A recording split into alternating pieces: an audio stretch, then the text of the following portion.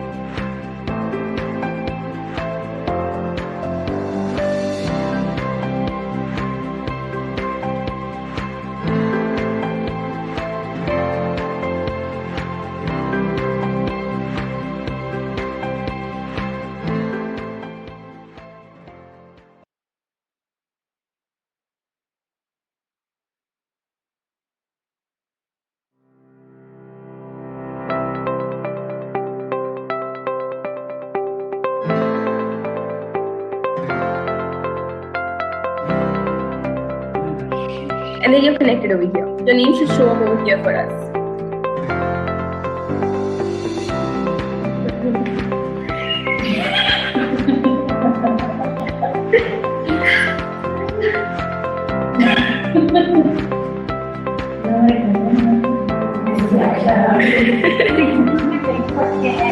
No, I should care.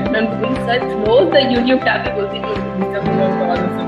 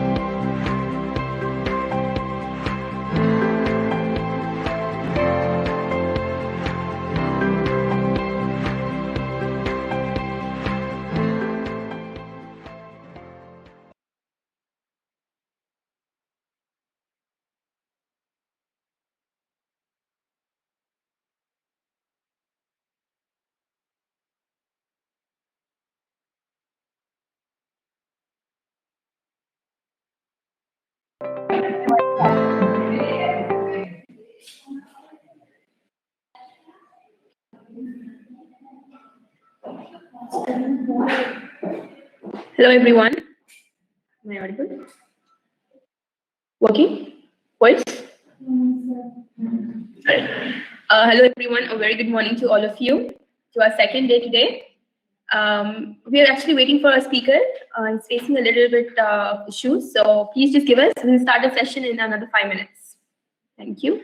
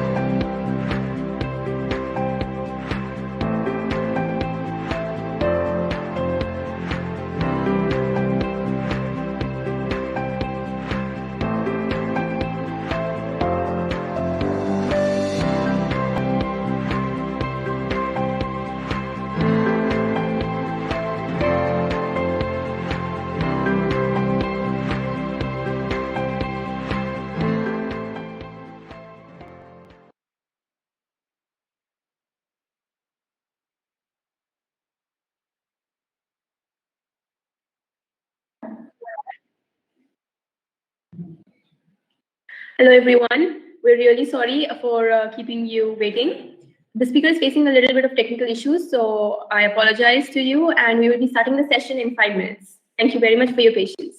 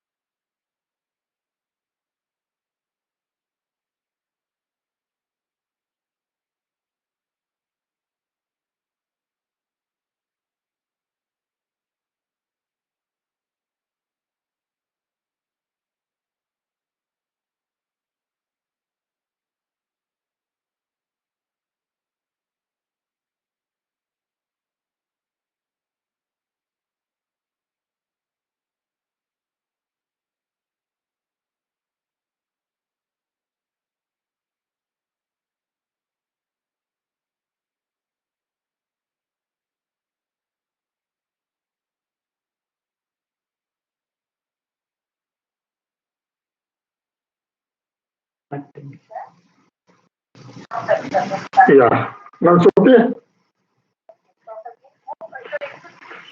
Yeah, PPT, I'm able to see.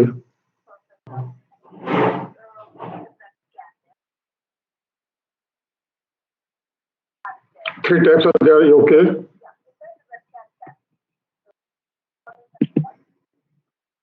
I started.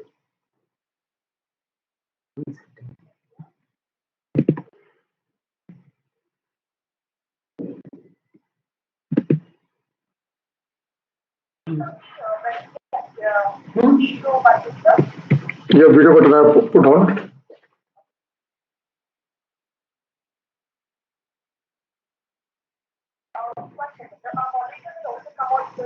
Okay, okay, okay, okay.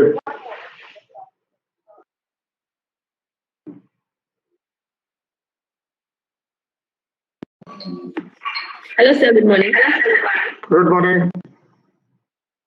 So similarly, we have to see Please tell me.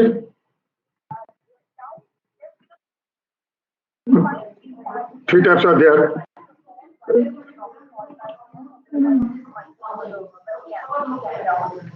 Can share webcam. Okay, I opened it. Now can you help me now?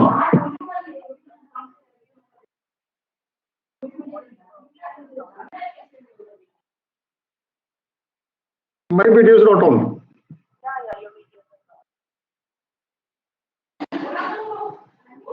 Leave audio. There are three signs. One is mute. One is leave audio. Oh, should I put leave audio? And third one is share web. Third one is share webcam. I've done it. Finding webcam. Now this, I think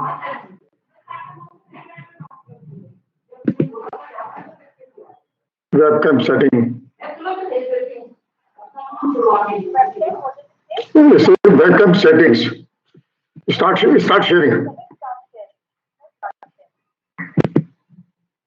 So the red circle is coming for when I'm doing start sharing.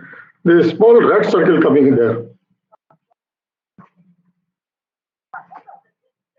Okay, it will be searching. It's showing the red circle.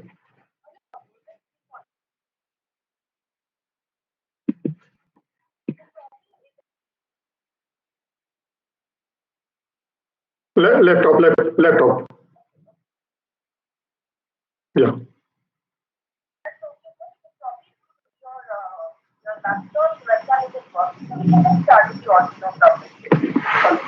Great, great.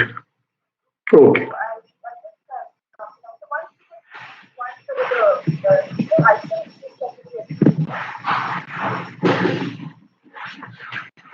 Hello. You, yeah, you can hear me now? Should I start? Hello? Okay. Thank Yes, sir. you. Hello. Hello, yes, sir. Yeah, good morning. This is Rakesh Agrawal. Good morning, sir. I'm sorry there is a delay from my side. No, sir, no issues at all. Okay. So yes, sir, we can begin now. It's not an issue that you can share your camera. We have the PPT. So yes, let us start. We start. Yes. Hello and good morning. Good morning. Yes, good morning, all friends. Yes, sir. Hope you all are doing good. Joining us on this beautiful day today is Mr. Rakesh Chandra Agarwal, the VP Environment for MSME, COC, and I. Today he's going to be speaking on the topic Save Mother Earth, a 2021 point of view. Rakesh Chandra Agarwal is an active philanthropist involved in social welfare activities for the last 42 years, having worked actively in Lions Club International. He is currently Executive Chairman of the Environmental and Consumer Protection Foundation, New Delhi, for the last 4 years, dedicated to solving environmental issues and fighting for consumer protection. Today, he's going to share his beautiful views on our Earth and how it is our responsibility. Sir, please, I'd like you to take the session and move ahead. Thank you, sir. Thank you. Thank you. Welcome all the students, my colleagues and other speakers, learned speakers. Today all the eyes are on the COVID-19 pandemic, and the biggest test the world has faced since Second World War. We must work together to save lives, ease sufferings, and lessen the shattering economic and social consequences. The impact of coronavirus is both immediate and dreadful. But there's another deep emergency, the planet's unfolding environmental crisis. Climate disruption is approaching a point of no return. We must act decisively to protect our Mother Earth from both the coronavirus and the existing threat of climate disruption. The current crisis is an unprecedented wake-up call. We need to turn the recovery into a real opportunity to do things right for the future. I'll give you the slides so that it will give you a clear picture what we want to. Should I go to the PowerPoint presentation? Yes, sir. When you have to switch the slides, please let me know. We'll be operating it from here. I think let's start the slides. Okay, sir.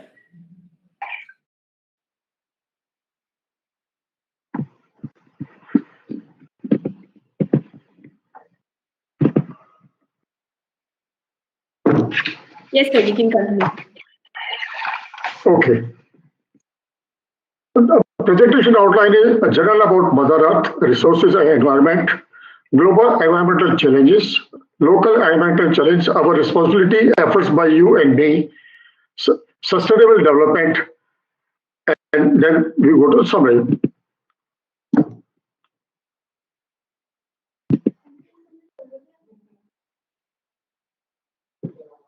Next map is Mother Earth. The human population today is estimated to be 7.2 billion, and other living creatures 10 to 14 million type of species. The radius of the Earth is 6,371 kilometers. Surface area 5.1 into 10 square meter. Land is 29.2 and water is 70.8. Maximum is water for the Earth. Volume is 1.0.83 to 10 and mass 5.972 into 10 kgs. The resources are limited. Human population is increasing day by day. Natural balance has to be maintained, and we go for the technology advancements. Next, ma'am, is the nature, environment, and other resources. We have solar energy, we have soil, coal, birds, plant, ocean, energy, plants, minerals, oil, fish, trees, water, timber, metal, animal, oxygen, natural gas, fossil fuels, and atmosphere. Renewable and non-renewable energies. Our environment basis of our life. There are two types, biotic and abiotic. Biotic is living things like plants, animals, bacteria, fungus, protists. And the non-living things are water, soil, light, air, and minerals. We have to control the consumption, its utilization, optimization, and conservation.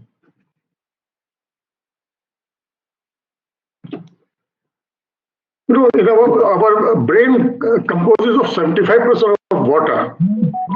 This regulates your body temperature, makes up 83% of your blood, removes waste, composes 22% of your bones, cushions your joints, helps carry nutrients and oxygen to your cells, moistures oxygen for breathing, helps convert food to energy, protects and cushions your vital organs, helps your body absorb nutrients, makes 75% of your muscles. Imagine what will happen to us without water.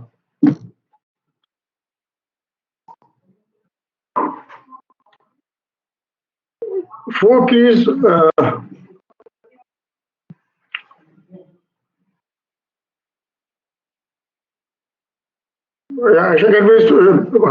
The four key areas for improving sustainability, that is number one is food, number two population, energy and cities. In food, if people reduce global meat consumption by 50% and replace these countries through a vegetarian diet, we would move overshoot day by 6 days. If people cut food waste on half, worldwide would move overshoot by 11 days. Population, if another family in the world had one less child, we would move overshoot by 30 days by 2050. The population control is a must because the way the population is expanding, our resources are limited and it is reflecting on our then the energy. We should reduce the energy carbon components of related ecological footprints by 50% to move Earth overshoot day by 93 days. Cities. If people are back on driving by 50% around the world, if people cut back on driving by 50% around the world, by public transportation, rest by bike and walking, Earth overshoot day would move by 12 days.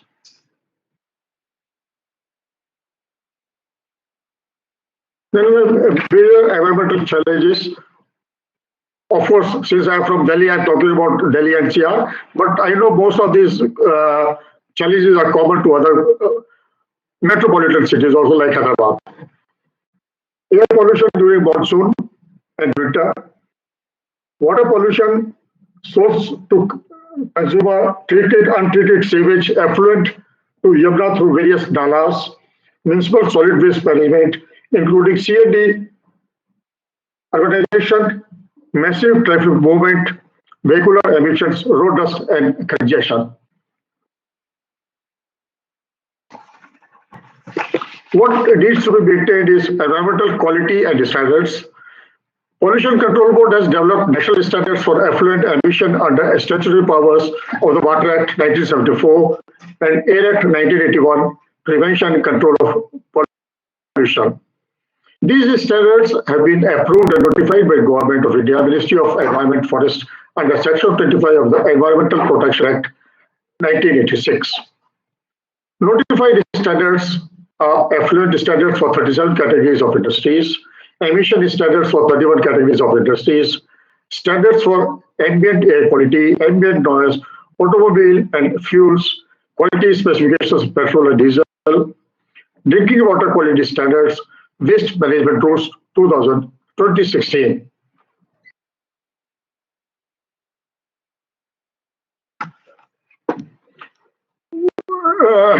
What is required to meet people's needs and aspirations, which will give impact on the environment, is social, economic, and environmental sustainable development.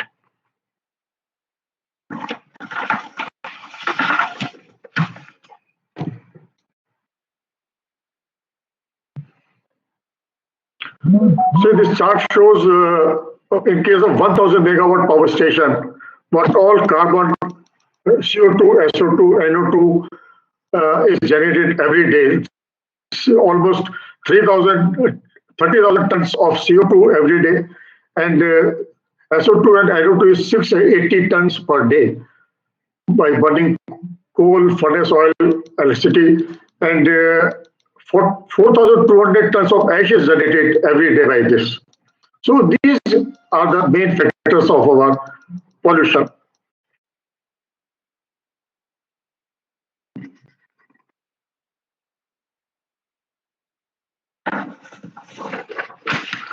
The challenges that we face today,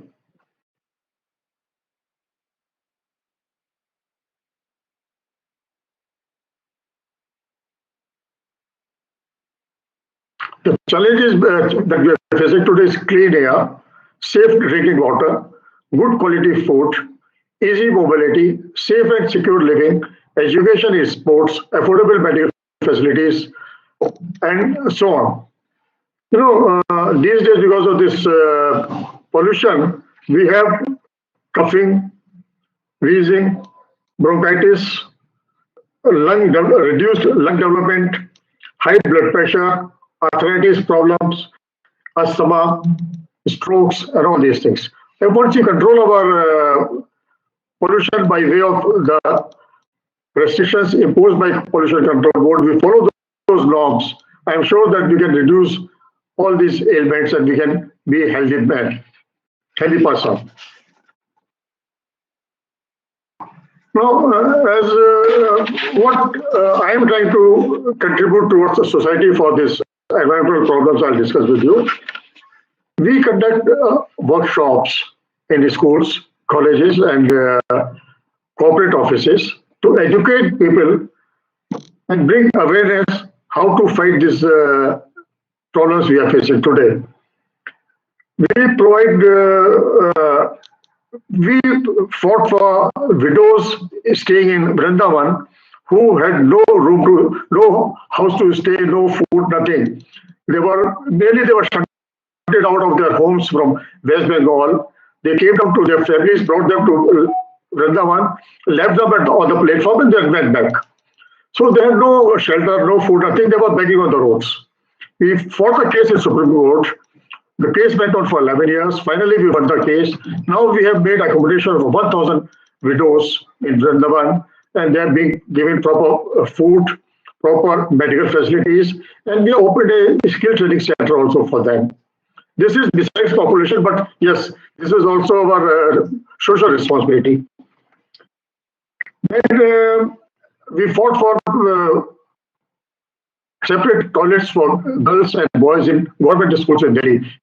Especially in Delhi, they were having only one common toilet.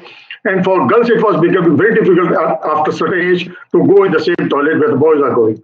So we went to Supreme Court, we fought the case, and now it has been made mandatory for all the government schools and private schools to have two toilets separate for boys and separate for girls. We are regenerating lakes, dead water bodies in Delhi and around NCR. We have taken up a 7-acre lake which is covering 7 acres of land in Hauska, South Delhi, that we have regenerated. And we have installed 2 air purifiers near the main crossings in Delhi, which will take the pollution and give you fresh air. Now, protecting our planet starts with you. You can try. You can drive bike. You can go on bike. You can drive less pollution. Reuse, reduce, and recycle the material which you are consuming, especially the plastic. Choose sustainable seafoods. Plant trees as much as possible. Plantation is a must for us. Then we have to educate persons what to do, what not to do. We have to conserve water because water is getting scarce day by day. You have to shop wisely. When you go to the market, when your parents go to the market, you make sure that they carry bags with them, not they carry plastic polythene bags with them. They must carry a handmade paper bag or cloth jute bag. We should choose non-toxic chemicals in home and offices. LED lights will reduce the pollution also, greenhouses, gas emissions. So these are the main points that I would like to cover. Now, can you summarize, ma'am?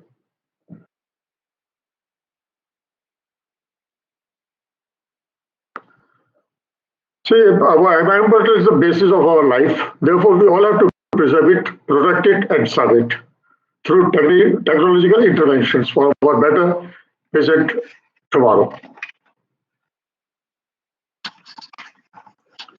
Any questions? Any?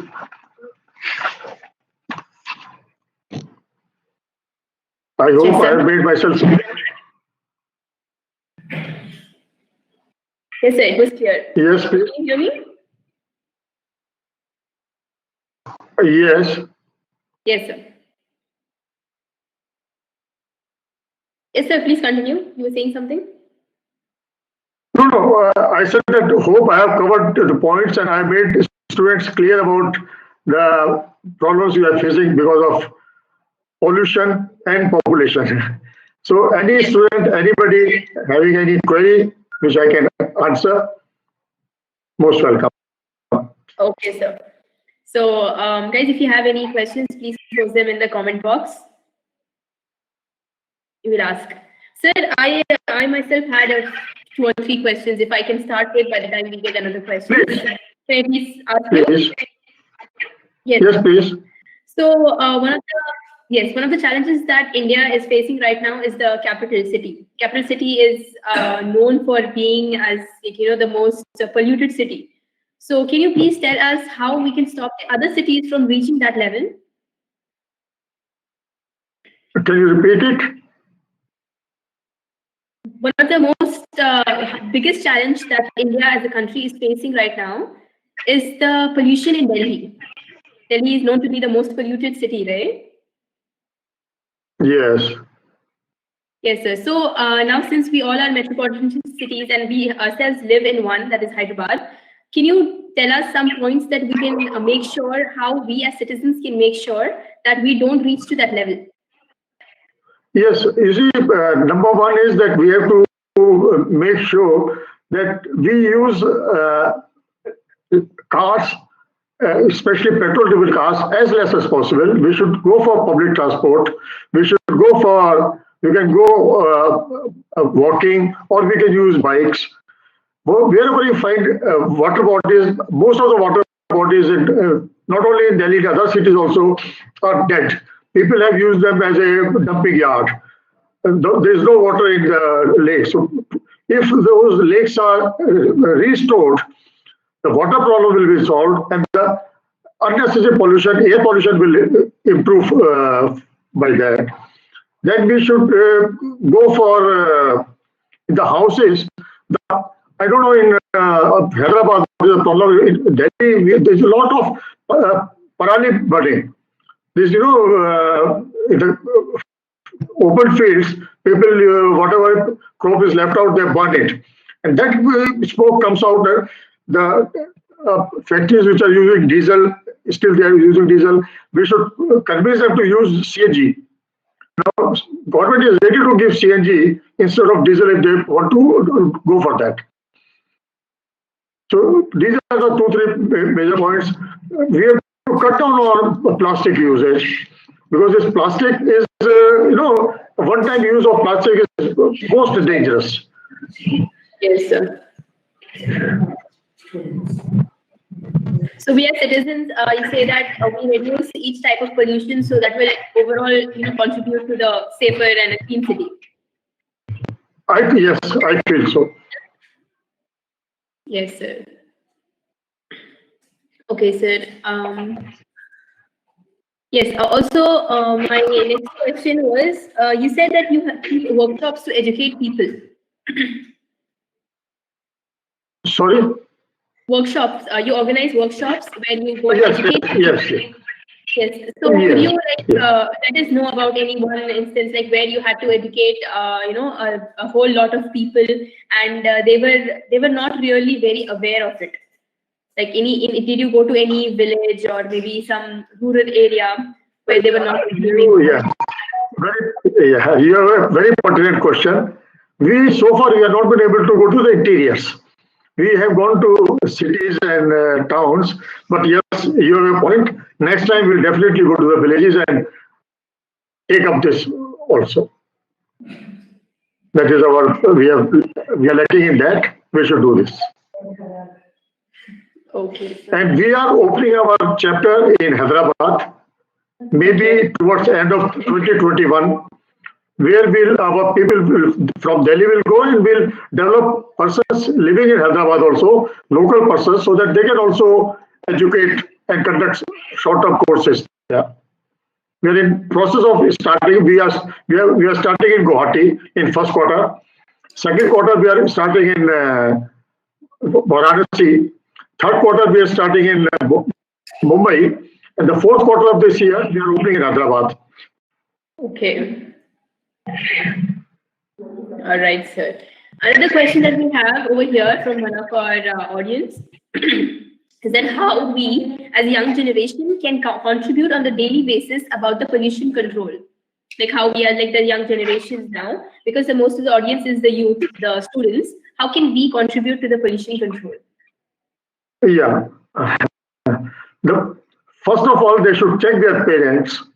Whenever they are going to the market, they must carry bags with them, so that this uses of plastic putties is totally stopped.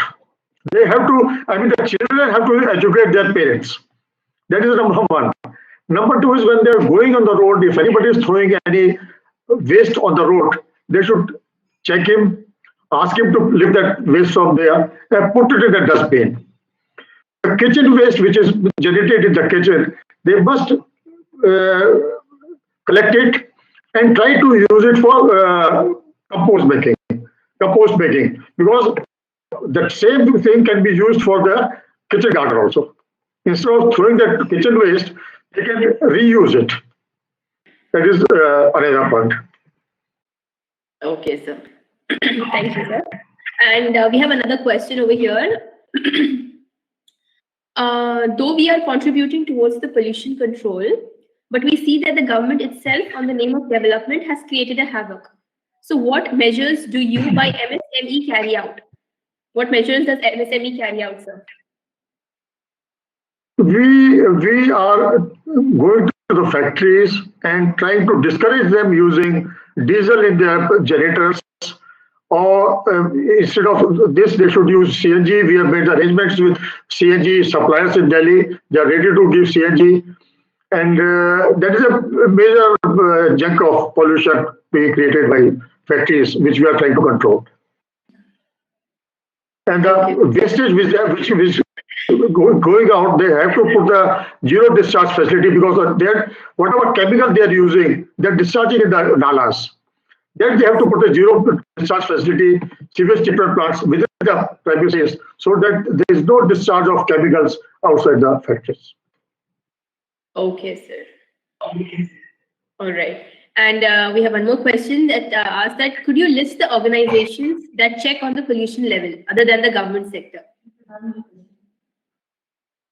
Other than government, private parties, nobody. You can approach them. You have to pay and they will do it. But voluntarily nobody is doing it. You have to go to the government, you have to depend on government only. But if you want to get it conducted, you have to pay, and there are agencies all over India which are having their labs. They will do it for you, but they will charge. Okay, sir. All right. And If you want, I will share the list. Yes, sir. I mean, it would be good for us to know. Thank you very much. I'll forward it to the participants. And we have another question. How Yes. are we educating the people in rural areas about this?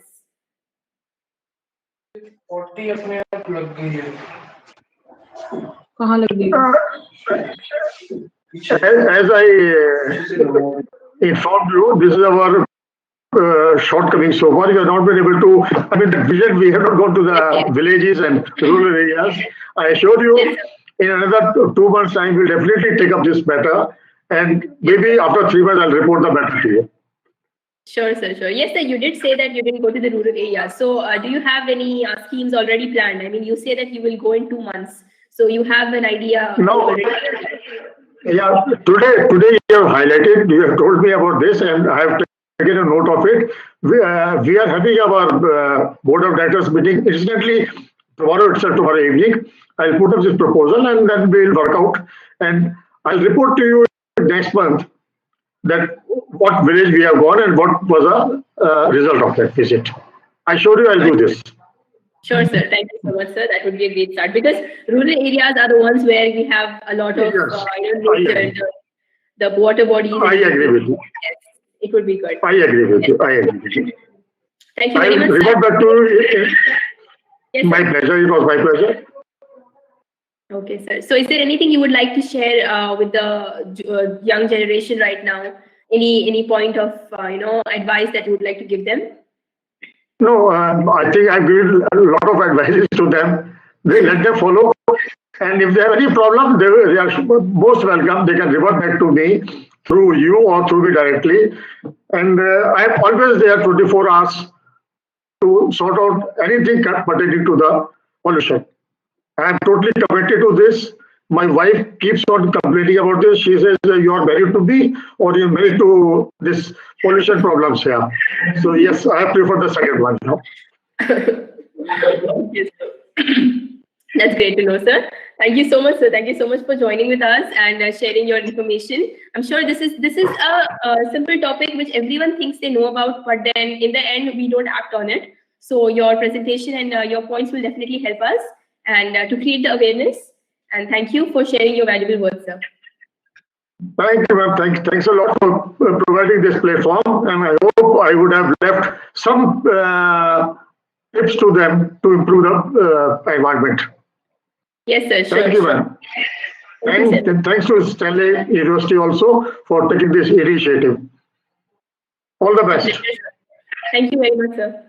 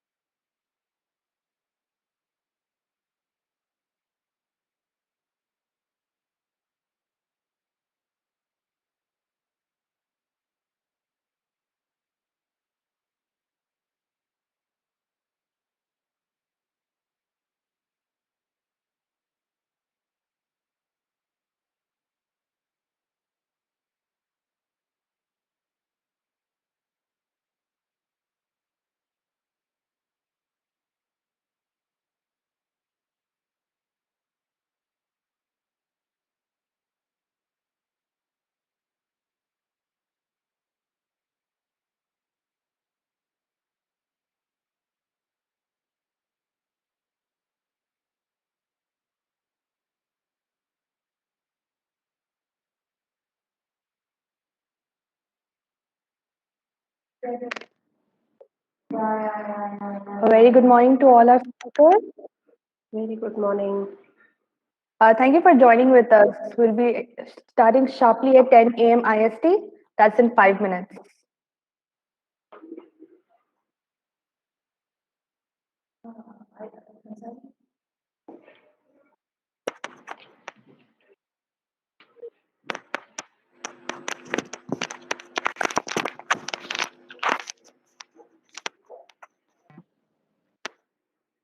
Can you check? The Yes? audio is very, very poor.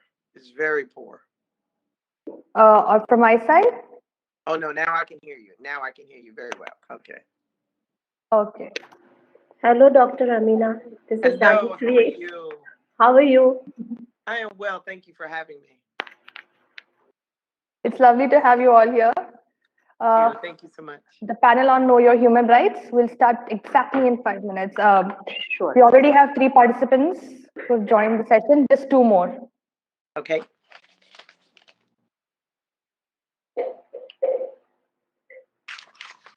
So what is it that you wanted me to speak on in totality?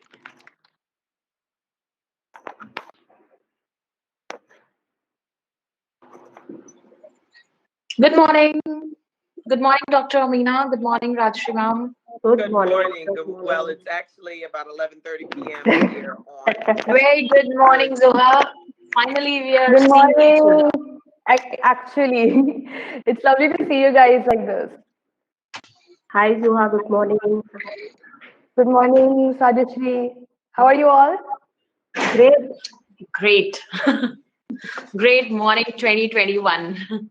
Yes. Absolutely. Just waiting for 2 more speakers right Yeah, now. sure. What was the topic that you were wanting me to speak on? Well, we asked like, what would you like to speak? Generally, we are looking whatever you want to contribute for our audience. Our audience is generally young adults of India, so and we actually have registration from around the world. So whatever you think is evident for them to know. Is it pertaining to human rights? How to get into human rights? I mean, what is it? What is it that you're asking? It's about knowing and understanding your own rights that you should know as a person to live your life. Just bringing awareness. Okay, thank you.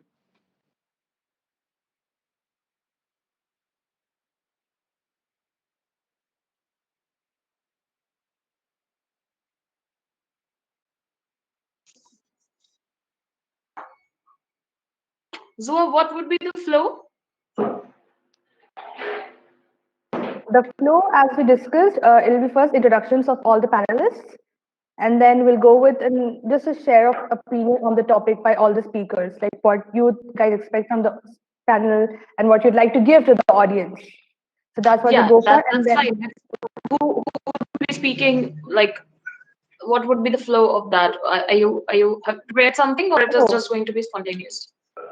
The first start, we'll do it the way we have it in the schedule. Okay. Like first we'll start with Dr. Amin Ali and then Himangi Arora, like that. And then after that, it will be quite random after the introduction of the topic. I like the random. So there is a flow. There is a flow Yes. which was shared. So you are going as per the flow, correct?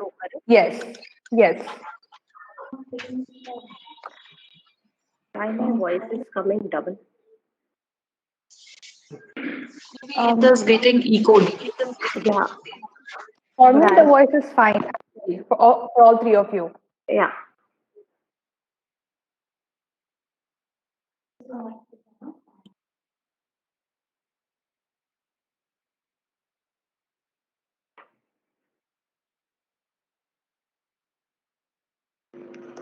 One minute. I'm just coming. Just a minute. We have 1 minute, no? 1 minute is there.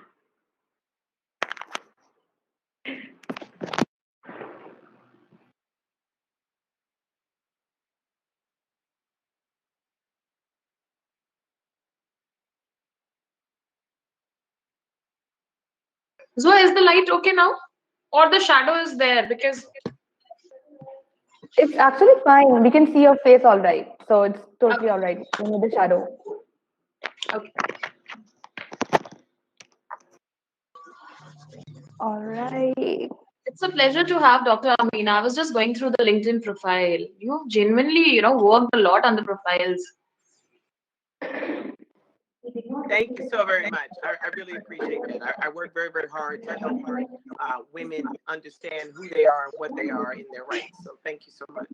It's very important, to understand Very. what is the significant role, that is basically the idea. Exactly. And if they don't know, they won't ever know, because most of the time the patriarchal view of women's rights are very limited. So sometimes you need to be told who you are and what you are in your position so that you can exercise those rights.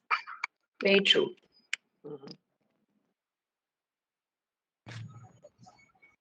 And I must say, the Stanley's girls are really rocking. They are working so hard, so promptly.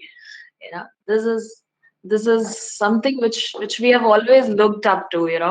When we were students that time also, and now of course.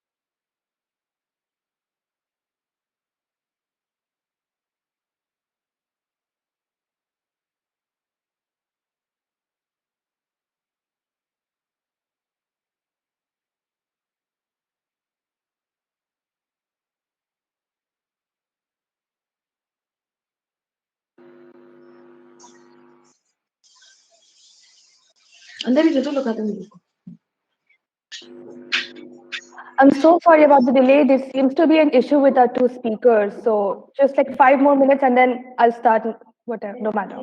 Yeah. No worries, we are three ladies here. We can actually work and talk a lot. There are two men who have to join, so we just have to wait now. Women empowerment these days can't help. It's okay. And in our there was a summit that I had organized, and Dr. Amina Ali is amazing. She was the chief guest for us, and I know her, how impressive and fabulous she is.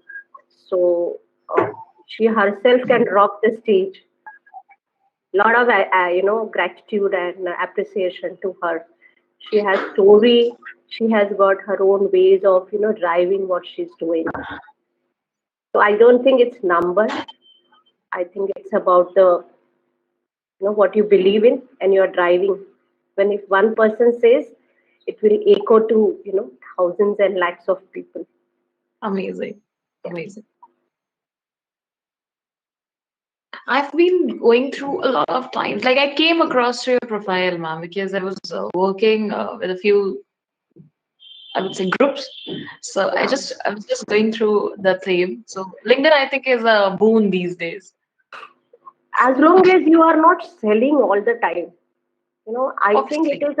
it is a way you keep. See, it's organic first of all, so you have to keep exchanging your thoughts because that is the place where you get all intellectuals.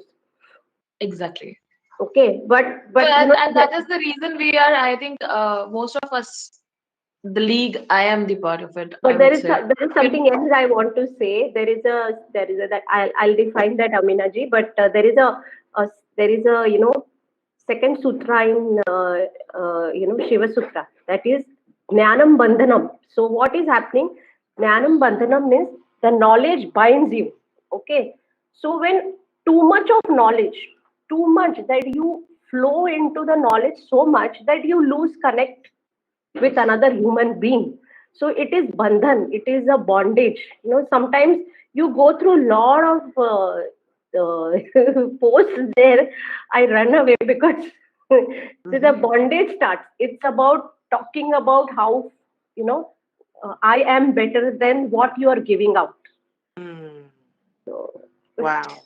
That's a unique This is very perspective. true. And this is like, in the era of Google, this is very common. Google Baba. Google Baba gives all the knowledge. Yeah. So there comes the significance of the mentors that the students, that the people are looking forward to. Yeah, They're yeah, not looking forward to the teachers anymore. They're not looking for the preachers anymore. Because for that they have abundance of knowledge already placed. Yeah. So they look forward to I would say, the strategic managers, those who have done, they have reached to a place and now they're pulling the other ones to that height. but And you then can't working escape. together. You can't escape the virtual world. It is there, the knowledge world, because youth has that as their understanding, and you can't keep them away from that. You have to help them how to maneuver into it. That's very And true. today's topic is apt, from a technology point of view, also how you fight for your human rights. That's very That, true. yeah. I love the entire vibe that is being created over here among the three ladies. Thank you so much for. You are the Zuba, you are fourth one. You are also there. Your presence, vibe is without words. So your presence has created that. That's Thank why you so much. That is finding great ways to praise me. Thank you. Amina ji saying something. Yes. Yeah, I said there's a lot of static in my line. Do you hear that? Little bit. Yeah. There is a little bit static. Yes.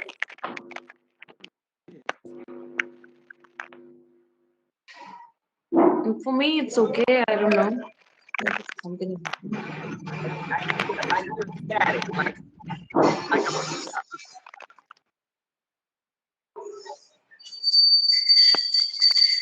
Now it's too much.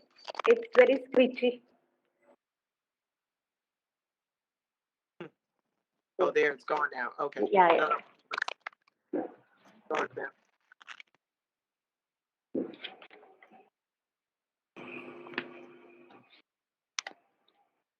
Okay, yeah.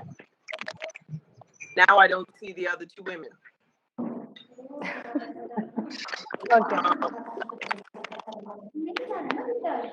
So I think let's just start. We can't wait anymore. It's already too late for you. So for the audience here, let me introduce you to the dynamic ladies that you've been seeing with each other. So first we have Dr. Amina Ali, who is a naturopathic doctor specializing in obstetrics and gynecology. She has been in organic medicine, home birthing, and the maternal education of women for the last 29 years. She is a proud decorated Golf War veteran and the 2020 to 2021 president-elect of the Rotary Club District 1790 in New York. She is a special envoy to UN Women Gambia with an accepted NGO CSO dossier for rural women's maternal health care access and offers solutions for our elders to be able to age in place through her efforts as a member of the Global Alliance for the Rights of Older People. She is a 2019 US representative for the International Model UN Association and the newest member to the International Human Rights Commission in Geneva, where she serves unrecognized sovereign tribes, undocumented international cultures, stateless, landless, and countless oppressed and displaced indigenous people around the world. We also have with us Himangi Arora. She has worked as the head of operations for a renowned group of schools. The mission of Nirmukta Foundation is to contribute to the world through education by providing a learning-centric ecosystem that is sustainable, compassionate, balanced, and principled, driven by morality, powered by intellect, and afforded by modern universal technologies.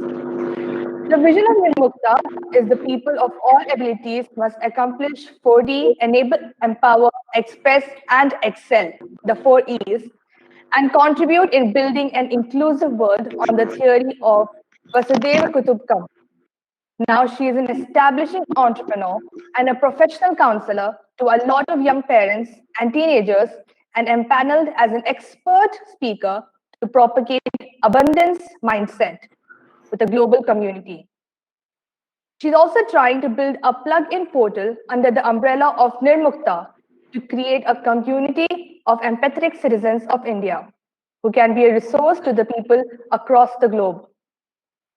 We also have with us Ms. Rajashri Rajshekhar. Journey of 28 years of her career has been multifaceted. Her story, HR background as a senior HR leader, had handled multiple responsibilities as head HR, global portfolio, leader business partner India, strategic head M&A, business transition, enterprise management lead, diversity head, etc. like that. In the past 10 years, she has been instrumental in founding a school of photography and cinematography for the deemed university named Bharati Vidyapeeth, with 2 more partners, and have founded Poornam Foundation. And its focus is on gender neutrality, which creates gender-neutral workplaces through brand We Transform HR. We are partnered with various corporates, youth associations, and the Maharashtra Police. This journey of 28 years has added value to her being as an entrepreneur, educationist, researcher, people person, writer, speaker, counselor, trainer, and a game changer. We are really honored to have all 3 of such amazing ladies on the panel for Know Your Human Rights. Thank you so much for joining us. Thank you. Thank you. It is also the first panel of the day, so we're really looking forward to have just an amazing start for our day.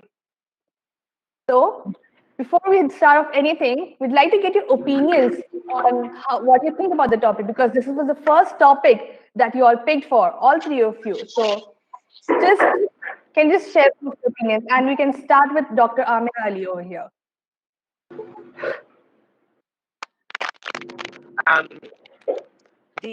Are you asking for what was the question again as far as because I remember I have the static, so I'm listening very There is static now also.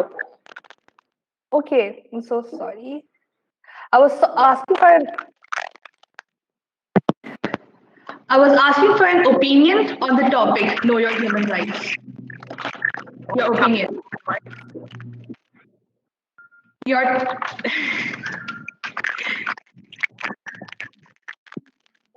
Can you share your opinion on the topic, Know Your Human Rights? Okay. There is a very quick understanding and undertaking that we're utilizing now. We used to have long soliloquies of what we want to put out there, but we weren't making an effective effort. So now what we're looking at is the word dignity. And when we look at the word dignity, we're looking at the respect that one has as a human being. We're not looking at age, class, caste, gender. We're looking at dignity. If you are human and you are breathing, your dignity is what we will defend. And this means regardless of how you identify, regardless of tall you are or who your husband is. You are still identified with dignity first. So human rights has to come when you recognize the humanity in a soul or the humanity in a human being.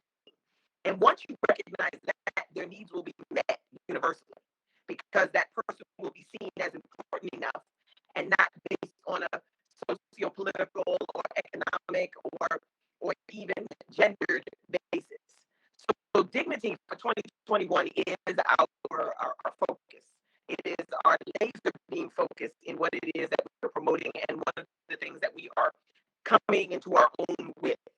So dignity has to be my answer in its inclusion.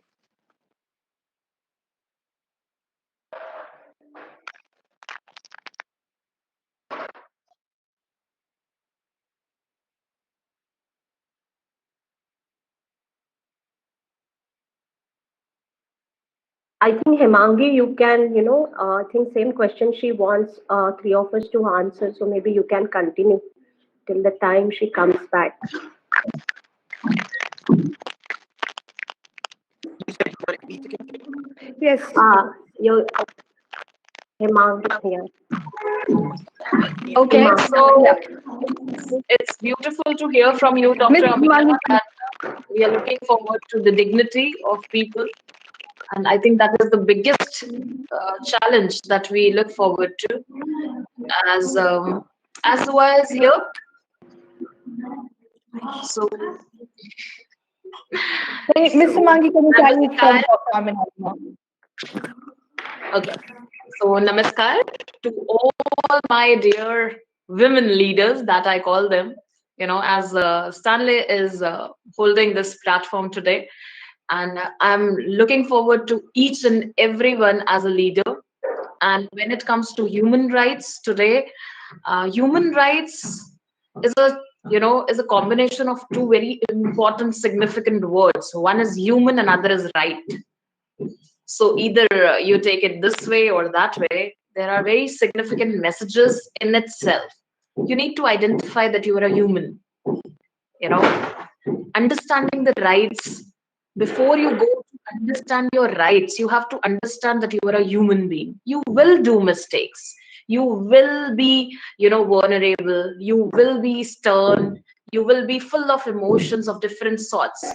Accepting the fact that you are a human being brings a lot of responsibility. And once you have responsibilities on your head to move forward, to take your things ahead, you have to understand that you have to have certain rights to execute that responsibility of yours. So for me, when I'm saying human rights, I resonate to, yes, right to dignity. I resonate a lot to right to expression.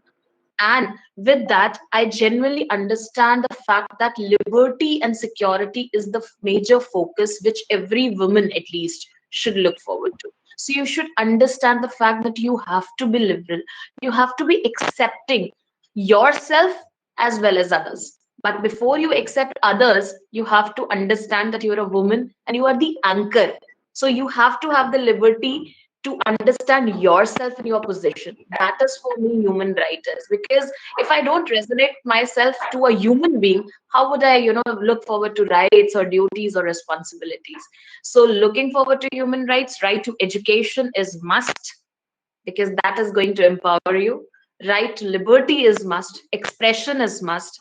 That is what gives you a lot of, strength, because I can cook for myself, maybe a chapati or a bread. But if I'm asked to cook for a family, that brings happiness. So the feeling of giving comes when you understand your position with happiness. Else you will always be, disappointed and, lagging behind. So responsibilities bring rights, and rights are very important to take those responsibilities. So ensure that you should know your rights. Thank you. Zula, I want you to be unmuted.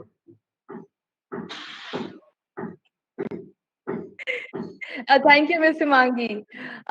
We have been joined by our speaker, Mr. Siyabulera Skare. Let me welcome you, sir. Thank you for joining us. Let me introduce you to our entire audience. Mr. Siyabulela Skare is presently working as the Executive Director, African Continental Chamber of Commerce and Industry, ACCI, Chairman or African Continent, Global Council for the Promotion of International Trade, GCPIT.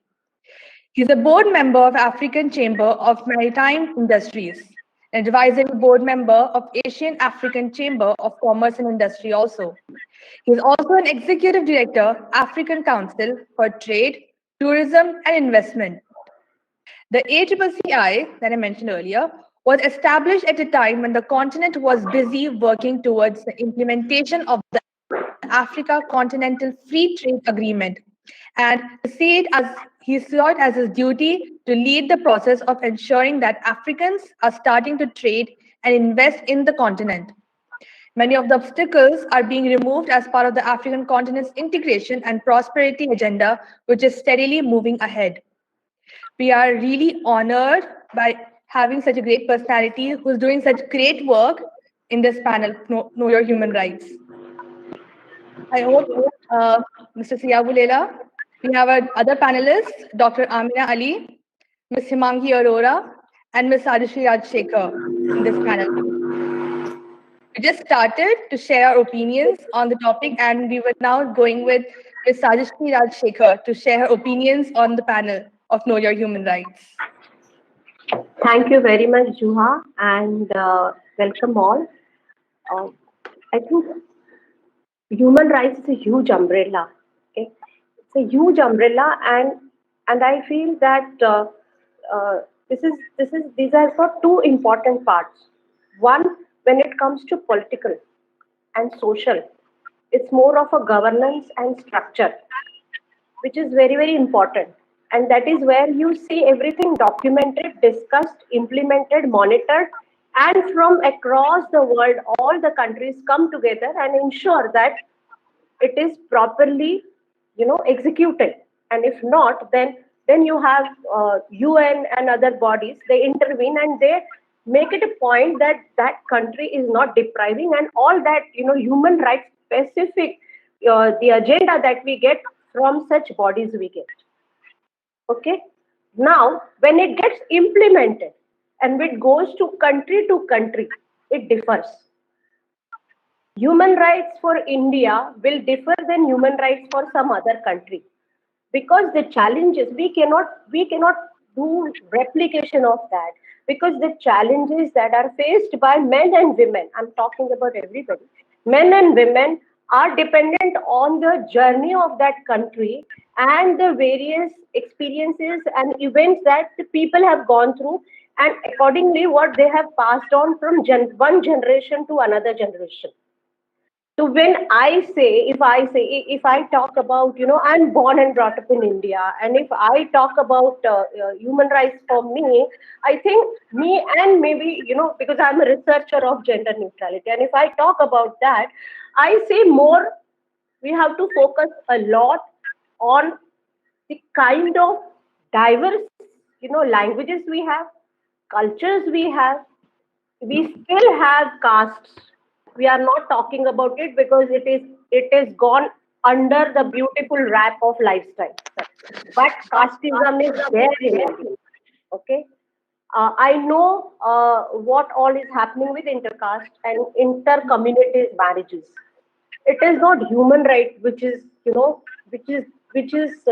problem there. All educated people are there. They understand. They know what the sovereign of India wants, but what they are following is the values that they get from their family, and those values has to change today. Right. I go in a family as an educated woman. I do great. I'm very happy, but that family is from some other community. They don't accept me. Okay, the family doesn't accept me. The husband has no right to go against the family. Where will I go? Will I go to the Human Rights Commission to say that please change this? They have got bigger picture to manage. Okay, so at a micro level, families have to change their values now. India has come far, way in terms of development. and development. And even if you see, we are, ahead of numbers in terms of economic development, and the disparity between economic development and the social, numbers that we have, there is a disparity.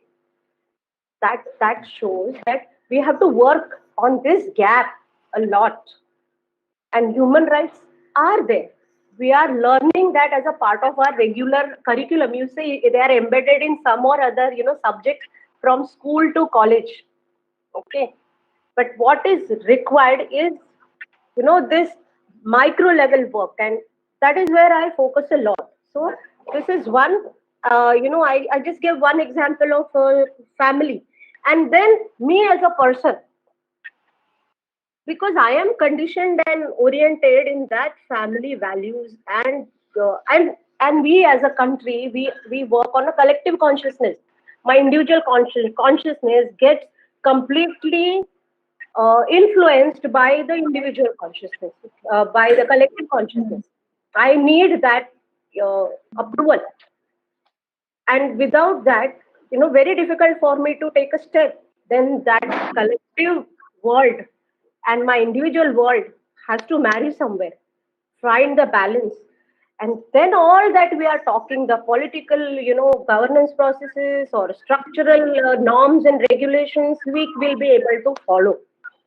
So I think, a lot of work, it's already been done, but I think some more work has to be done, because in 2021, there have been 53,307 complaints, against human rights in India, and 46% are from X part of country. I won't talk about that state because then it will be biased, but from a particular state. So there is a polarity in complaints also. That means it is not that it's not possible, it's possible. So there are some states where it's happening, some states it's not happening, some part of India it's happening. So, it is all about how it is being implemented and perceived and, integrated into your life. Thanks. Right. It's actually very great points that you mentioned, Ms. Rajeshri. Moving on, we have Mr. Sia Bulela. Can you please share your opinions on the topic of Know Your Human Rights? Yeah. Firstly, let me greet you, ladies, and also let me greet you, the viewers out there. It is very much exciting and delighting to be connected to such a huge viewership, and also to such a good institution. I've researched on Stanley College and what you are doing. And also let me thank Dr. Mishrani, and for this huge work, and Zohar. And let me also greet my dear Dr. Amina Ali. I greet you this morning. I can see you are doing a very good work across the globe. Yeah. Firstly, the encounter that I had with the human rights in South Africa is the culture that I believe it has been created by the political system. They created a culture of entitlement and a culture of being irresponsible.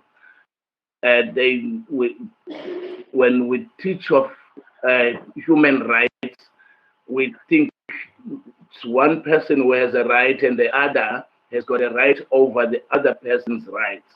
And I've been in some of the talks that I've been involved in, I always emphasize that even if we're expecting our own rights, we must understand that human rights comes with responsibility. That's the greatest failure in South Africa, when we are teaching people about human rights. And South Africa has been covered with this bad thing of gender-based violence, And when that particular person, let's say in a case of a man who's been abused, when he goes to the police, they'll tell him, no, you can't tell us that. A man cannot be abused. That's why we're having younger people who are killing themselves because they cannot report to anyone, because when his rights have been abused and the whole world laughs at him. And secondly, even with women, sorry, they've been abused for too long, and the state will take its time to take care of that. In fact, there's this thing that hits me hard and that makes me angry at times when young girls report to the police that I have been raped or I have been harassed, and the first thing they will ask, why are you wearing a short skirt? Why are you walking like this and all that? They judge the person. Even if you go to courts, a rape victim becomes the victim of the court. Those are the things that I've seen around the abuse of human rights. And even now, and as we're facing the pandemic, the people who, let's say now in this case in South Africa, alcohol has been banned. The people who like alcohol, they are crying of their rights being abused, forgetting that when alcohol is opened, the hospitals get full, and there will be no beds for people who are victims of the pandemic, because when the people are drunk, they stab one another. There's car accidents. There's also escalating gender-based violence, and those are the things that are disturbing in this issue of human rights, because when one abuses another's right, he or she claims that his right has been abused, and it's high time that whenever the advocates of human rights can emphasize more the issue of responsibility. That's what we're lacking, not only in South Africa, but as the human rights generally. We are lacking in that area of responsibility, in fact, of understanding. Human rights, freedoms, they come with responsibility. Right. Yeah. Thank you so much. And as you mentioned, the way whose human rights are more violated, even that has become a competition. Like, it is not, we're supposed to empathize. So this is why we believe that, and that's why we even have this panel, that understanding human rights, empathizing with human rights, and actually respecting each other, that has become so important, and that is missing. And that is what this panel is also all about. So I'll actually first direct with to Dr. Amina Ali. How is it that when you break the taboo in the society, in different countries, or how should the approach be like? Okay, please repeat that because you broke up completely Yes. again. Yeah. It broke up.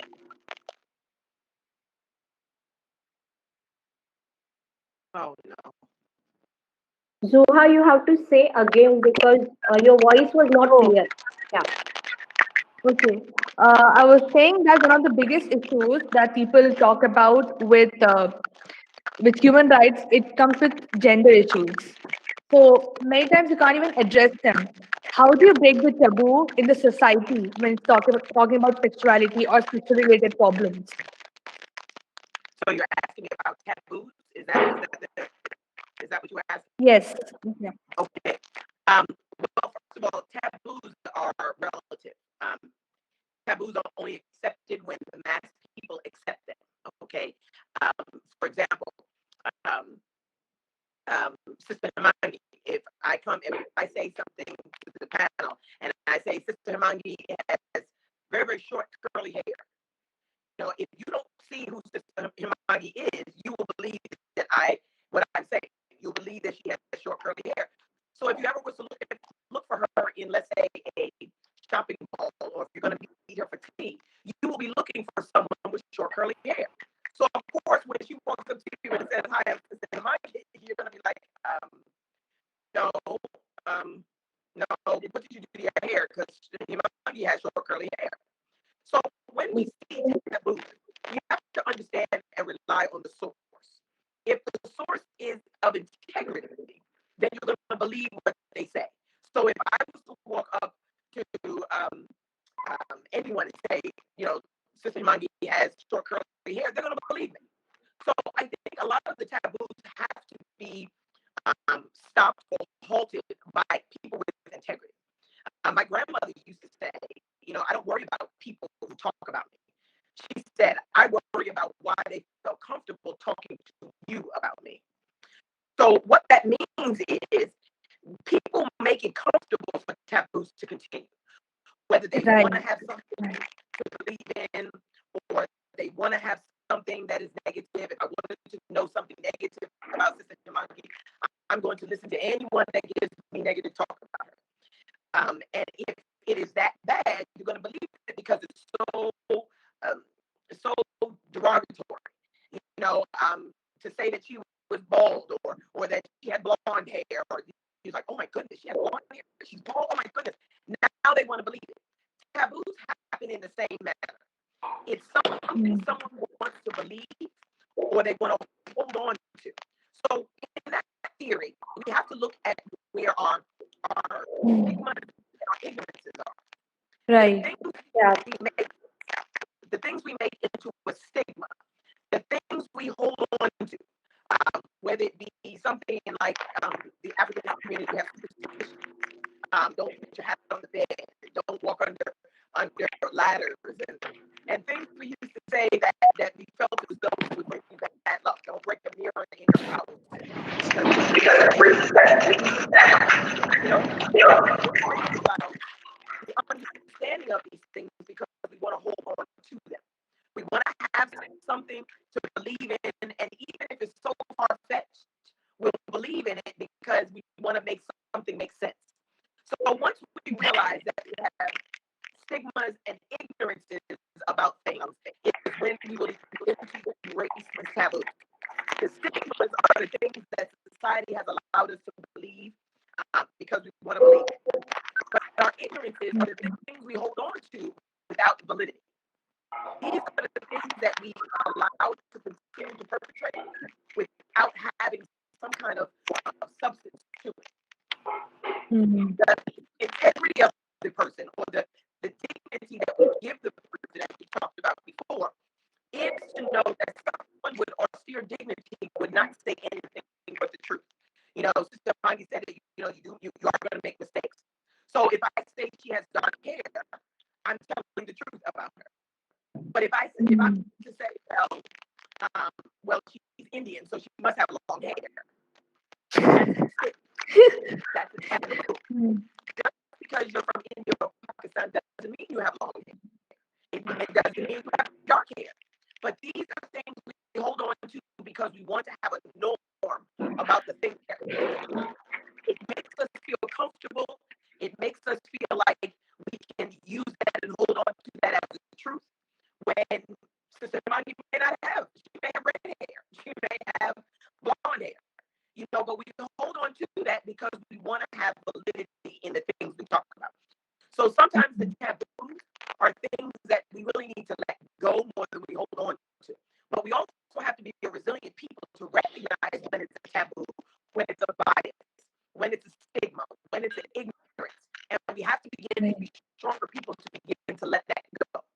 And I think in our human rights advocacy, I make it very, very intentionally uncomfortable for people to hold on to stigmas around me, to the point where I will call you out. I'll say things like, well, just because she's Indian doesn't mean she has dark hair. My best friend is Indian and she has no hair. She shaved her hair off because her aunt was going to Paris and she wanted to share that experience with her aunt. So now she has no hair. So how can you say people from India or Pakistan has long hair when she doesn't? And I'll say that in real time. So it's a development that you have to get comfortable making people uncomfortable with taboos and stigmas. And once we start doing that as a whole, and we start relinquishing that, like wearing a short, like the professor said, wearing a short skirt is valid, valid for you being molested or hurt. Once we start letting that go and we stop making that a norm, we stop making that people will stop saying, and women will not be judged based on her clothing. They will be judged based on her word because her word said that she has been molested. So I think this is where we have a greater stronghold on erasing, eliminating taboos when we take the wording and put the humanistic factor to it. Thank you. Truly, exactly right. And about this taboos that comes with the entire situation, we also have problems when it comes to making everyone under equality. And this time I would like to direct the question to Ms. Rajashri. Given your research on gender neutrality, how would you like to address or tackle the entire issue, or what are the solutions that you came up with to approach these problems? Yeah, thank you very much. And the question that you asked for Dr. Amina Ali was very much, valid and very contextual for India also. When I was listening to her, I was, trying to, say that, there is so much on this. The taboo aspect is in India also. I'm sorry, I'm going to talk about that as well, because she has made a fantastic view on it. And in India also, this taboo of sexuality, talking about it, is leading to a lot of crime. Okay, because you are not talking about it. You are talking medically in isolation. Okay, you are talking after marriage as something, an act. Whereas if you look at traditionally from the ancient view, it is all about it is all about being beautiful in yourself, and the sexuality is within and outside, is a union of body and soul.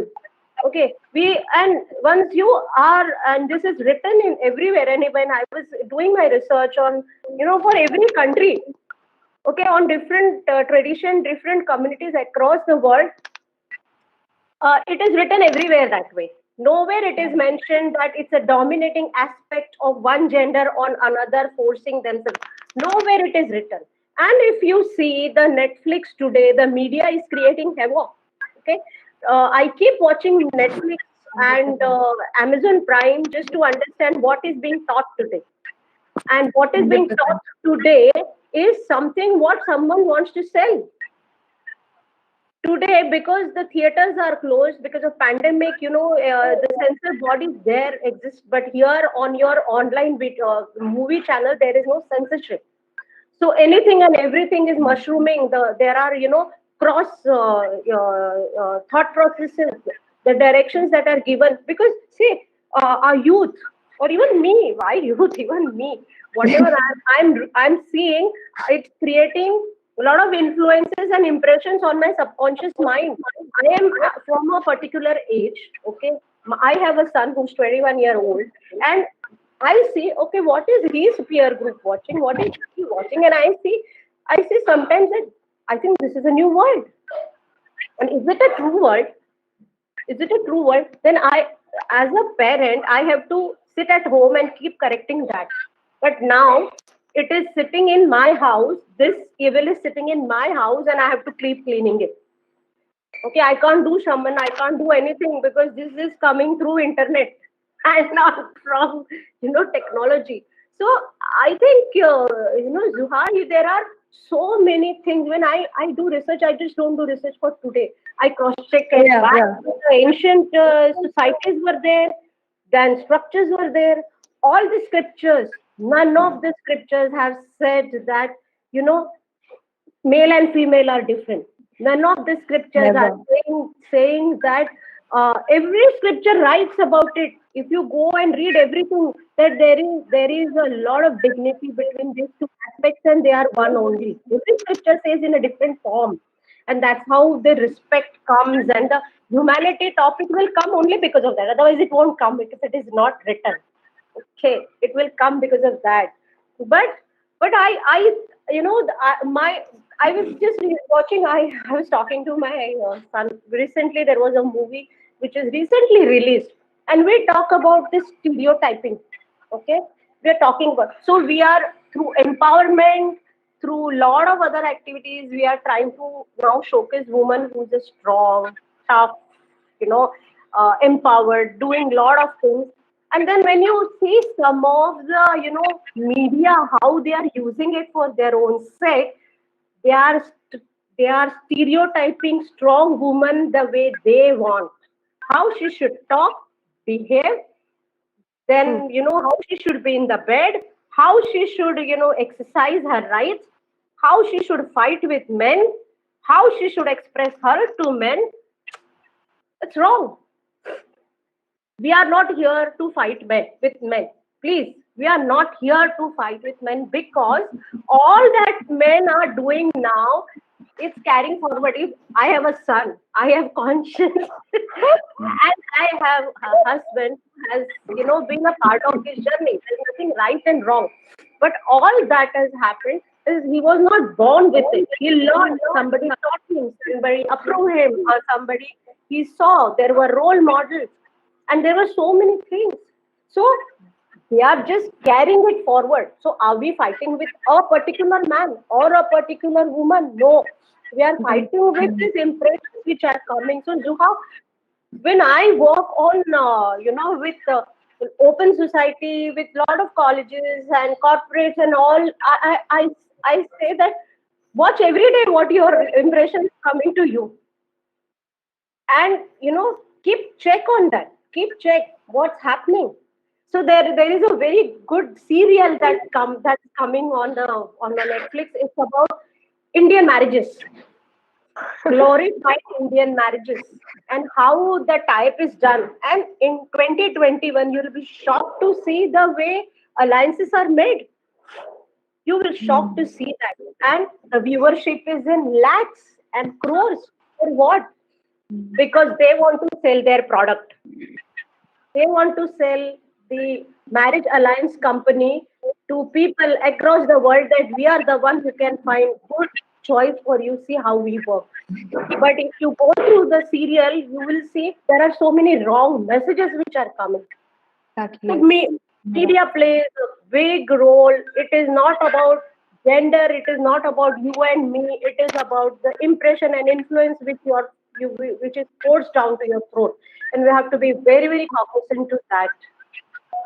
Yeah. That's actually such a powerful thing that you said in the entire conversation. There were so many powerful messages, especially the role of media and the feeling of entitlement that a few societies, or just not just genders, but even societies or castes feel. And that's just formulated and just instilled in you. Yes. So if we're continuing the conversation, the only man on the panel, Mr. Sia Bulela. And we respect him. We respect him. Oh, he is wonderful. Reading his profile, it was wonderful, the work that you put forward for societies. So you're also talking about entitlement that comes to a lot of people. Would you like to actually expand on that entitlement and abuse that happens in parallels?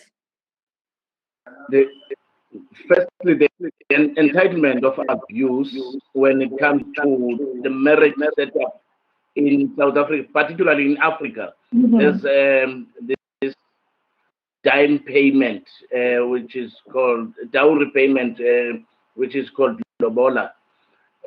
When man pays a lobola, it's like a transaction between these two families. In fact, the key purpose of that, when the people who are negotiating, the families from the man from the men's side, when they come to the woman's to the lady's family, they come with the purpose of saying, well, we would like to make a relationship between these two families, and that's what is said around negotiation. It's about building relationships between the two families, but there is an exchange of a dowry, which Yes. we call in our language lobola. And then after that payment of the dowry, the woman will be released to his to have marital family. And now we find the negativity of that when men start to behave in a nasty way. They will always claim that you are my property.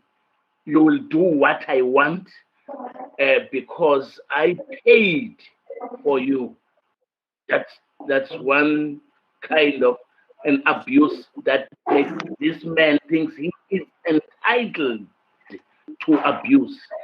Okay, going outside marriage now, even in the case of people who are not married, there will be transactions made where a boyfriend buys for a girlfriend some things, and which makes this man feels entitled to do whatever you want, whenever you want, and those, I mean, that's what I meant when I'm talking about I'm talking about entitlement in marriage, and most of these women, they believe that yes, this is what I'm supposed to do, and they can't even report abuse because they don't want to disappoint also the family, because sometimes in some families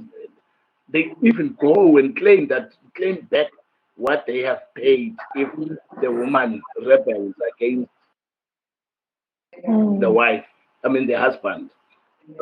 And it and the family and that woman's family feels disappointed by their child, and they'll always chase it, go back to your house.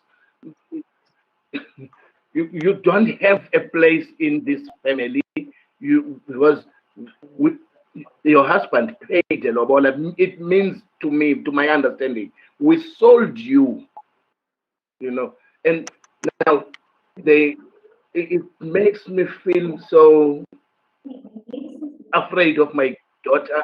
I don't think I'll allow my daughter to be bought by anyone, because of this culture that has been created by our traditions. And also in politics, you'll find that the politicians, when they campaign, they will say, I will do this ABCD for you. I'll bring water, I will bring electricity, I will do this. And there are things that we, as citizens in the country, there are things that we must and that we ought to do, in fact, but we do not do because we have the expectation from the promises of the politicians, and people can't even clean up the street. They throw papers all over the city saying no, government has employed people to clean. I remember just I can't see the names there. Yeah, I remember you were saying something about respect. It goes down to the issue of respect, because when somebody thinks he or she is entitled to you, and not respecting your own rights and your own values and views and principles, then the problem starts happening. Yeah. Right. And exactly the way we always been speaking about the issues and the mindset that needs to be changed, the efforts to actually change the mindset that needs to be done over here. Now, as individuals, we also have responsibilities as well as duties to be good, because you don't know when you are wrong. Now, over here, actually, I would like if Ms. Himangi Arora could actually elaborate on that, on responsibilities and duties as human beings. Thank you so much, Zoa. This is the part which I always, resonate to. Uh, because recently I've been to a program where the ambassador of Czech Republic was right there, and he asked what human rights mean to you. So I said, rights only remind me to duties. And thank you so very much for giving me this opportunity to share the side of the coin, because I would just like to, sum up with whatever the esteemed panel said, whether Mrs. Rajshri or Dr. Amina or Sir said. It is all about, realizing the fact that we are human beings, and it is our responsibility to understand the empathy uh, can only lead to the rights that we look forward to. It's not about gender equality, it's not about the right to expression, it's not about the right that we keep boasting of. It's about understanding each other as a compassionate person, and it is about the equity in the world that is required. A mountain will be a mountain, a river will be a river, a flower will be a flower, a woman will be a woman, and a man will be a man. It cannot change, and that diversity only brings the world in its existence. So when we understand the fact that yes, every individual has a certain way of brought up, as Rajshri ma'am told, that it is not today that we are looking out to things. And I'm definitely, I'm an educator, I totally resonate to the fact that media, literature plays a lot of significant role in the person's life to identify what the culture expectation is. As she said, I totally agree. It is our responsibility to understand, is the strong woman considered to be strong only if she is wearing pants? Only when she's not doing makeup? Only when she's not wearing a bindi or a bangle? No, it's not like that. A woman is a woman. She has a right to have the feminism in herself. She has a right to like the way she has been brought up. She's been nurtured and she's been given those blessings. I would definitely look forward to the mirror and would love the way I look. But that doesn't make me weak. That doesn't make me, give me any kind of understanding that I am allowed to cry when the situation demands me to stand for myself. So, and it is the same with the man. If he is able to cook well, if he is able to work well, if he is able to understand the emotions of other women, he's not considered to be sissy. He is a compassionate person who's able to understand and identify the emotions of the other person, who is able to share. There comes the right of expression. It is important for us to write, to express. And trust me, in the world, I am sure, as Dr. Amina was saying, that right to dignity is important. Right to dignity will only be there if we have that responsibility towards our own individuality.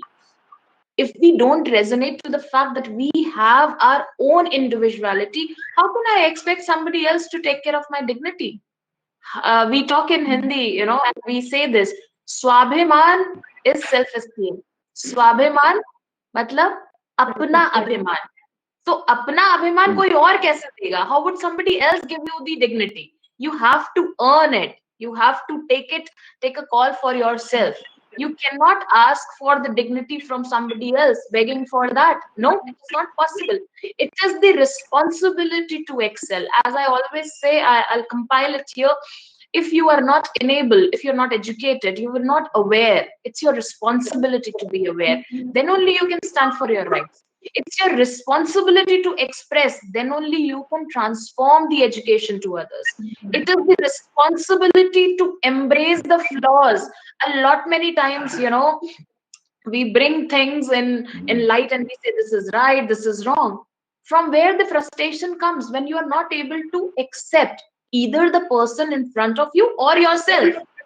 I am feeling frustrated because I am not liking the way I am behaving. I feel frustrated as as we were talking about sexuality. I have been dealing with the students of the teenage, and a lot of taboo is about the porn. It's not about the taboo about the sexuality. It's about the thing that we are not talking about the things at their right age. When we know the child will lead to puberty, when we know the textbooks have the topics, why are we shy to talk about it? And yes, it's very important before we go in the media and write the articles and write the literature. It is important for us to actually take hold of the families, take hold of our students, our children in the families, and talk about things. Yes, a woman will expect certain care from you. Yes, a man will expect certain care. That is what we all want, right? Whether it is a human being, whether it is a man or women, we both want care. And that is the ground for any kind of relationship, any kind of equation, whether it is personal. And even if you go ahead towards the professional corporate world, then also people look forward to the care of the organization, care of the employees. The HR management talks about the care towards, you will be either side. Either you are caring about the organization or you are caring about the employees, but you are going to care about something. And once you are taking care of that particular thing or emotion or a person, things become harmonious. And that only comes when you embrace the mistakes, embrace the flaws, embrace, accept that yes, we are human beings, this will happen. Making mistakes is not a problem. Making spontaneously redundance in those very mistakes is a problem.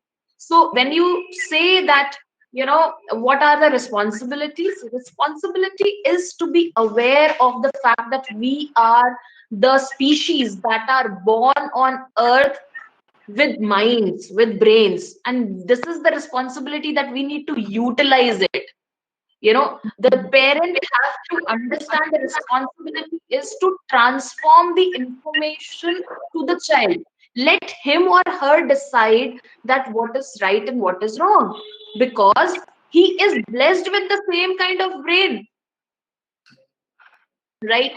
Going towards the education system, the educators have to just transform the information. So the information is being transformed, child will understand which direction he has to go, whether it is the corporate world or a music, arts, literature, what is happening, sports, whatever. It's a responsibility to pass on the baton, not the baton. So the baton needs to be passed. The culture needs to be transformed. Without culture, without the socio-economic diversity, what kind of world we would be in? We will be totally in a black and white zone. The diversity brings the beauty.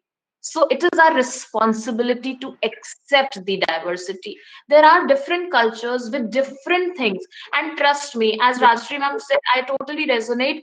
This all, the background, the community, the scriptures that have been made, the society was established in a very beautiful, balanced form. The only thing is the transformation was not done properly. The things that were made earlier was for the empowerment and the enabling of the society at that very period of time. When the transition happens, a very simple taboo you were talking about, I talk about the menstrual health in India and a lot many countries, where the women were supposed to go and take care of the household chores, and they were supposed to take care of the water, they were asked to stay away in those 5 days when the lady is menstruating. Right now, the taboo is that was made correctly. because she was supposed to take rest at that very time. She was supposed to take care of her body at that very time. How can you believe, how can you think of a woman carrying 20 liters of water on her head and working when she's bleeding? So that time it was good that a lady should be out of the zone where every work and every household chores is, asked and supposed to be done. But now the transition is not made properly. The transformation has not been done. They know you are supposed to be out. But why now? We have pads, we have the things, we have tampons, our girls are walking around, we are being able. It is going to be the same in the society when the woman has to carry water, but not in the urban area. So fighting for me not allowing to be in the temple or a place can be a thing, correct, in the urban society, but not in the rural area, because there they don't have the, what do you call it, the entire structure and the things. So this is the responsibility of the people who are the stakeholders, who are doing research, who are scholars, the college students, that what are you, questioning? Are you questioning your entire generations, hundreds of generations, because of whom you are here? No, we can't keep questioning. We have to understand why things were made at that time, what was the reason those cultures and things were made, respecting that, bringing the right thing at the right period of time is our responsibility. Just questioning and pulling everything down and saying I am correct or we are correct cannot change the world, and will not, because then you don't know why things were made. Why the equality? Why do we need to talk about equality? Because we have stopped understanding the equity.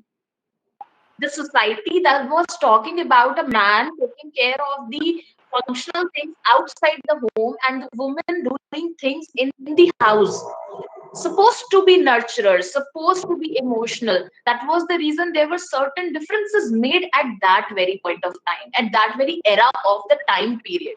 Now, when we have the similar works we are doing, we have the similar jobs that we are doing, then the matter of equality comes with the equity of the gender. I, being a woman, have to understand that a man is doing will be emotional, and a man will understand that she would be in a certain state of time. That doesn't have anything to do with me working when I'm bleeding, a man not crying, or a man crying is good. How can somebody crying be good, whether a man or a woman? Why are you supposed to cry? Don't cry. So point is that you have to understand the acceptance of the individuality. And yes, the scriptures say that we all are equal. We don't need to keep, taking that pomp and show with all that thing. We just have to respect each other. We just have to understand that, okay, mistakes must have done. Now let's correct them.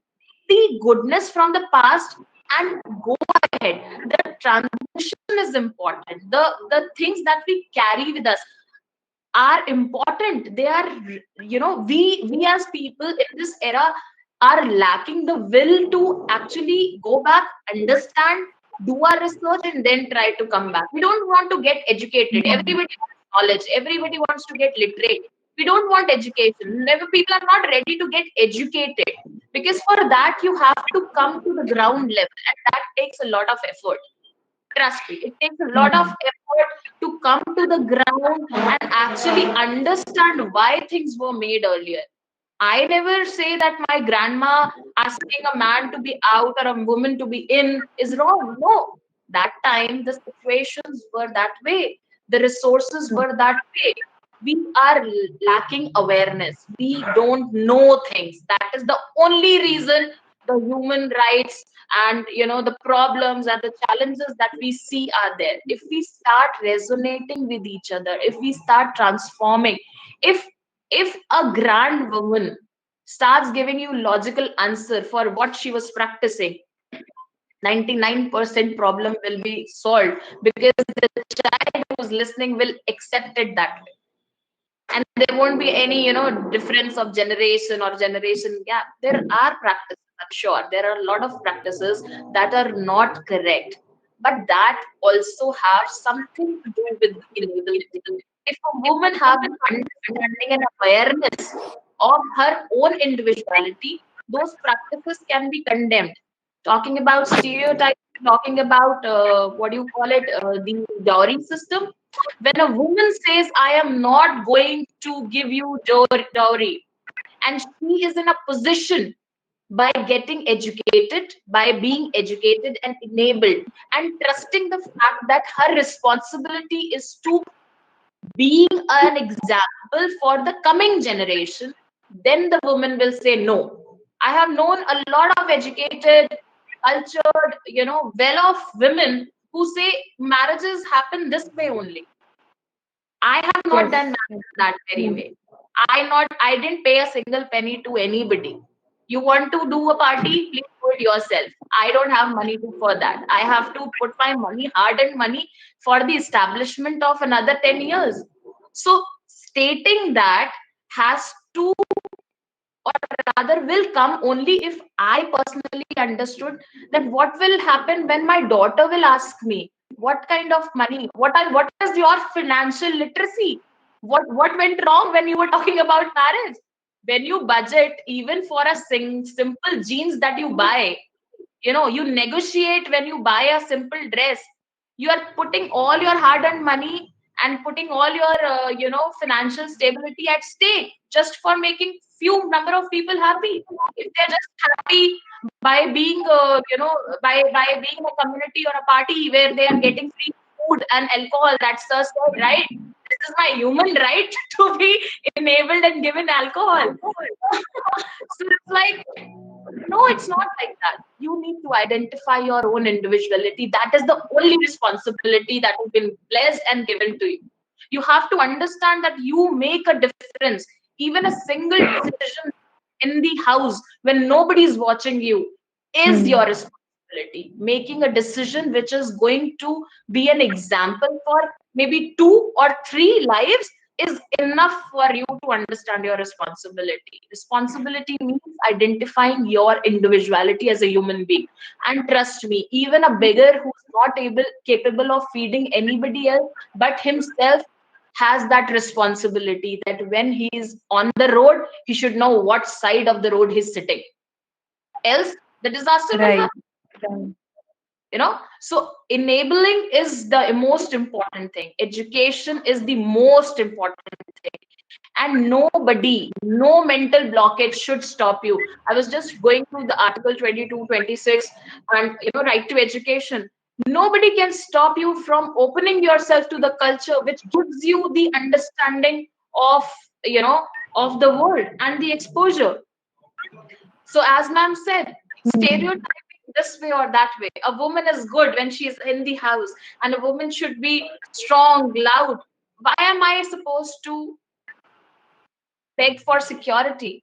Why can't every woman take this oath that if I will teach mathematics to my child, I will teach self-defense to my child, I will let my child go through the scriptures and the books and the literature that talks about humanity? If a mother at home start doing it, I think the world will be a different form and a shape. But we don't do that because we don't understand that this is our responsibility being a mother to teach. And trust me, a woman empowerment people talk about, I say there is only women who, they're the only creed that is women who can change the entire society, because ultimately even a boy who is born will take a lot many things from his own mother and her decisions. So the responsibility is only that you identify your own individuality. That is what I believe. That is really amazing, Ms. Himangi. And also about responsibility and duties is something that is very neglected. So thank you for elaborating on that so well. But we do all these sessions, we talk about all these human rights, and there are people who also like to claim that they respect others and they know about human rights and they just don't even bother. But there can always be issues where they might not. So how do you actually self-evaluate if you are good enough to know your human to this entire topic or not. And I would like to ask Dr. Amina this, if she can elaborate on this topic. Now say that one more time because we have the distraction. The distraction. Um, Dr. Amina, you here? Yeah, I can hear you, but it's fading in and out, so I lost the question that you said. So that's why I said, could you ask me one more time? Oh, yes, sure. I was basically asking that we always do talk about knowing your human rights, and there are many people who claim that they do understand it, that they do realize human rights and respecting rights, but there are always some issues with themselves that they might not understand. So I was directing it towards you if you can help us evaluate our own standards of human rights, Okay. understanding their own self. And I'm gonna have to make it short because I have to leave. I have prayer in like 4 hours, and I have meetings starting at 7 a.m. here. It's Okay. It's almost 1 a.m. here in New York. Well, first of all, we have to understand that there is a perceived and an actual view to this. When I say this, it's under the humanistic term, and this is a thematic thing that we use in the U.S.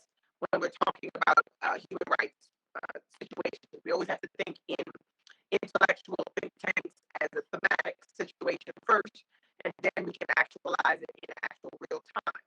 But one of the factors when we do the micro, meso, and macro, we look at the perceived and the actual. The perceived in definition is becoming aware or the consciousness of something. This is understanding the problem, this is understanding the people that it affects, and then the solutions that are possible. And then we have to look at the actual standard of care. And this is the existence of it with facts. So this is how to be able to solve the problem and factually be able to continue with its standard.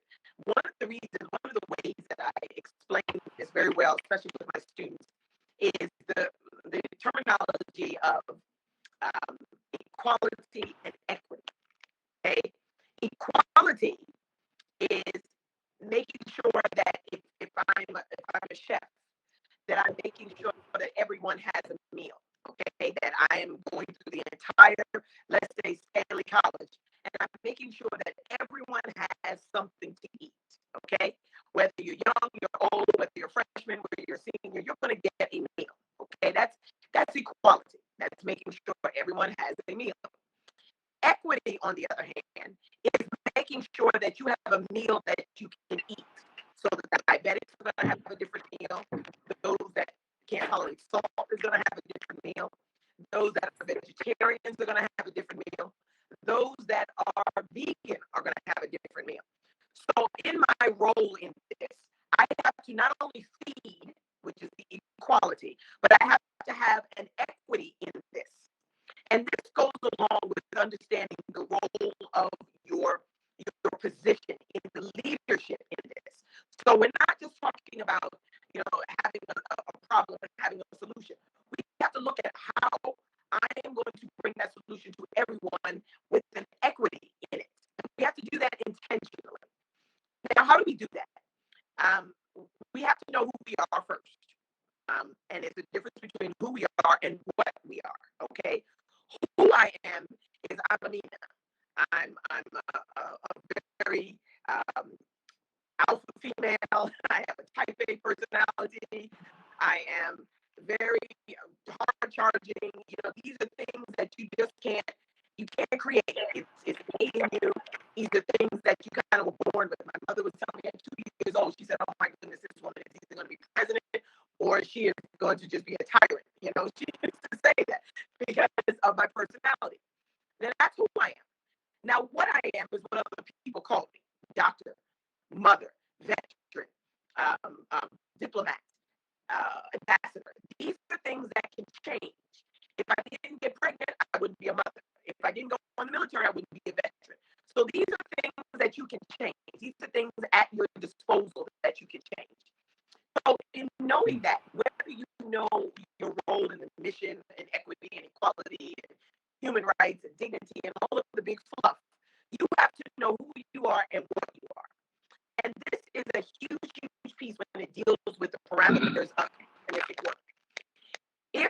about, in my religious tenet, we do things because it is the right thing to do, not because there's a selfie or a picture to be taken or we're standing with food in front of, an orphanage.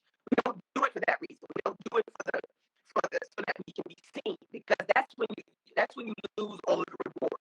You lose what we call baraka.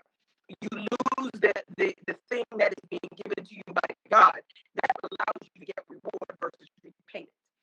So what we do is we do it because we know who we are. Because we do a generous thing. We do a volunteer thing. We do a humanistic thing because it is the right thing to do. If you find a wallet, you don't pick it up and put it in your pocket. You look around, you ask questions, or you return it to an official.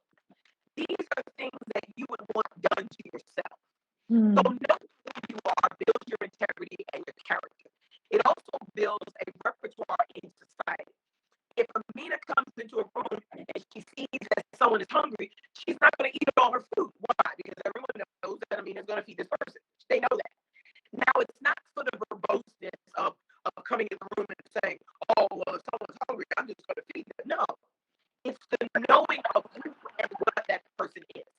So I think sometimes it comes down to knowing your skill, talents, and knowing where you are. If you know you're not a person that's very strong in volunteerism, don't post on social media that you're going to go to a shelter and you're going to feed the homeless. That's not who you are. Sometimes, I see posts like that, and I'm like, you're not going to go to a shelter and feed the homeless. And if you do, it's because you want to take a selfie because you want to make yourself feel good. These are just things that this is not who this person is.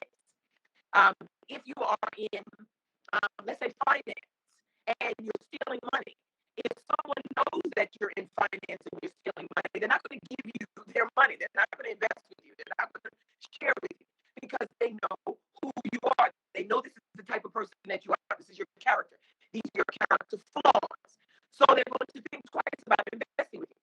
So I'm saying all these and using these as examples because we have to understand the realness in who we are. We have to really be honest. We have to be honest, and we have to tell the truth. And there's a huge difference between the two. My grandmother taught me that. There's a difference between being honest and telling the truth. Telling the truth is fact. Whereas when the sky is blue, it's 1 o'clock in the morning. That's fact. But being honest is, I'm tired. It's 1 o'clock in the morning, and I want to go to bed. And I really need to get off here because I have prayer in a few hours, and I know I'm not really good at getting up. These are being honest because you are as a person. So I think if we come away with anything, we have to come away with realizing where we are in this mission. If we're not really strong in doing the work, don't speak about it. If we're not really strong in following through with the work, then don't speak about an aftercare plan, or don't speak about, going to other areas of the world and doing these things because you're not really good at it. You're not strong in that. So be good at what you do and then do that often. That makes you become even better integrally. And I think this is where we have to capture the understanding of who we are as a people, who we are as a nation, who we are in this work that we do, so that we can be better at doing it and understanding our talents, gifts, and abilities so that we can do it more integrally. So thank you so very much. Thank you so much, Dr. Amina Ali, for that. It really just comes down to being true to who you are and then realizing it completely from that. I think we should be also wrapping this up now since it's already almost our time, 11:20.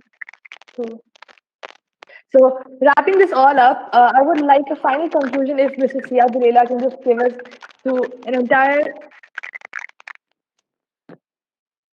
ending, a proper nice thing that you could say for this entire Know Your Human Rights directed towards our audience. I don't know, I didn't hear you clearly. And also I had a problem hearing Dr. Amina Ali. Right. Okay, because time is up, is almost up for us. Yes. What I can say to the students and also to the listeners of this, the participant, particularly in this summit, is that the main thing is self-respect. And when you respect yourself, you'll be able to respect others. You won't trample and stamp over other people's rights. And also you must be able to differentiate to what is a right and what is a privilege. And because that's another problem that I've noticed, there are things that people are given as a privilege, and that they always think it is a right. And it's good that people must start identifying what is a right and what is a privilege. And all that doing, I mean, you do that with respect. And in the issue between men and women, there are people who are misinterpreting the scriptures, saying the Bible said the man is the head, and as the head, you are bigger than a woman. And my take will always be, we are not. I mean, we are equal, or we are equally different. Not a man can be a super person and a woman be inferior. And that's the culture that has been, and the norm that has been made and created, but in the continent and across the world, that women must always be inferior people. And by hearing that also, they always behave and accept, in fact, the fact that they were told to be the inferior people. They are supposed to bow and and respect. And sometimes it's difficult to respect somebody that does not respect you, and somebody that does not even respect your values. Because if you connect with anybody, you must understand the values first and start respecting his values or her values. That's, the key word is respect in this. Whenever, if you want to know your rights, you must start respecting yourself and respecting the people around you and the people that you associate with you, and respect even their views. Yeah, that's my take. Thank you so much. Yes. Since we're really short of time, I'll cut short the entire conclusion, and I'll just start with just thanking all the panelists of the Know Your Human Rights panel, Dr. Amina Ali, Ms. Himangi Arora Mishra, Ms. Rajashri Rajshekhar, and Mr. Siabulela Skare. Thank you so much for joining us with this panel, and I'm sure the audience were really able to take great insights from your great experiences and beliefs that you all have showcased in this panel. So thank you so much for joining with us with the Changemakers Summit 2021, organized by About Those Big Dreams at Stanley College of Engineering and Technology for Women, Hyderabad. Thank you so much. Thank you. Thank you so much. Pleasure meeting everybody. It's a great time. It was a pleasure and great honor for me. Thank you so much. It was a great honor too. I think the pleasure is mutual. And namaskar. Wow. Namaste.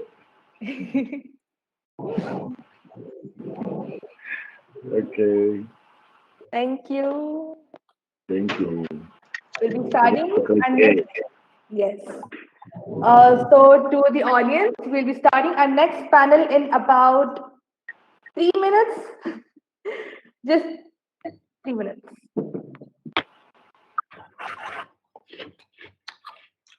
Hello to her.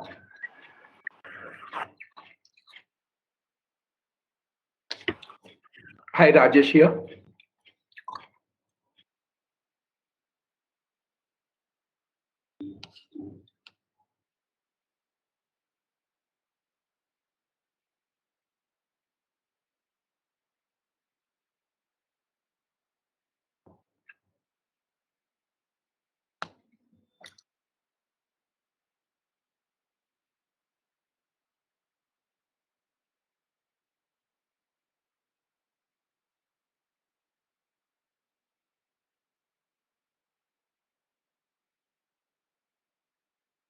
There we go.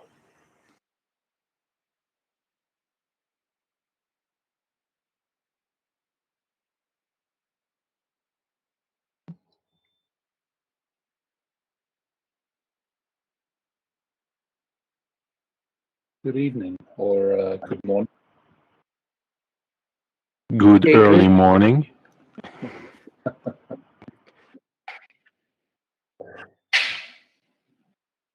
Hello.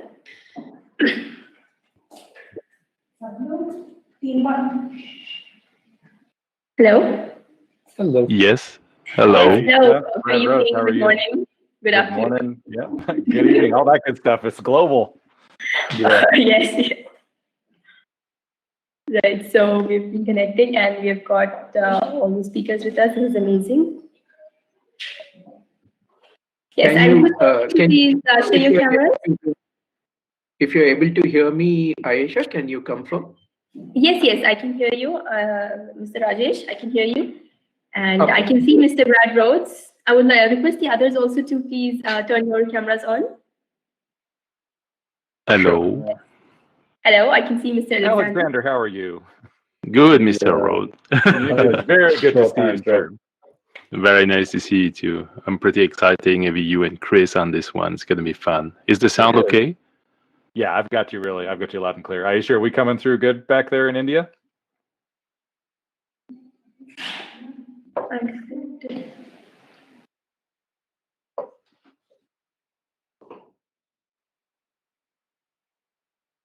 Sorry, was there a question, Alexander or Brad? Yes, it's nice to meet you. Nice to meet you too. Same here. Same here. Where are you based, Brad and Alexander? So I'm in Colorado, United States. So Denver area, Right. if you're familiar with that. Yeah, absolutely. It's too late for you. Yeah, it's a little late, but that's okay. Yeah. Who else is in Denver? And Chris, I believe, is in the Denver area as well. Okay. Yeah. Okay. In fact, before the lockdown, I was in Phoenix. And then one evening, I was watching on the TV that Californian governor had declared a state of emergency. I immediately called the airline and got onto the next flight back home. Probably a smart idea. Yeah. Nice move. Hey, Brad. Well, Hey, Chris, Hi, how are Chris. you? Good to see you. Yeah, hanging out, trying not to go mad with everything going on. I hear you.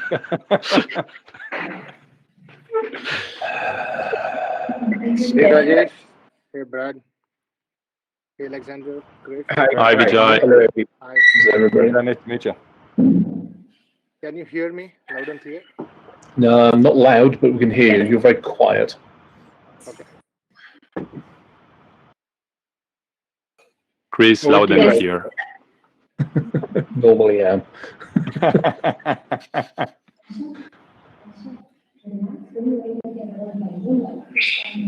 Okay. So I hope I'm audible to everyone. Yes. Good There? morning. All right. Okay. So good morning, good afternoon, good evening. I'm pretty sure we are having different timings all around.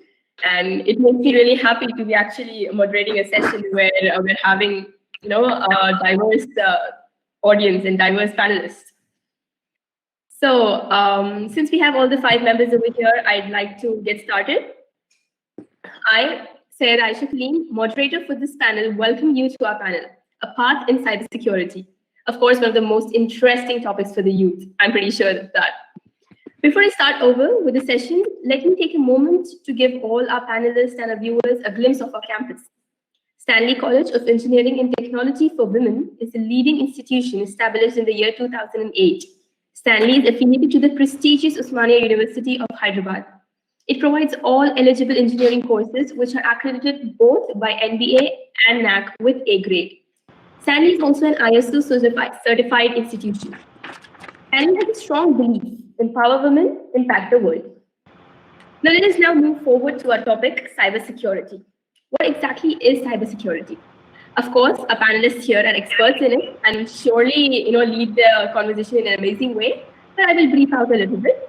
Cybersecurity is the protection of internet-connected systems. It comes with 2 words, cyber and security, as we all know. So before I hand over the panel open for discussion, allow me to introduce the dynamic speakers who have joined us to share their knowledge with us today. We have with us Mr. Alexander Blanc. Mr. Alexander shares about cybersecurity and cyber risk with passion, aiming to raise awareness and enhance the security posture worldwide. He was recently named 2020 LinkedIn Top Voice in Technology and awarded Cyber Sentinel 2020 Global. It's really amazing, sir. Glad to host you. Thank you. We have with us Mr. Brad Rhodes, Head of Cybersecurity for Zvello in Greenwood Village, CO, USA. He holds numerous professional certifications, including CISSP, ISSEP, CISM, PMP, CEH, to name a few. I'm pretty sure the list goes on. Yes. He has over 23 years of experience in the military, government, and private sectors. He is an experienced incident responder, threat hunter, and cyber threat intelligence integrator. It's a pleasure to have you, sir. Thank you. Glad to be here. We also have with us Mr. Chris Roberts, currently serving as a VCISO or advisor for a number of entities and organizations around the globe. His most recent projects are focused within the deception, identity, cryptography, artificial intelligence, and services space. These days, he's working on spreading the risk, maturity, collaboration, and communication word across the industry.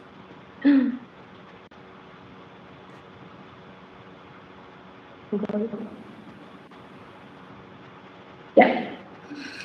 Across the industry, he's working on creating an awareness. So this is a very noble work, sir. Glad to have you with us. Thank you. Yes. We have with us Mr. Rajesh Sutu. He leads the blockchain and cybersecurity practice for USD 5.2 billion IT giant Tech Mahindra. He guides a team of 500 plus highly accomplished cybersecurity professionals, empowering global customers in EMA, APJ, and India to strengthen their enterprise. We are glad to have you with us, sir. It is an immense pleasure to have you with us. We also have with us Mr. Vijay Kumar, founder of Digital Port Technologies. Besides being an avid marathon runner, I myself love athletes, so this is an amazing thing to add in. Vijay sir is a technology enthusiast, consultant, and inventor with 13 US patents across SMAC, AI/ML, video media, security, and blockchain on his name. Vijay sir is certified on cloud security, data privacy, AI/ML, digital transformation, etc., and is greatly experienced in firewall, VPN, and blockchain. Glad to have you with us, sir. Yes, so the dynamic personalities have been introduced, and I'm pretty sure everyone is really excited to take this panel ahead and get to be a part of this panel. I'd like to speak a little bit about your journey and all. Maybe I'll start with Mr. Vijay Kumar. Could you please share us a little bit about what exactly is cybersecurity and how you would like to tell us about it? So I started my career with a startup, one of the first in India, an APAC in cybersecurity way back in 2001, January.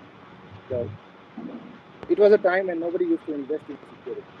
Even today, until and unless somebody gets hacked, nobody really wants to put money on the table. And I'm talking 20 years back. It was 2000. Nobody in India used to spend the money, whosoever they were, right? Nobody had a SOC, nobody had a NOC. Infosys, Wipro, everybody started way around 2004, 2005, all that business.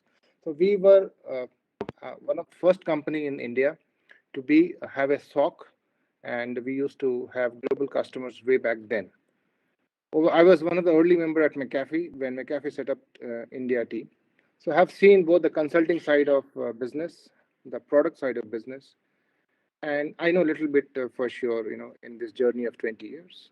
But I'm sure I'll be glad to learn from all these respected people who are here, and I'm glad to, learn from all of them. So I'm looking forward to it. Thank you so much, sir. Can I now move on to Mr. Alexander and ask him to share his views and opinions, please?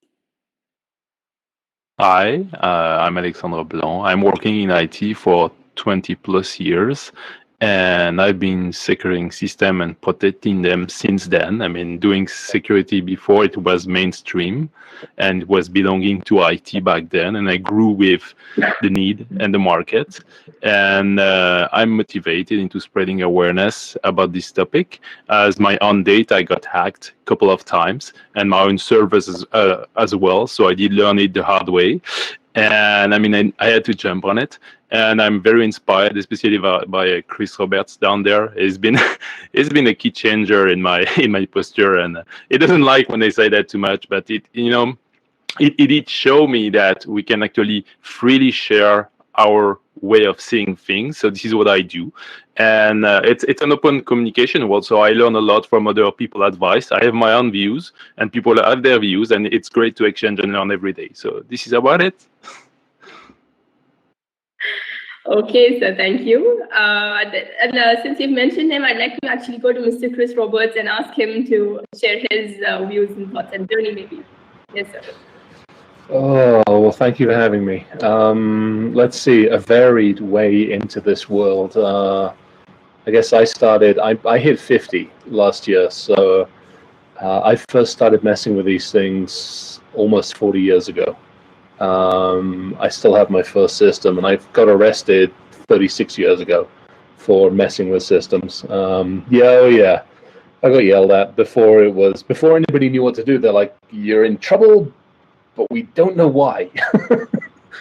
And so I was very fortunate. I was extremely fortunate that I was given opportunities, and I took them, very grateful for them. Then went off and went into the military for a while, then went and worked for various other folks in the UK and Europe, and then in the US. But I've been in the community for more years than I probably should care to admit. But it's a lot of it is, as Alexandra said, we all have a lot of opinions.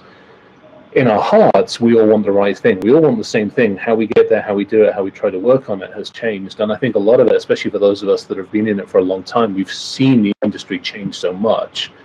And so what we're trying to do is to somewhat help guide it in a way that we know humanity, community, and everybody needs it. Because no longer is it computers equals information security. It's us as humans. Everything that we do on the screen, on the systems in front of us, now affects us as actual humans. So the digital to human line has definitely been blurred. And a lot of what we're trying to do these days is how do we actually help people understand that? So pleasure to be here and hopefully help out a little bit. Sure, so that's really a very noble thought, I must say, because the youth right these days and all, they're just into hacking. That level of craziness for hacking is just for hacking. It's not for spreading the awareness and all. Obviously, we will have some good people, of course, but then the hype is for hacking. Okay, so I'd like Mr. Rajesh to also speak a little bit about it. Yeah, thanks, Aisha. Pleasure to talk to you as well as the illustrious colleagues and the peers from the industry today. My journey with cybersecurity has been a little, in terms of coincidental. When I started my career in the telecommunications, I was a product manager of the telecom products, not directly working in cybersecurity, but I had peers from the company who were taking care of our NOC operations. Those days, the concept of SOC did not exist. It was at best an IT help desk or a IT support desk. And then subsequently, when I moved into the banking and the payments industry, that's where the cybersecurity requirements have been maximized to a large extent, especially as money became more and more mobile. Money also became more and more hackable, right? In good old days, when you didn't have the electronic form of money, everything was secure until and unless somebody somebody stole the money physically, the money was secure. But when it became electronic in nature, that where it not only became very portable, but it also became people could have stolen that money very, very easily. And even that point of time, I was involved primarily in the products and in the payment processing space. My direct involvement in cybersecurity came into existence after I joined Tech Mahindra. As you have mentioned in my introduction, currently I lead a cybersecurity practice for global customers, where we are working alongside the customers to safeguard the cybersecurity aspects. I mean, to improve their risk posture from a company perspective. And we are at the helm of interesting times, especially with the advent of 5G as a technology, and also more and more customers now moving from on-prem applications to cloud-based applications. With the cloud-based workloads increasing, a lot of applications are moving to cloud, which means a lot of security components also have to be taken into consideration. And I also say that a pandemic has been a good teacher for the entire world from a cybersecurity perspective, not only from an enterprise market, but also from an individual perspective. And when the companies started enabling the workforce to work from home, they felt very happy that the workforce are digitally connected, but the cyber actors have kind of proved them wrong. When the workforce started connecting to the applications, they became a big target for the cyber actors. So the companies are also now thinking about the latest in the cybersecurity space, like zero trust. And we are also seeing a lot of momentum towards what we call as the secure access and service edge, SASE kind of concepts in cybersecurity. So it's an interesting time to be in the cybersecurity space, both from an enterprise perspective and also from an individual perspective. Okay, sir. I like it how you have taken the pandemic as a interesting time for being like looking at the positive side. It's really good. I'd like Mr. Brad Rose also to throw some light on this. Sure. So I've been doing this about as long as Chris has. I've war dialing back in the 80s. Some of the stuff I did in the 80s, I'd probably be arrested for today. So I look back and then go, man, I got away with some stuff that would have gotten me into a lot of trouble. But I think everybody here has touched on some interesting things. One, it's a people business, right? I like to tell people all the time that just because you're sitting in front of a terminal doing something, you're the person. And if you're fighting an attacker, you're fighting another person.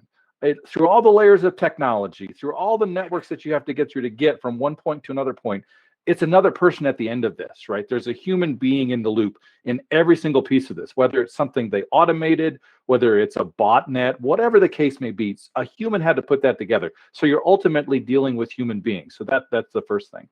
The second thing is that IT and cybersecurity are pervasive across every single industry vertical, right? So we talk about the cybersecurity industry, right? And you hear about all the big names and everybody doing what they do, but ultimately it is a huge part of the business where it's everything outside of what we do, right? It's hotels, it's airlines, it's restaurants, it's you name it, it's hospitals, it's medical, all of those things. Every single one of those pieces and parts of the world has some kind of cybersecurity requirements, some sort of IT requirements that have to be secured, right? It's completely pervasive today. And that's what's super concerning when you think about some of the things that my esteemed colleagues have talked about.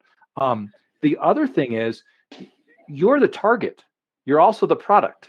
And your data, your information, your personal data, everything you put on, your smartphone or your computer or whatever, right? That's what people are after. They want to sell you stuff based on what you're interested in. So you have to understand that as well.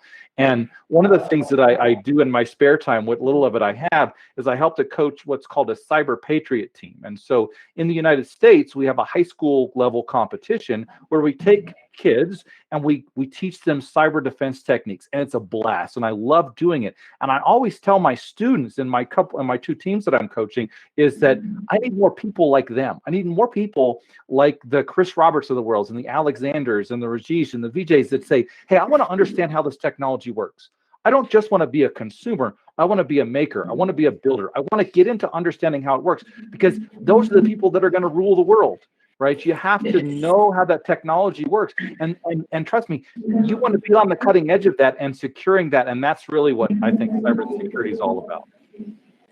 Sure. So that is actually really right. And I really like the idea of how you want to take your information, your knowledge, and share it. That is for the betterment of the world. So that's really good, sir. is amazing. And yes, of course, I feel this idea that you share, I mean, like the two or three of you share, is about teaching the youth right now that we have. So, like how far I've known and how far I've seen the people, they are interested in cybersecurity. Like we have a lot of people over here who are hyped up hearing the name cybersecurity and hacking, but it is due to the reason that there is a word called hacking in it. So I'd like you to, like, share some points that will actually make us think that, okay, fine, yes, this is something that is for good, not for bad. We have to defeat the bad and get into the good. So anyone Chris, who can Chris, you should go first on this one. Yeah, probably. I feel like I need the damn hoodie up and the Matrix running in the background for this one. Oh dear. So long ago, the word hacking was good in life, in media. It was good. It's for a lot of us, it still is. It means looking at a problem, taking that box. We are all taught what a box is. Taking those ideas in that box and going, well, that's cool. I'm throwing it away and going, right, now how can I make it work? What can I do with it? How can I change it? How can I improve it? And what can I do with these things? As we've moved through society, and as IT has gone to information security, has gone to cybersecurity, that word has literally been taken to be breaking into something. Unfortunately, now here's a simple way of looking at it. Every single thing that we have can be broken into. Everything, absolutely nothing. Give me a locked computer in a safe underneath a volcano hidden by missiles, I will give you a way to break into it.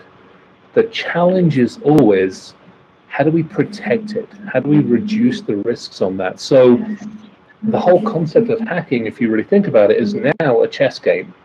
If I can help you understand what the risks are, what I look for you and what I look for people to come into this community is to now go, okay, how do I play chess in a way that I can better defend it?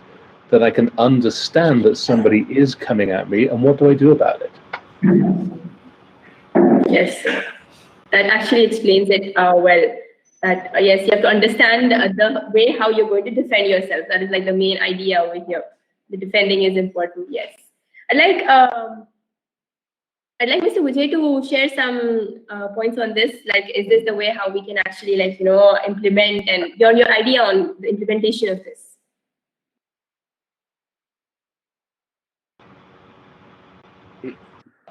So I totally agree with what Mr. Krish has just mentioned. It's very, he made it very clear. But Yes. initially, the hacking word started with, a skill to show one supremacy, and that was it, right? One guy wanted to say that he can break somewhere. He can get. Yes. 20 years back, I remember I was in a startup, and we had a SOC, first SOC. So how we got the deal? We got the paycheck of the CEO of a big bank and said, hey, this is how. You better give the security assignment. So that's how, but which is illegal today, right? Which is totally illegal today. So that was we wanted to show the supremacy. And that's how the business of cybersecurity, the hacking started. And over the period, it has become more of it has become a syndicate, a way to make money through ransom and stuff like those. It's a business. Now we used to hear a group of people used to work together. Now we get to hear that countries working on this. It has become a way of making money or minting money. It was military warfare earlier. Now it is cyber warfare now. People are moving away from spending on military, and in a way, and I believe many countries are, using this as a strategic weapon to maybe, decimate someone else. So that's a shift in a strategy of in a global political scenario, and which is very true. We have heard this in the past 10 months. Especially. There is a spike in cyber attack close to 1,200%, right? 1,200% spike in cyber attacks. You name it, every country, every organization, you name it, they have been hacked one way or the other. Somebody has publicly said, somebody has not. There are different channels that report different incidents. You talk to a CISO, a CTO, or a CIO, they will tell you, something of this kind happened. Many of this information have come to public, but many of them are in different portals. You name it, In India, big ones, Flipkart, right? Yes. Big Basket. We all know about it, right? Yes. Sir. And there are World Health Organization, you name it, and and especially because of the vaccine and all of that, it has become. We also need to understand why this is happening, right? So it has become more of a shift from a traditional way of showing supremacy to a strategic way of dominating a country or an entity to show to create money or to dominate. That's basically a very in a high level overview. But if you see these days and for the last 20-30 years, we have been making applications, we have been making softwares, and every company, every big ones included, right? The focus on security was not there. We used to just make a software development life cycle. We used to call it SDLC. Time has come. If you see the Forbes today, in later half of 2020 now, they say application security is the hottest area today. Right? Now, the shift in security has gone towards the left. We used to do a VAPT towards the end and understand what the issues are.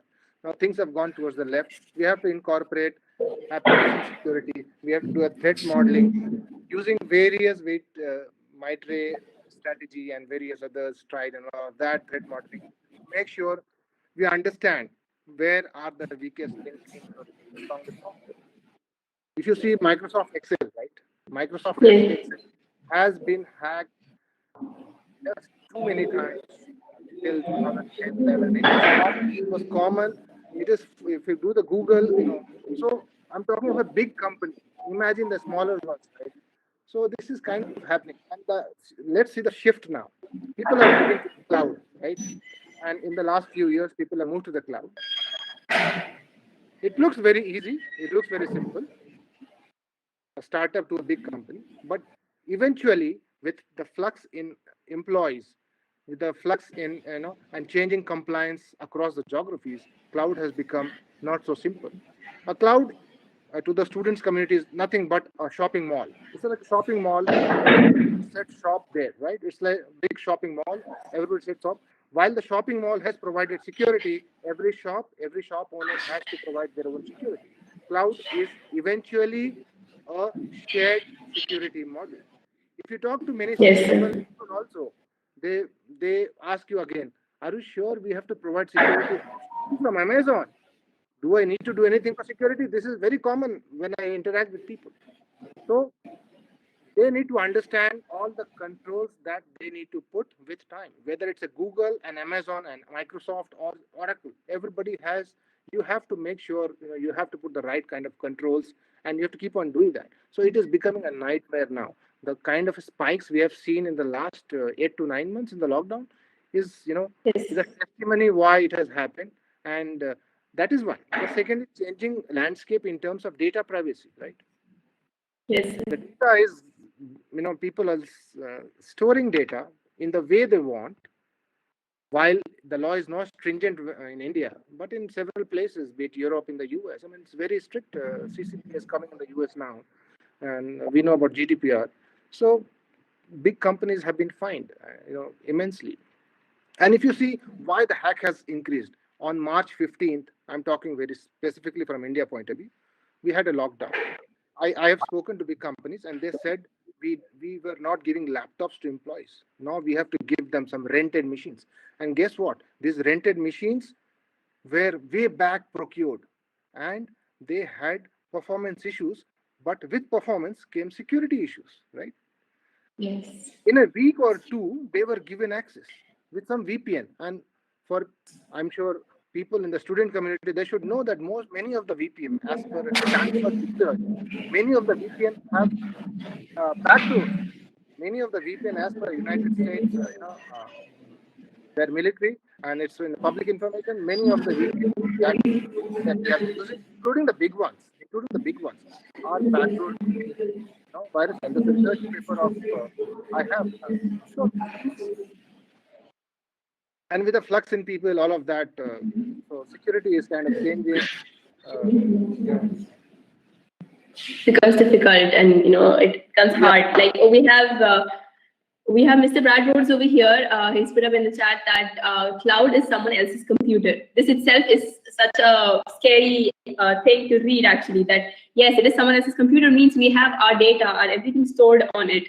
And then we have Chris Roberts agreeing to it and saying someone else's problem too. So yes, like could you please share and how we can, make this our system, our security. Mr. Brad Rhodes, I can start with you. No, Yes. and that's a really good question because cloud, somebody in a C-suite, an executive boardroom at some point said, "I don't understand this whole offsite computing thing," and they went to a whiteboard and they drew a cloud around it and they said, "Kabam! It's the cloud." And that happened like, I don't know, 10, 15 years ago now, and it was great. But when you put your data out there, when you procure a cloud service, right, you have to defend those assets as if they were in your own data center, right? And many of the cloud service providers, right, if you read the agreements that you sign with them, right, they say what you're responsible for. And Alexander's going to jump in on this one because this is one of his favorite things to talk about. But is when you see like Amazon Web Services, which is a great capability. My company uses it, right? And AWS is great. But if my company doesn't configure our S3 bucket, so that's like a cloud-based storage drive correctly, right? And I leak a bunch of data, Amazon's not responsible for that. I am. Right. Yes. And so you as the consumer of cloud capabilities, that's something you need to understand. And so I'm going to let Alexander jump on this one because this is one of his favorite things. Yeah, I couldn't wait. So yeah, there is a huge shift in the attack surface of the infrastructure. I mean, when we had the data inside, there was a perimeter and everything was under control. And then the cloud brings a tremendous flexibility in growing and adjusting the load. But also, it came with a switch of the practice, also giving autonomy on the development lifecycle. And it has been driven as well by a shift into the delivery method, where we did focus a lot into time to market. And all the security checks and reviews and design architecture did shift toward fast delivery, all the agile stuff. And to enable the teams to deliver faster, we had to provide flexible infrastructure. And when we switched on that highway, the cloud kicked in, and we lost the security side and controls on that side. So I'm always complaining. I'm always saying two things: connected equal hacked, and that's what Chris was speaking about. Everything that is connected, exposed, could be exploited. And that's a matter of managing your risks, reducing your risks, and it has to match your organization strategy because there is no zero risk. And then it's also about driving the governance of the data, because we moved the data, Brad spoke about it, and Jaya as well. We moved the data toward the cloud, where the way you manage it and the way you actually get the access control and the audit and the governance of it is totally different than what was on-prem. And one thing that people don't realize, aside of the term and condition of the cloud thing, is that the cloud is exposed on internet. That login form, the management portal, everybody in the world can access to it and try their chance on your account. And that's something that is much less exposed on-prem. On-prem has its own issues, and you need skills to manage it and to secure it as well. I don't say it's more easy. I just say that when you switch to cloud, there is a single, let's say, 5 big players for which all the attackers, bad guys, criminals are really trained and skilled to get into it. So you get less chance to fail without being noticed than anywhere else, because they all try nonstop to scan and get into it. So Brad was speaking about the storage side of things. And I love to search online, like some Google Advanced Search or other search engine, and find confidential documents. My favorite, like passport, bank account, even cloud credentials.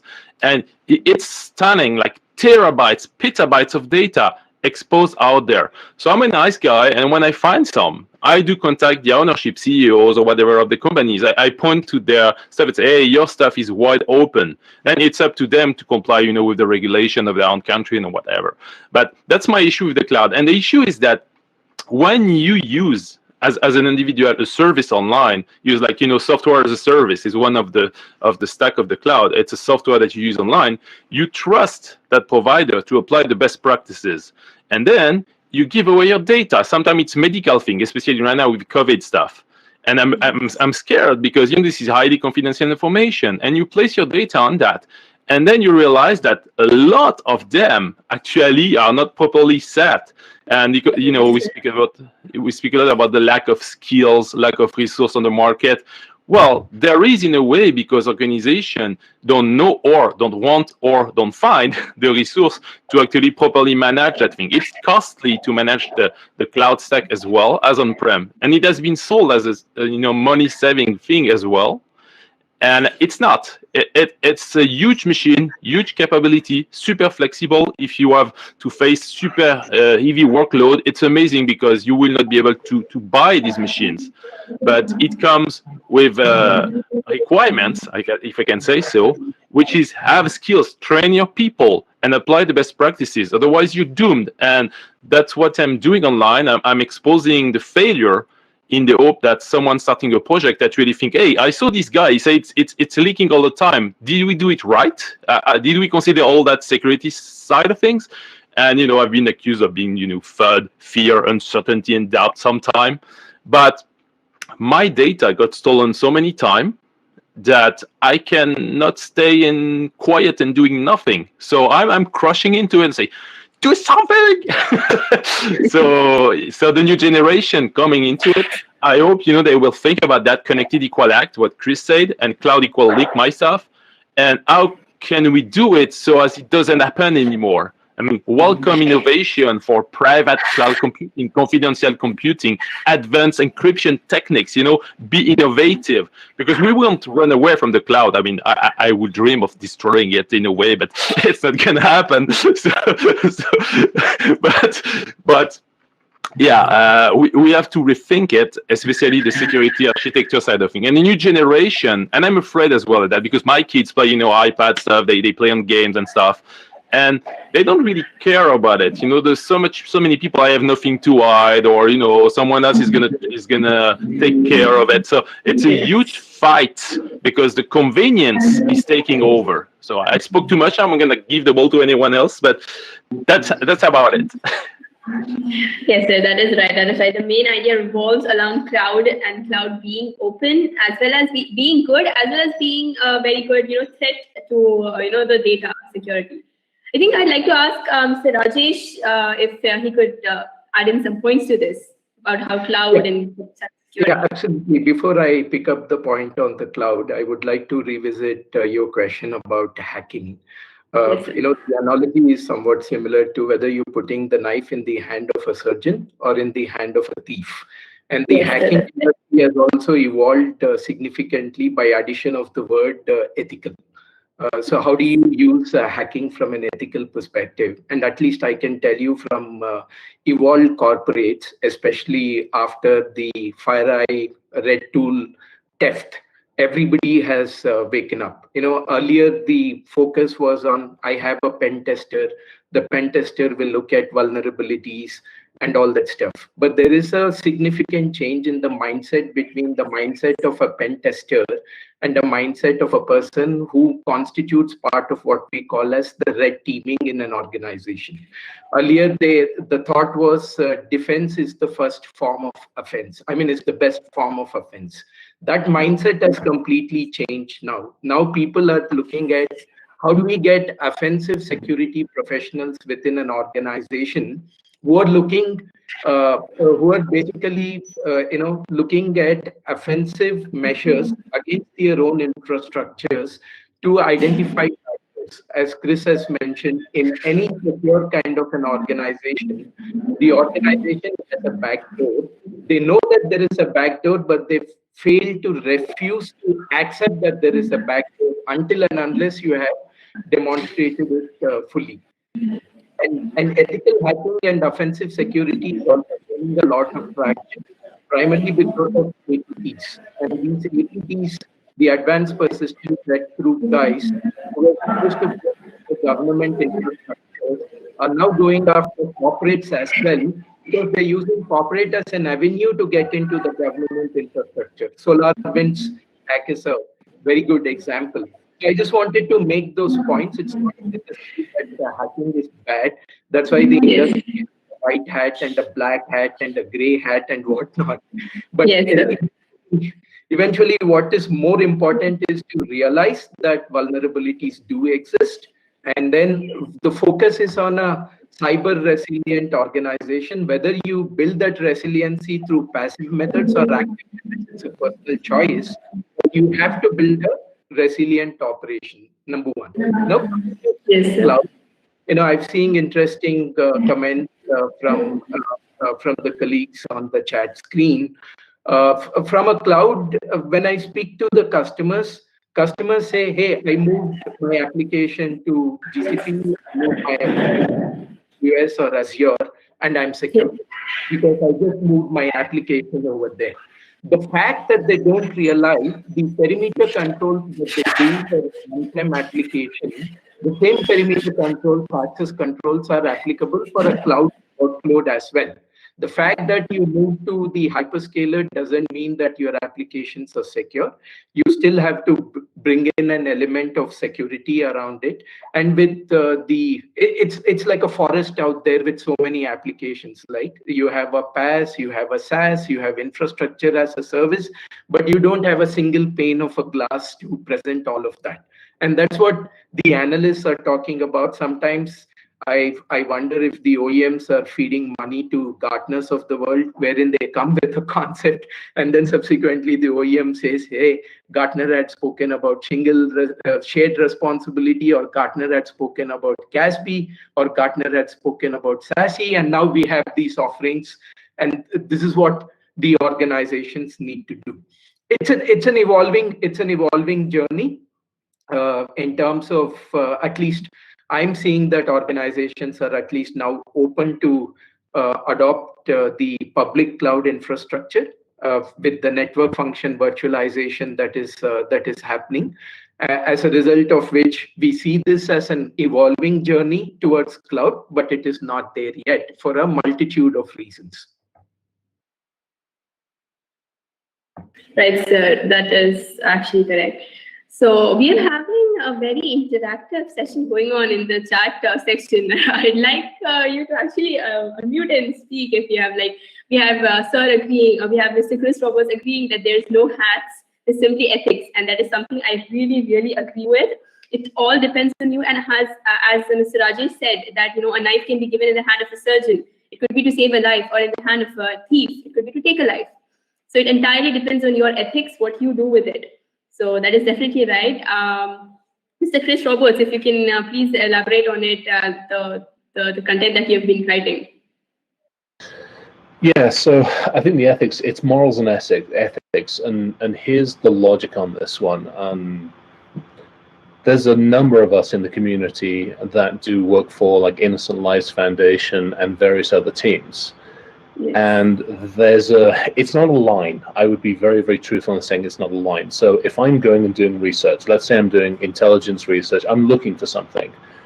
Children at risk, systems at risk, whatever it might be. There's a line, but it's not a defined line. It depends what I'm doing. It depends how it is. And to me, that's where the ethics and the morals come into it. What am I doing and why am I doing it? If I'm taking information and I'm profiting from it, or I'm going to hold people on extortion or ransom or something, I've crossed that line. I'm way across that furry area of it. That's where the ethics and morals come in. If I'm doing it to protect somebody, to preserve somebody, I did it 9 months ago. There was a missing kid. I got contacted. I broke into their Snapchat. I broke into Snapchat, and I also broke into their systems and the phones and did triangulation. And we ended up finding the kid. Thankfully, got them at time and all that kind of good stuff. But from a purely black and white, that crossed the, people will go, well, you broke into things. Yeah, absolutely, I did, but I did it for human life. And so when you look at it that way, the morals and ethics are there. I wouldn't say they justify the actions, but for me, as a human, I can look myself in the mirror and I can go, I'm okay with what I did. And that, unfortunately, is not easy to teach. That is something that's here. It's here and it's in here.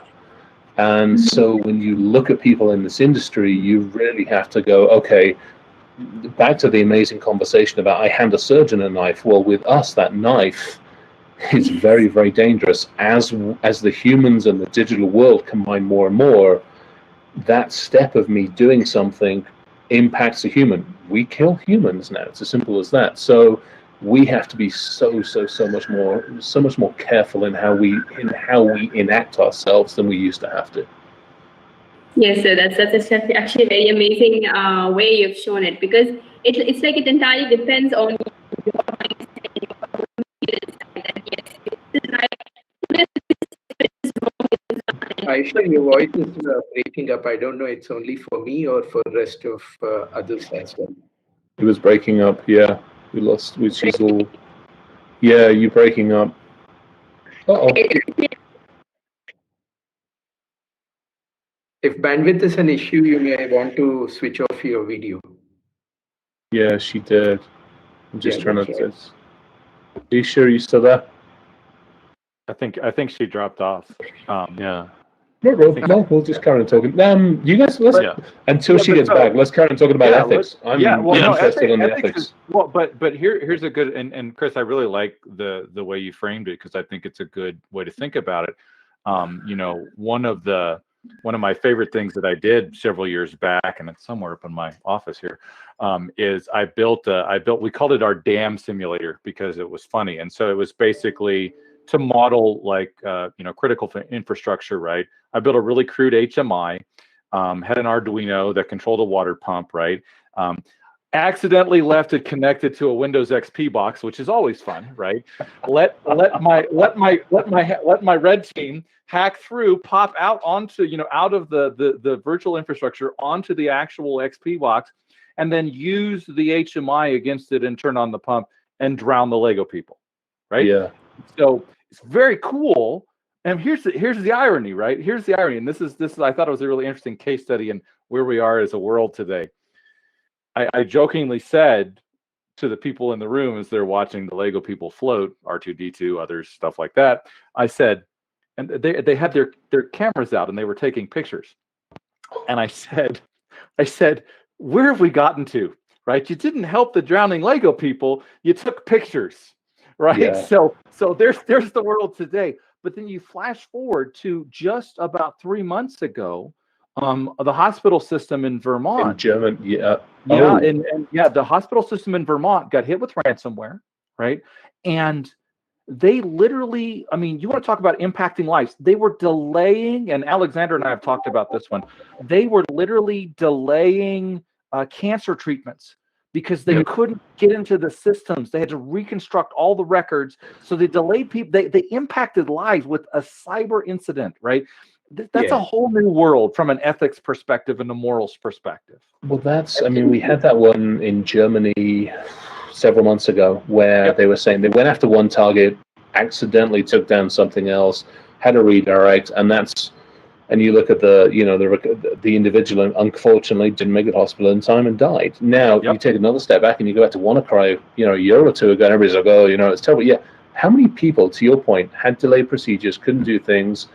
We've killed people, and we've killed people deliberately and arguably accidentally in some ways. You mean, to your point, HMIs, you scan an ICS network, that's not pretty. And as somebody who's coming into this industry that doesn't understand that and that doesn't want to ask the question, or that doesn't know how to ask the question, or has been rebutted prior to asking those questions, they're going to go scan and something nasty is going to happen. So we've got to be so careful. Well, and ICS, one of the things, and most people, right, when they think about that stuff, right, is they're worried about like the layer 0, like the controllers themselves and stuff like that. And I tell people, I could care less about the controllers, right?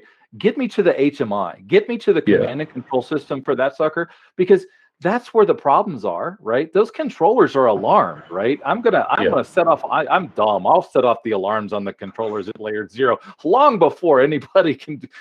I'll be in handcuffs, right? That's not a problem, right? But if I can get to the HMI or to the controllers of some of these larger scale systems, right, you're done, right? That's really what it comes down to. Yeah, absolutely. And also the conscience and the restraint that Chris spoke about initially, and Brad, you amplified further, that becomes even more so important as we make rapid strides in IOMT, the adoption of IOMT. I can give you an example wherein recently a particular person was put a wireless device on the chest, which could read the heart readings and then relay it onto a cloud interface where the technicians are looking at the readings. It's a connected device, and if somebody snooped into that particular connected device, obtained an unauthorized access, and would have hidden the events that the device was picking up, the cardiac events if the device was picking up, and they would have stopped the transmission of those cardiac events to a remote center.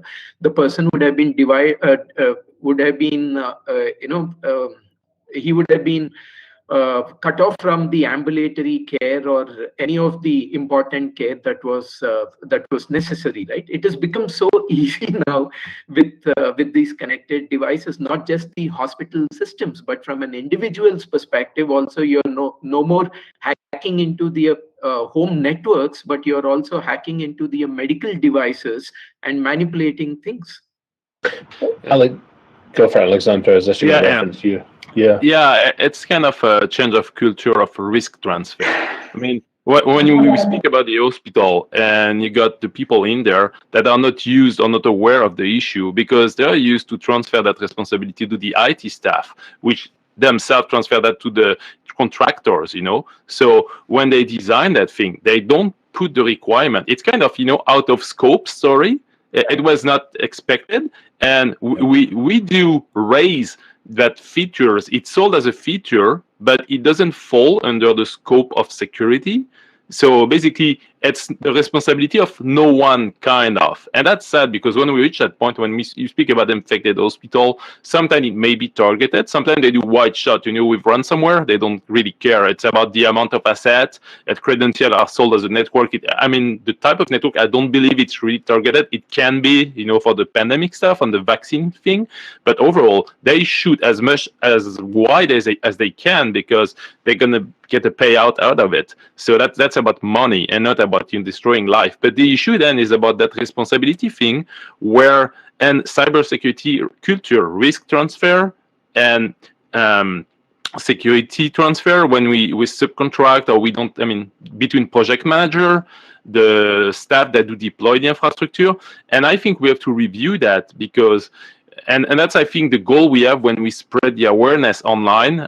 What I do and what we do here right now, we need people to be aware. So when they go for a project, they're going to actually ask the question, and that's going to fall in the budget. I understand it's about money as well, because when you start to think about security and you do a project, that's a big burden from the get-go, and something that was doable, having new equipment. Without security, we can afford it. But then suddenly you have to, split your network, segment everything. And then, that's requiring some more stuff. And then we cannot afford that thing anymore. So, what's the balance? And this was the case recently in the hospital thing. But I think we need to go with security architecture by design, because we see that casualties start to come. And Chris is always saying that. We need casualties and people and victims to wake up on that.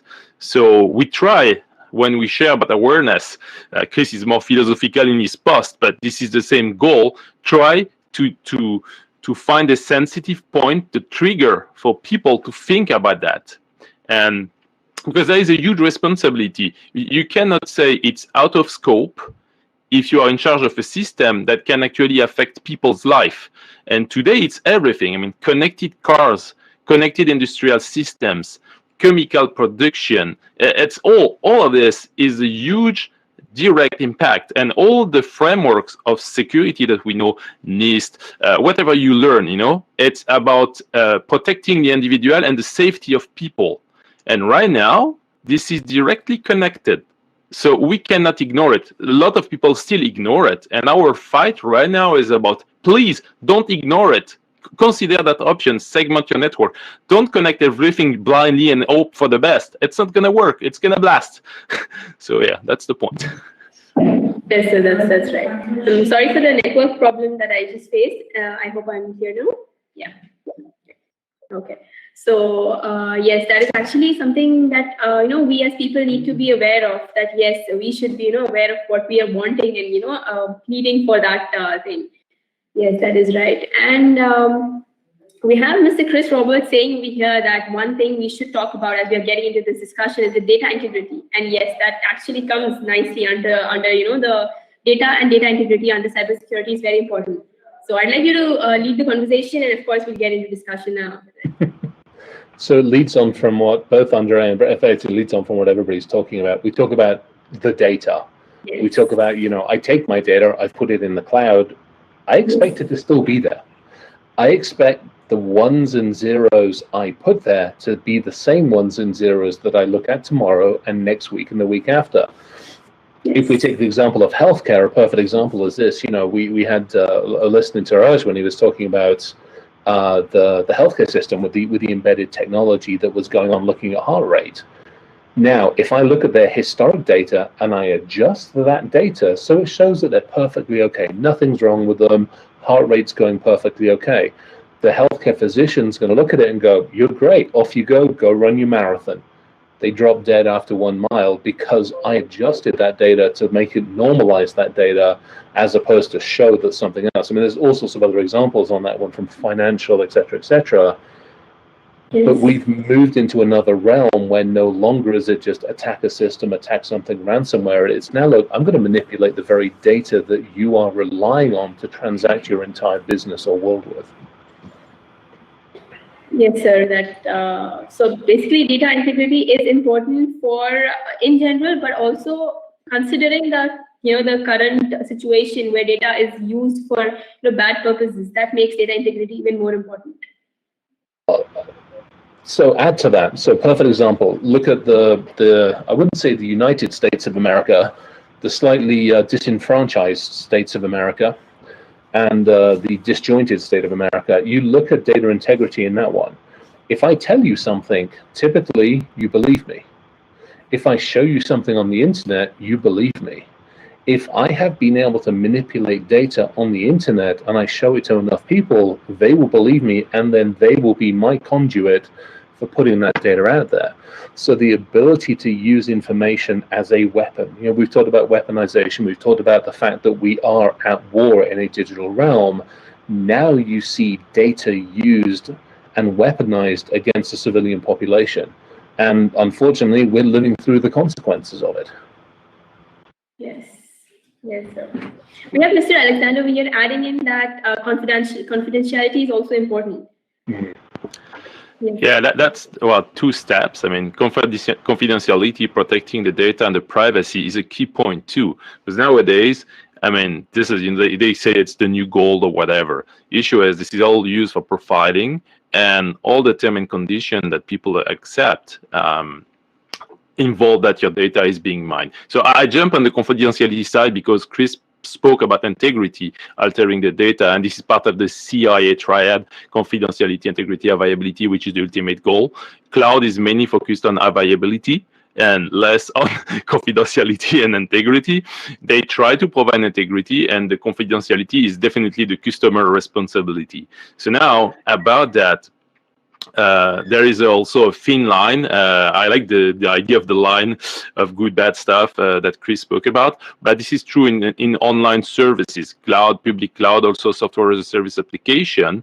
Part of the cost is often covered by the fact that you give away your data. And that's the confidentiality part of thing, which I'm also fighting for, part of the privacy side of things. And this is something when we speak about security. Security is only there to allow confidentiality to exist. Otherwise, we don't care if everything is public. And then it can be changed, as Chris said, from weaponization, but security support confidentiality. And we should have confidentiality at every step. Issue is, and that was one of the topics we did want to cover about the supply chain. We have all these supply chain attack stuff right now, but the supply chain from a user or an organization standpoint as a customer, the supply chain is also the cloud provider and the third party below the online services that you use. Because when you use an online SaaS, software as a service, what's behind? What's the agreement between that software provider and the underlying cloud services? Do they encrypt everything? Do they apply the best practices? And then what's behind? What's the cloud provider? What's the agreement? And most of the services right now, they are supposed to, and if you read the term and condition of cloud providers, when you sign with it and you start to provide a service to an end user, you must transfer the agreement you had between the provider and the hoster to the end user, because they fall under the same legal responsibilities. And nowadays, I see a lot of people that just jump on the boat. They just need to ramp up the services and they ignore the legal part. And, especially in SMBs, they don't have like legal counsel dedicated to it. And that's part of it's part of the cybersecurity too, because the goal of security is protecting the data. So you get compliance on the side that bring the checkbox at the basic you have to do. But sadly, if you want to protect confidentiality, it's your duty to go with the legal side and read all the terms and conditions. And that's one of the key points. And I wrote a couple of articles about what you accept when you use some kind of software. People use Chrome browser. If you had any idea, I wrote an article about what people accept using that tool. I mean, it's a risk assessment. You can accept the risk. It brings you features and convenience, and you may accept what it takes back. But people, I don't think they realize what it's taking. So when you do that, and when we speak about that, we are like seen as paranoid, work in security. This is why you so much focus on that. But do really people want to give away their Wi-Fi password when they use a browser? Something like that. So that's part of the awareness fight. And cybersecurity, for the student that want to join that field, it's so wide, and we get asked, how do you get into that? And most of them see hacking, like the red team side of things, breaking system and stuff. But this is much more than that. This is governance, because it's part of it's connected. This is about strategy, architecture, communication, awareness, culture, developing a culture in your organization. And the culture side of things, this is why I'm happy to participate in this event, because this is about students, hopefully, that will watch it. And, some would say, I didn't think about that. And in order to make things right, you need a lot of people. They don't have to be deeply technical. Sure, the guy that will protect the network, they must know what the packet are and all that things to detect an attack. Although now the automation is bringing more help on that, but to understand what's happening, they still need technical people. But overall, it's so wide, and with the cloud, it did escalate on a higher level. We are less in the lower stack, which is one of my issues with the cloud. You cannot see what happened below, but that's another topic. So the work in cybersecurity right now is a responsibility, and the scope is so wide that it's account management, it's awareness, compliance, regulation, audit, a lot of audit work. I mean, it's not a one-man show. One people cannot do that alone, and that's what happened in the cloud right now. We need a cloud guy who's going to put everything in the cloud, and even if the guy is willing, all his best to do all he can, he cannot be at the same time designing the architecture, implementing the change, actually following the change that the cloud is driving. Because when you move to a third-party platform, you do not drive the change and the versioning, the change in the systems. You have to adjust, and you need teams. It's fine because you don't have to care about it. They enhance, but it's changing the reality of your systems, and that means that you need someone to watch. You need someone on the legal side to watch what's changing. You need someone on the technical side who learn on a continual basis, and that people must be communicating across the teams what's changing. And then they need to do an impact analysis, because the change management process is driven by the cloud platform as much as your own development side. So it's a two-input change management process that directly impacts the protection of the data. So you see, cybersecurity is a wide field. Yeah, we love to break things. I love to play with rainbow tables and stuff, but the understanding and the need in that market is huge, and we need people to know that when they come to cybersecurity. They write me, I want to work into the field. I say, what do you want to do? What do you like? Because you can do pretty much anything. It's super open. So it's and then I give them a lot of people to follow to see what exists. And usually, if they come to that field, they should know what's in there, because they must have done the research work. And then so students coming to the field, they must know that it's a complex machine, and they are also to share that information when they go into the business. They are employed. They must tell the board, and they must need to know how to communicate. Brad was saying that to the C-level people that there is a need, because someone on the marketing side or creative projects can come, yeah, we can do that in the cloud, super easy, cheap, and give me the credit card, I'm going to put it. But then we need guys who say, oh, there is a lot of stuff that are involved in that process, and you have to do it right. Otherwise, look at that Alexandre Blanc guy on LinkedIn. He's sharing about the bridge. Do you want to be in one of these articles? No. You have to do it right. So that's my point. And students, when you come into organization, I know you want to show that you know how to do things, but you also can show that you are business aware, that you are responsible people, you have ethic.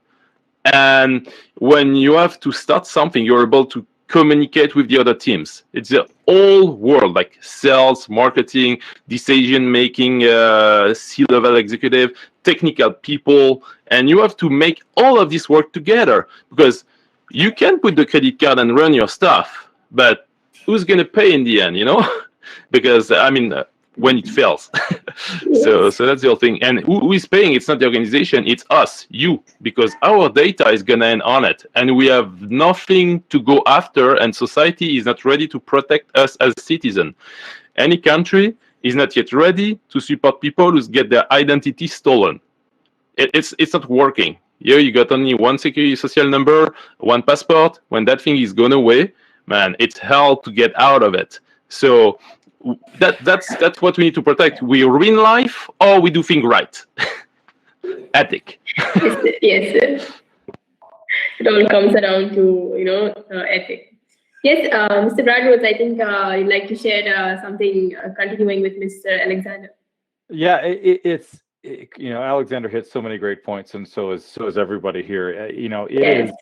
It's here's the thing, right? So cybersecurity, the internet, IT, the way this all works, right, is based on standards.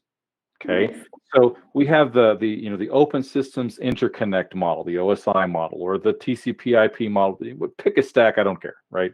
But we'll call it on the light side of things, right? We use the same standards as the folks on the other side of things. And it's super important to understand that we all have the exact same set of tools that we use, right?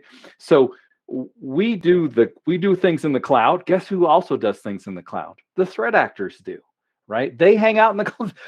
They buy stuff from the same things that we buy things from, right? We don't like to think that way, but they do, right? And so having that tacit understanding that these things can be used for good and bad is super important. But really what I think we're driving at here is that when you want to get into cybersecurity, right, there is so many different pieces and parts. There's so many different specialties. You can be a cybersecurity generalist, right? You can be someone that understands, from the network stack, right? Defend the perimeter, firewalls, that kind of stuff, right? You can be the person that understands application security. You can be the person that understands data security and data loss prevention. You could be the person that when an incident or a hack actually happens, right, that you get to forensically tear apart the box, extract the memory, do the disk images, do chain of custody, do all those fun, exciting things, right? You can do all that stuff.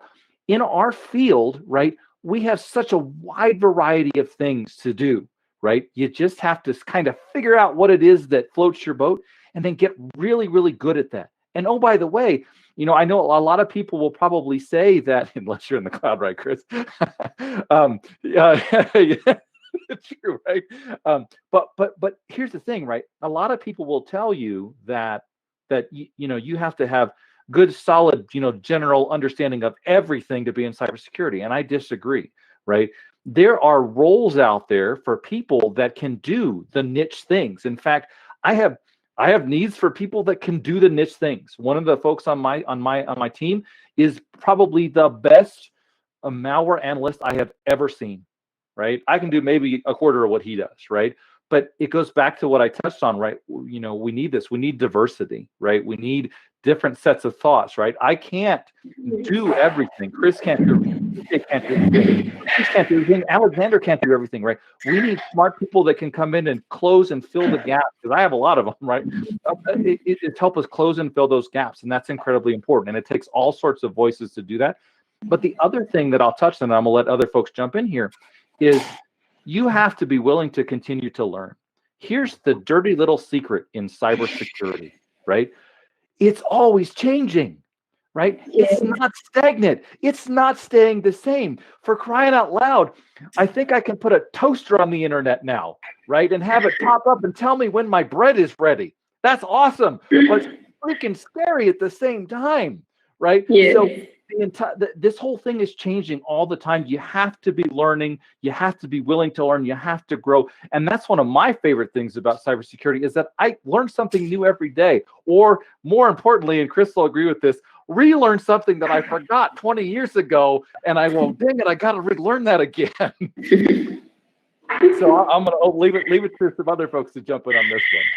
Yeah, Mr. Chris agrees, says that it's not a job, it's a way of life. And then we have Mr. Alexander saying that it's cool and other jobs are boring. Yes, Mr. Chris, would you like to say something? Yeah, I think it's and I want to hear. I'd love to hear from Vijay and Rajesh as well, just from their perspectives. But I think from ours, very very quickly, I'm still having fun. It drives me nuts at times, and I do take a step back occasionally and go, why am I still doing this? But I always come back. I always come back because, and it's partly it's something to learn, partly it's to help, partly it's to actually stand arm in arm with my colleagues, my friends, my family here and go, how can we make a difference? What can we do to affect change? And I think that's the really, really big thing is we can affect change. Everybody coming into this industry can affect change, which, to Alexandra's point is, you don't find that. You want to go into accounting, not really going to make much of a difference. You want to go into other things. You want definitely some petrochemical. You will, advanced engineering, biomechanical engineering. You will make a difference. And I think it's one of those things where within the security industry, and especially within the technology, we affect all of these other systems. So I'm going to shut up. I'd love to hear from Vijay and Rajesh on this one, from their perspective, from India and everywhere. Yeah, Mr. Rajesh over here. He's written over here that in the light vein, cybersecurity team members are more high maintenance than spouse. So Rajesh, could you please speak a little bit? Yeah, absolutely. In terms of, it has become such a hot skill. The cybersecurity has become such a hot skill that earlier when I still run the blockchain business for our company, but I thought blockchain was more hotter than the cybersecurity skill. But when I started taking over the cybersecurity business, I find it mind-boggling in terms of the sheer gap between in terms of the demand and supply. And also cybersecurity is one such skill where it is probably the profession is like that of doctor or a lawyer. Or doctor or a lawyer never go out of business, right? As long as the life is there, as long as humans exist, or maybe a tax professional who files taxes for the others. In a similar fashion, the cybersecurity professional is never going to go out of business. Either the person is working for somebody else, or the person is on his or her own. So it's a fantastic business and a fantastic profession to be in. And the beauty of the current learning systems is in terms of in olden days. You had to go to a school or you had to be mentored by other cybersecurity professional. And what I could gather, like Chris was a great mentor to Alex or probably Brad. Today, you don't even have to have access to those mentors. All that you need to do is to get online, go to Slack, and then demonstrate your hacking skills. And if you have demonstrated your hacking skills, then people will automatically start chasing you. So you're able to create an ecosystem of co-learners, ecosystem of followers. All that you need to have is intent and access to internet. That is what is all required. And once you have access, the right intent and access to internet, you can learn. That's why our cybersecurity professionals have become very, very high maintenance. That's what has prompted. In fact, as a manager, I spend more time in retaining my people rather than building my products and service offerings. Yeah, Mr. Vijay Kumar, could you also please add in? I totally enjoyed, what my esteemed panelists have been speaking about it, and given it's a students' thing, security, I totally agree with all of them that it's ever evolving. When I started, it was all about layer 3, right? Then things moved to layer 7, right? And it is all changing. Now people are talking about only thing what has not happened in the with time is the regulations, right? The IT laws of the different countries. They have been a little slow, because of which things have happened, and uh, the victims have not been addressed. So the law of the land have been very slow to act. Even in India, like the law came in 2008. In early 2000 was the first IT law of India.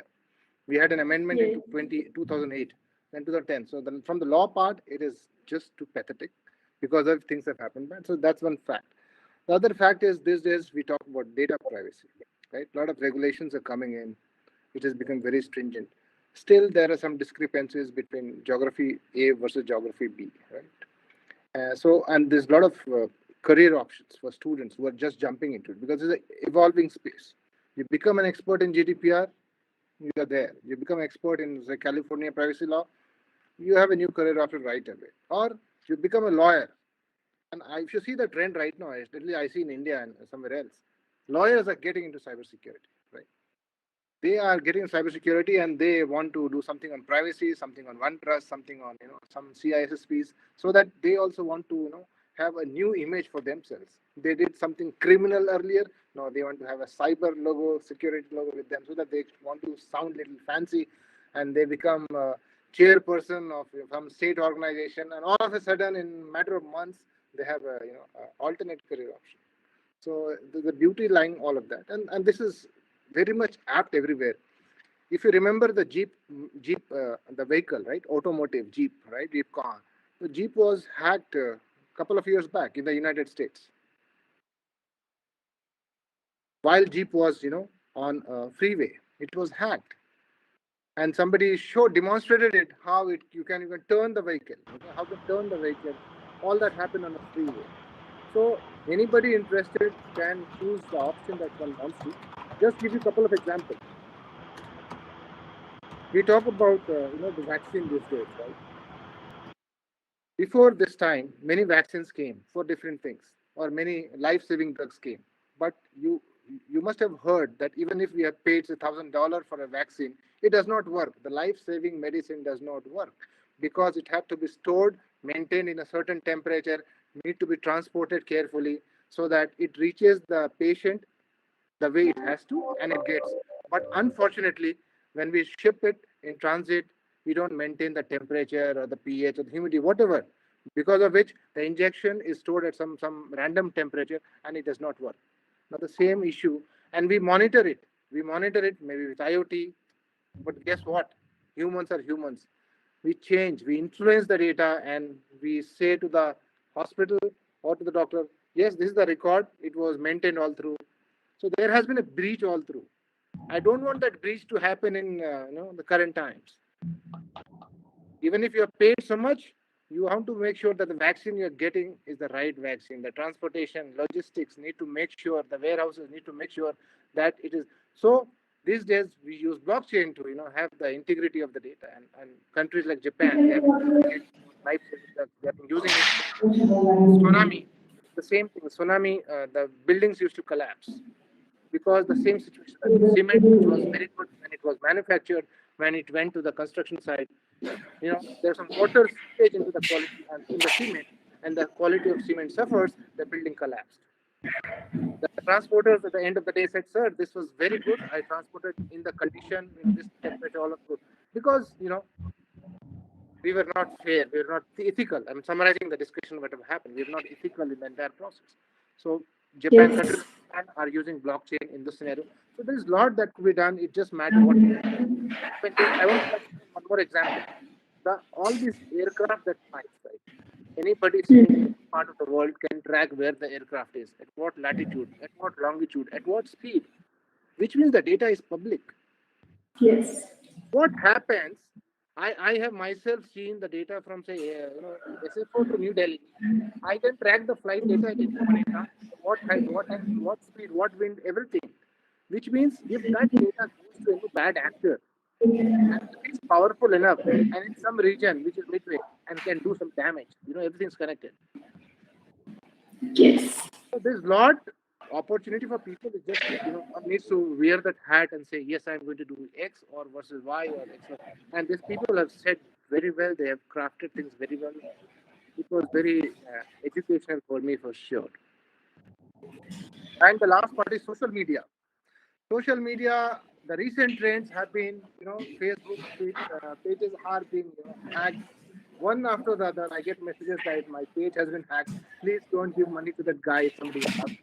And this is the latest, trending 2021. Yes. Yes, sir. So things are just changing like, anything as was said earlier, that it's ever evolving.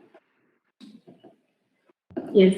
With the advancement in the technology and all, even the hackers are like increasing their level of hacking. Absolutely. Yes. Right. So, like, since we have been revolving around the idea of cybersecurity and how we can show the youth exactly that how it is to use it and how to get into it, and about how many layers and all. We have got the chats texting from all the three of the panel members, and they want to discuss. I think Mr. Alexander wants to discuss on cyber insurance. Would you please share your interest in that? I didn't have an interest. It's because Chris spoke, or we spoke about lawyers to back something. And cyber insurance, it's something that's actually quickly evolving these days with the ransomware stuff. So when you spoke about lawyers, you need lawyers to discuss your contract to make sure that you're covered for what you expect, because insurance work, as to make a contract, so they make sure that you are never covered as you expect. So you have that little clause that say, if a ransomware hit you, you get max 10,000 or something like that. So this is something we see all over the place. And right now, the fees of them are raising because as much as the ransomware are growing. So sadly, cyber insurance is about transferring your risk and protecting your business financially.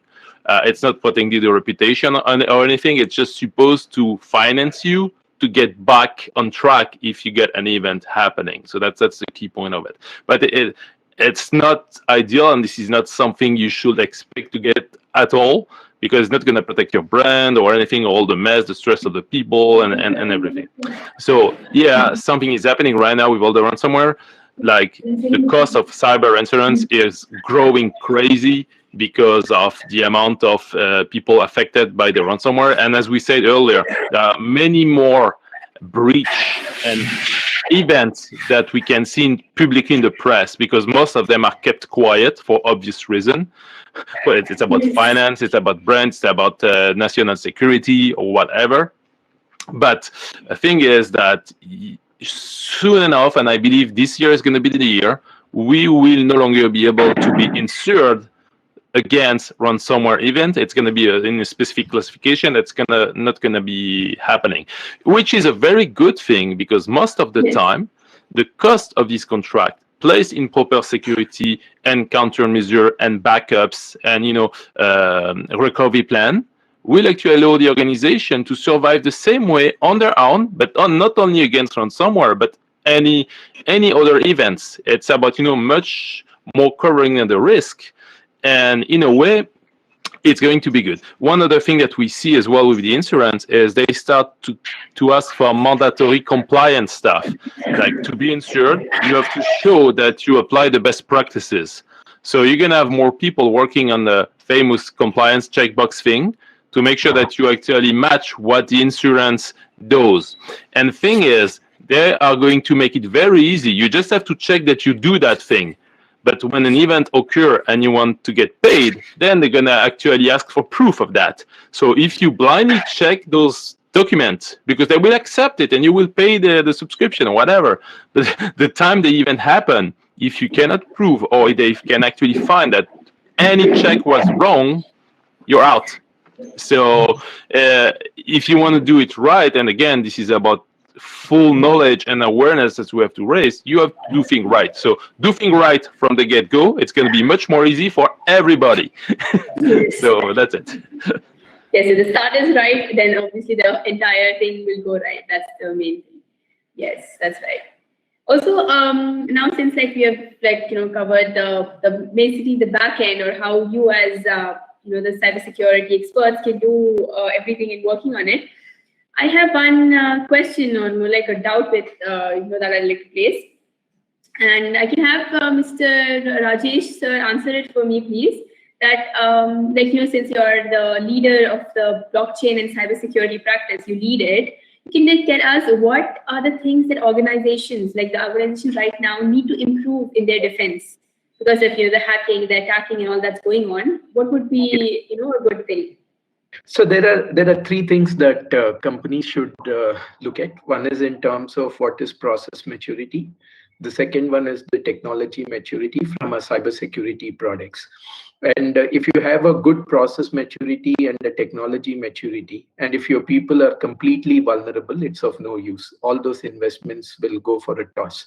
For example, when we ran an opportunistic phishing campaign within our company itself, and we were surprised to realize that the majority of people clicked on the links they are not supposed to click.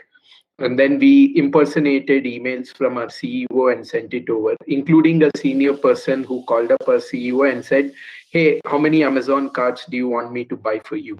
And our CEO was like, "Why? Why are you asking me this question?" Then he said, "No, here is an email trail that has come wherein you are asking me to buy Amazon cards. I thought it was very urgent for you. So I was almost close to placing an order." That's the vulnerability that the employees have, not only at the junior level, even at the senior and the seasoned level, the employees have that vulnerability. Until and unless you don't upskill your people, no matter you may be having state-of-the-art cybersecurity technology, you may be having state-of-the-art cybersecurity process, but if people are going to be phished, they will put the entire organization to a greater risk. And it becomes even more important, especially from a work from home kind of a scenario. In good olden days, if they had any problem, they picked up the extension and called the centralized desk, and somebody landed on the desk side and said, this is the problem and stuff like that. But once you start working from home, many people use unencrypted Wi-Fi connections. They don't even enable second factor authentication. In my neighborhood, I can tell by logging in, by searching for wireless connections, I can tell which wireless connection belongs to whom, because they're going to put their house number as a wireless connection. They identify their wireless connection by their house number, and a password would probably be a vehicle number or their mobile number, right? And using that, they're going to log into mission critical office applications, and there is no segmentation between office system and a personal system. Until and unless you train your people, until and unless you sensitize them to these kind of risks. And what is ironical, the cyber actors are currently going after COVID related news and COVID related charities. So they have spoofed websites, fake COVID related news, and create that and then put a trap to these people. And if they fall trap, the entire organizational risk entire organizational security is at stake. So for me, that bringing up people up the learning curve, and then they not becoming a bait for hoax calls or for phishing campaigns, that's more important. And it will not happen overnight. It'll happen over a period of time, and that is more important. And that is what possibly is giving not only me, but also my peers in the industry sleepless nights. Okay, sir, thank you for that. That covers up, sums up pretty much what and how we as the employees should be aware of. That is right. And then I have one question I think I could pose this question for both Mr. Brad Rhodes and Mr. Chris Roberts. That since you've been you've been into cybersecurity for the past few years, and you've been working into it, and you've seen that how the world is now moving into a digitalized place. Like everything is becoming online. The transactions, anything that we do, everything is online. Especially in this period of lockdown that we had, most of the stuff was online. So, any step that the government can take to protect the citizens' information and, guarantee a transparent security for us. How would you, share your thoughts on this? So Yeah, both. it's a huge problem, right? And of course, the answer, people will say, "Oh, we should put that in the cloud," right? Well, maybe not, right? Based on everything we've talked about here. But I think one of the biggest things that governments can do, right, is to educate the populace, to educate their citizens, right? Because if we can turn the John Q. citizen into a censor, right? We have an old thing in the United States where it's see something, say something, right? We need to get beyond the stigma of somebody calling up and saying, "Hey, I think I got hacked," and then somebody laughs at them and they goes, No. We need to take those kinds of things seriously, right? So that people go, "Oh, this really is important. Somebody is going to listen to me, and maybe there's something that can be done." And so I think there's a huge piece of that. Chris, you want to jump on that? Yeah, I think it's let's think of the country that we live in. If the government stepped up and said, "Hey, we're gonna keep an eye on you," I love the idea about education. I think that's huge. And to me, I go one step further. It needs to be built into the education system. So the first minute that parent hands their damn kid this most offensive of weapons known to mankind, the school actually has already spent some time helping to educate the student, the kid, whatever, that what the power this holds and the weapon that this is, and we build from there. We help the people to learn from the people. This is one of my biggest frustrations about awareness training. Is I hate the fact that we tick the box and we go, I trained you once a year to not click on shit and not do shit. How use is that? Let me help you look after grandma, look after the kids, look after the pet, the dogs, understand the issues and challenges with all these things. And in doing so, I arm you with enough information that you can then look after yourself and look after my company. So I think that's really about it. In the US, now Israel's taken a different approach. They have an entire area where they're looking after the entire IP range and websites and systems and everything else because they've recognized that they're a digital target. We still haven't, the digital era hasn't bitten us in the bum enough for us to stand up and go, heck, we need to do something about it.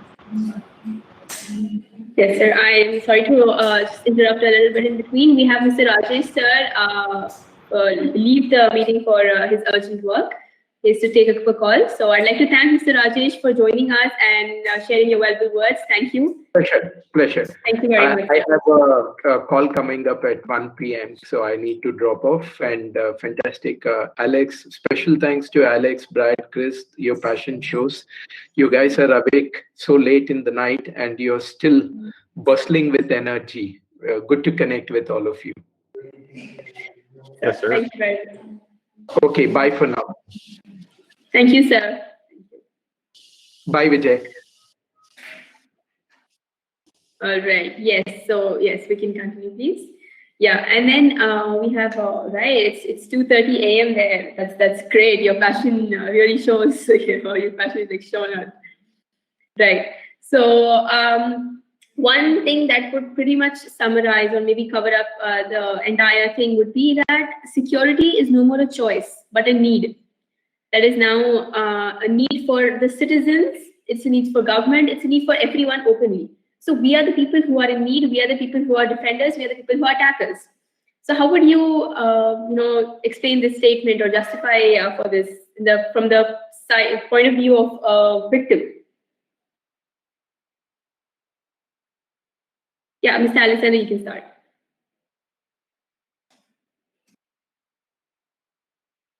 You're muted, Alexander. Sorry, that had to happen once. It was brilliant. Whatever you said was brilliant. So yeah. Now I totally lost it. So yeah, victims. Standpoint of victims.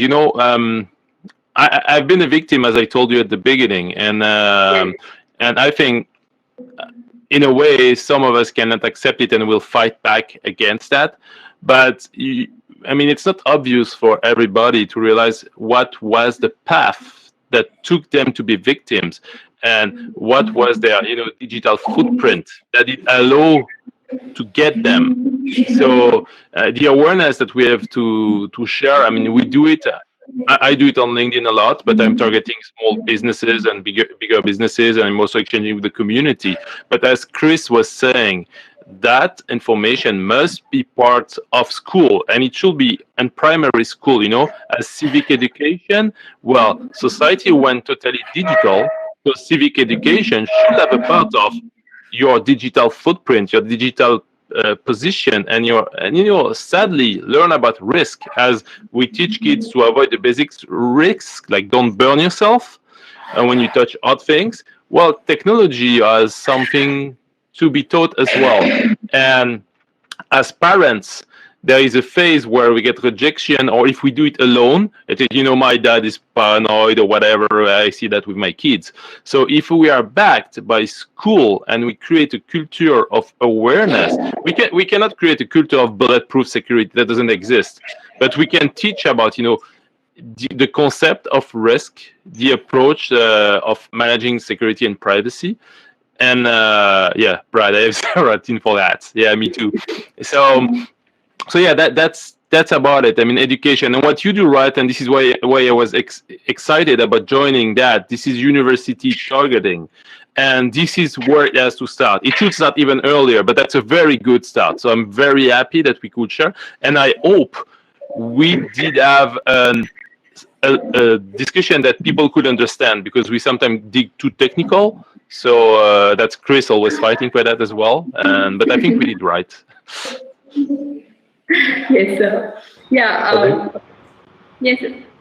I think we did good. I think it was just fantastic. I mean, I put myself in the shoes of somebody who's not in our industry, and I mean, the amount of amazing information that's been imparted here. And Aisha, I mean, from your standpoint, looking after us, moderating us, corralling us, you rock. You're freaking awesome. Thank you for doing this. Thank you so much, sir. It was my pleasure. Thank you. Yeah, Mr. Vijay Kumar, could you also share a few? So when the pandemic started, I realized that people started working from home. On March 15, India was completely locked down. And I saw that as an opportunity to impart awareness, what all of us have been talking about.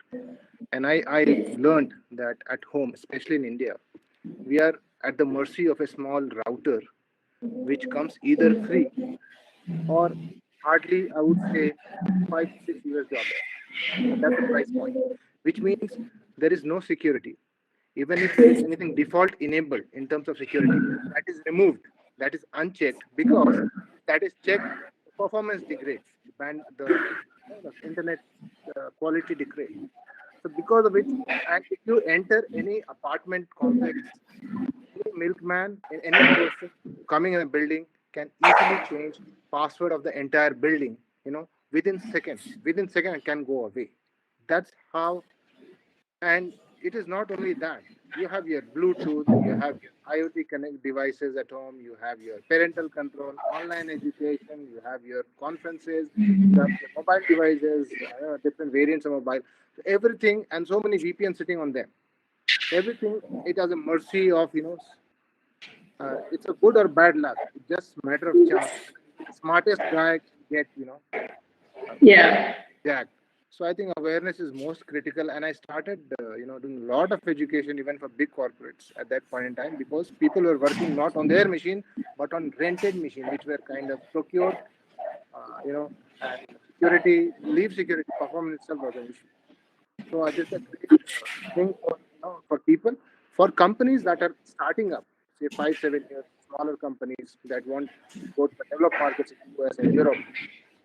So for them, they need to be compliant from various checklists, get customer in those developed markets, because they need to be compliant with standard like ISO. They need to be Yes. compliant with newer standards like your SOC 2 or NIST and several of them, or GDPR. So these are the various things, because they could be a victim tomorrow. Victim could be Yes. an individual, could be a smaller startup who may be having great product, but we make products but we don't care about security to a good extent, because that cost that ability. So from a victim Yes, sir. standpoint, we need to take care of all of that. Thank you so much, gentlemen, Chris, Brad, and Alexander. I enjoyed Thank you so much. It was really, I was enjoying listening to all three of you at 2:30 at night.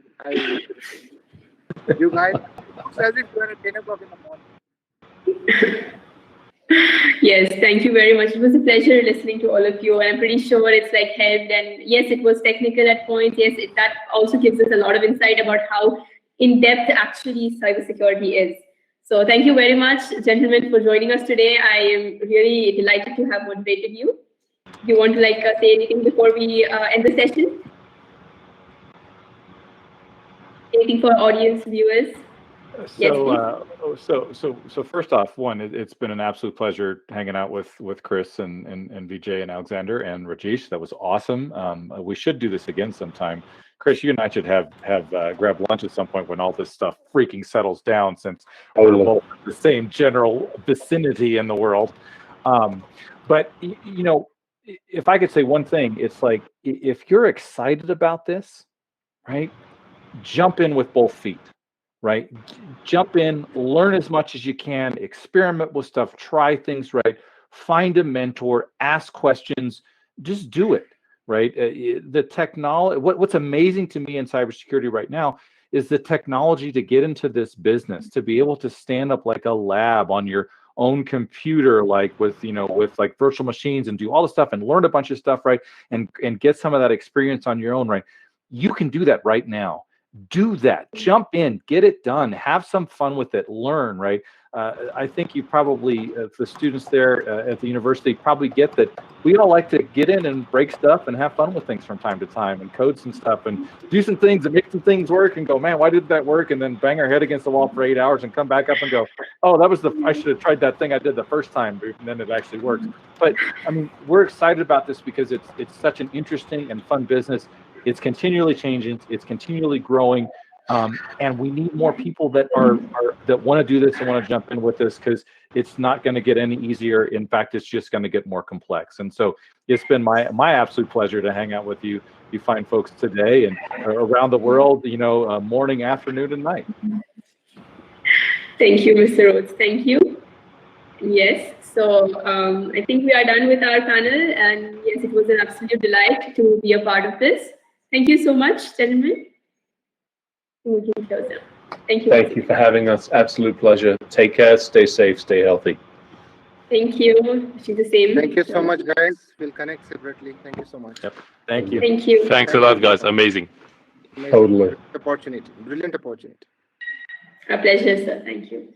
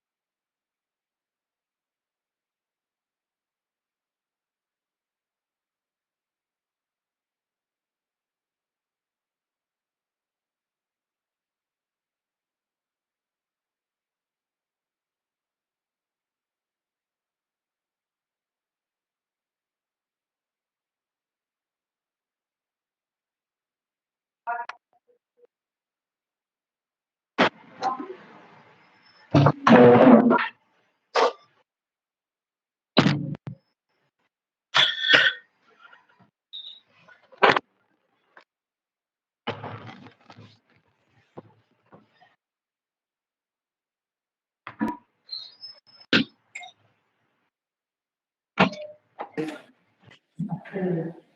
good afternoon, sir.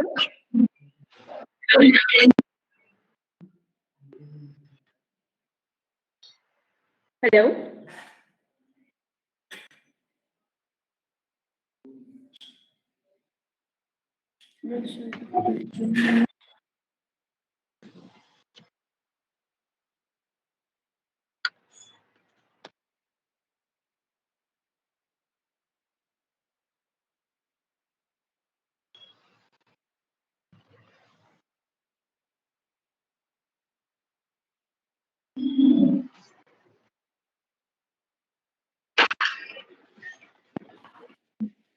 Hello.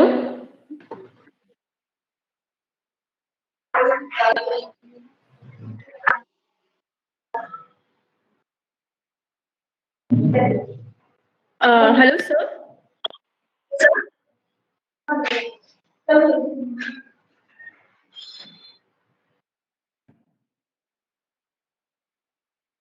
Yeah, can you hear me? Yes, sir, I can hear you. Okay, so I come on Yeah, at 2 good o'clock, afternoon, sir. isn't it? Good afternoon. I am General Chauhan, and Yes, I sir. come on at 2 o'clock, right? Yes, sir. What would be the format of the talk? How would we go about it? Yeah, sure, sir. You can turn your video on. We have.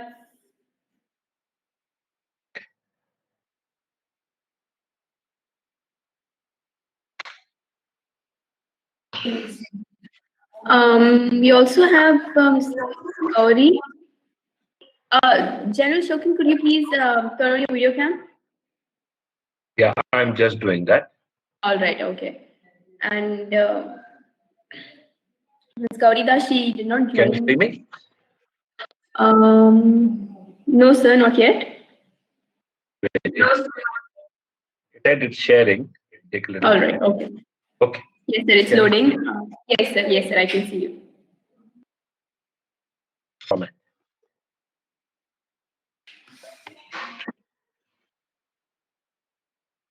Yeah. How will we go about it? Yes, sir. Since it's a keynote session, you've like chosen a topic and you'll be speaking on it, right? So we have a moderator. Your moderator is Zuha. She'll be joining us within half an hour, and then she'll start the session. It's at 2 o'clock, right? So you can join us maybe in half an hour if that's okay with you. Yeah, that's okay with me. Yeah, sure. You don't have any PPTs or anything to share, right? Really? There's no problem. So you will first introduce me. How much time will you take on my introduction? Around 5 to 10 minutes, sir. That would be around 5 to 10 minutes for your introduction. And then we'll hand over the session to you. Okay. After that, you want me to? Yeah. Then I speak for what? 40 minutes? Yes, sir. Around 30 to 40 minutes, you can speak on the topic. And then, yeah, 45 minutes, you can speak on the topic that you'd like to share. And then we'll have the Q&A session for around 10 to 15 minutes. That should cover it up. Okay. Okay. Fine. I'll be ready. Yes. All right. Sure, sir. Great to see you. Great to see you guys. Thank you, sir. All right.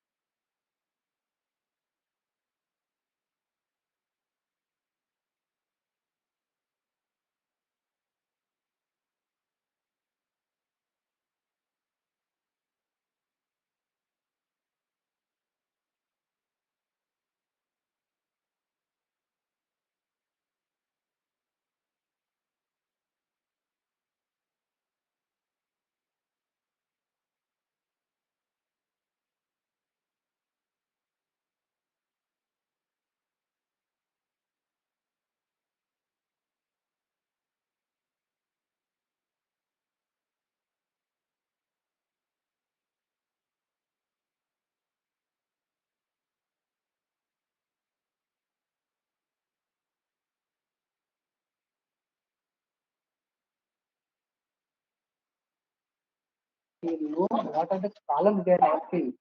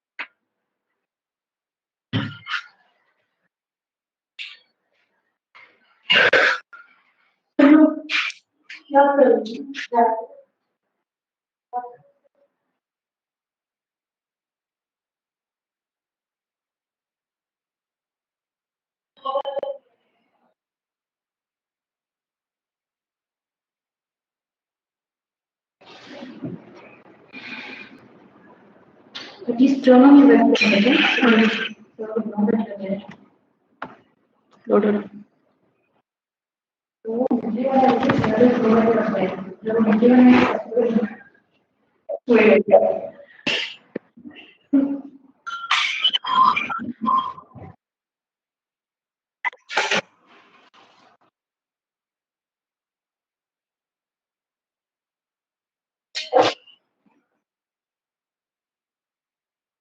Hello, sir. Hi, Zoha. I can see you. Yeah, sir, I'm Aisha. Actually, Zuha will be joining us in 5 minutes. And sharp 2, we can start the session. I'm ready, Zoha. Whenever you tell me. Okay. Okay, sure, sir. Yeah.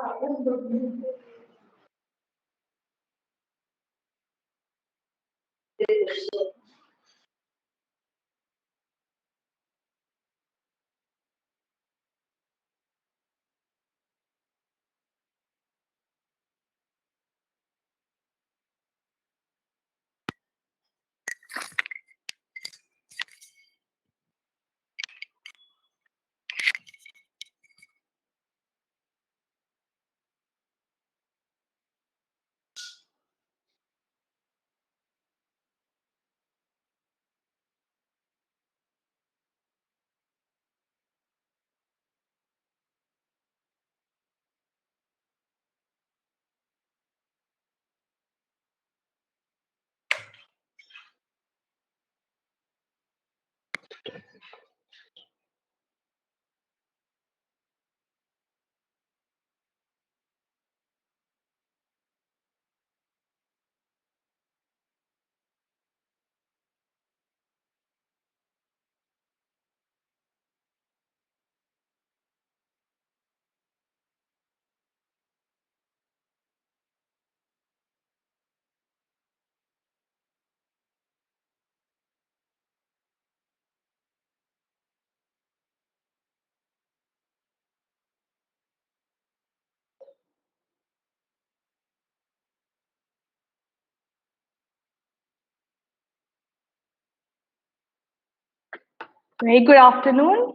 Lieutenant General Shokin Chauhan. Good afternoon to you. How are you? I am great, sir. How are you? It's lovely to I meet am you well. finally like this. Yes, that's right. Thank you for calling me.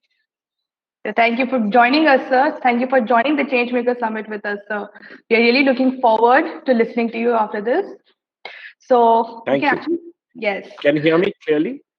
Yes, sir. You are very clear, sir. Yes. I Okay, am tell me Zoha. about Stanley. Yeah, Yes. tell me about Stanley. Yes, sir. So Stanley College of Engineering and Technology for Women, it's a leading institution established in the year 2008, a temple of learning at the heart of the city of Pearls, and it provides easy access to quality technical education to girl students.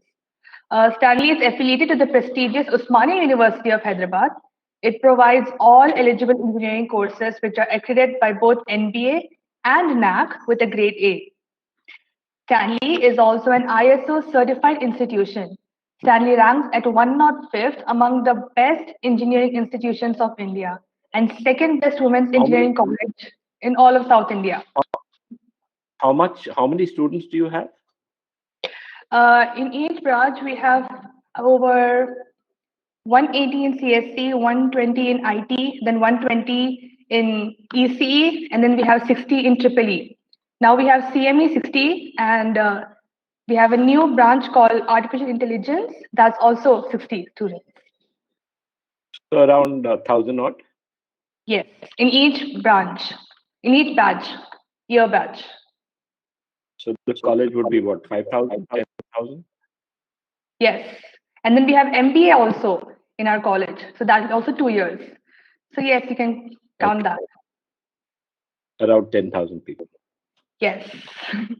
And it's been What's your going on. principal's name? Our principal is Dr. Satya Prasad Lanka Garu. Satya Prasad Lanka. Yes. He's a very dynamic person and is always ready to listen to our ideas or, start anything in this college. He's always ready. And that is why we're able to do so many things in this college with the director, sir, principal, sir, and the management. That's wonderful. Okay, Yeah. I'm ready. We can start. Yes. So we're doing the Changemakers Summit and we have our audience live on the YouTube channel of Stanley Women's College. So let me actually tell them more about you. So I'll read out your profile over here. Lieutenant General Shokin Chauhan. He is one who's joining us for our keynote session today. He was selected to assume the coveted appointment as the chairman of the Ceasefire Monitoring Group in August 2018, post-retirement from the Army in March 2018. Earlier, the general was the Director General of Assam Rifles, India's oldest and largest paramilitary force. As the chairman Ceasefire Monitoring Group, the general is chartered to ensure that the multifarious insurgent groups engaged in insurgency in the northeast over the last 70 years, Paulo laid down ground rules and ensured that peace prevails within the northeast of India. Recently, he successfully negotiated an extension of the lapsed ceasefire with all the Naga insurgent groups. Lieutenant General Shokin Chauhan is an alumnus of St. Columba's High School, New Delhi, the National Defense Academy, Defense Services Staff College, the Army War College, and the prestigious National Defense College. The general was commissioned into the Indian Army, 11 Gorkha Rifles, in December 1979. Prior to his appointment as the DGAR, the general has commanded one corps, Indian Army's oldest and largest strike corps, the 8th Mountain Division in Western Ladakh, and 70 Mountain Brigade both in Shopian in South Kashmir and in Eastern Ladakh. The general also has vast experience in the conduct of counter-terrorist operations both in the Kashmir Valley and the Northeast. The general is an outstanding scholar general with proven track record. He has vast experience at apex level, having served in both the Ministry of Defense and the Ministry of Home in fields of defense, counter-insurgency, counter-terrorism, and border guarding and human resource management. He also has vast experience in military diplomacy since he was the defense attaché in an Indian embassy in Nepal for 3.5 years, which is in 2004 to 2007. In addition, General, he has vast experience in peacekeeping operations, perspective planning, and capability building at the apex level. The General has been awarded 5 presidential awards, which include the prestigious Param Vishisht Seva Medal. Honestly, even reading this profile is such an honor for me, sir. So we're really looking forward to you speaking after this. He today, Lieutenant Shokin Chauhan, he's a veteran soldier, and he's going to speak on mainstreaming India's Northeast and why we must act towards East. General, sir? Yeah. Yes. So, Principal Lanka and teachers and instructors and students of the Stanley College. I was yesterday when you sent me the link to Stanley College, I was reading all about it, and I saw a short 10-minute clip on your college, wherein you took me to your principal's office. You showed me around the college, and I'm so happy to be with you all. I love being with young people, love talking to young people, love discussing with young people, because since you're the future of our country, it's very important that you understand that a country like ours is a single entity, and we are one nation but several people.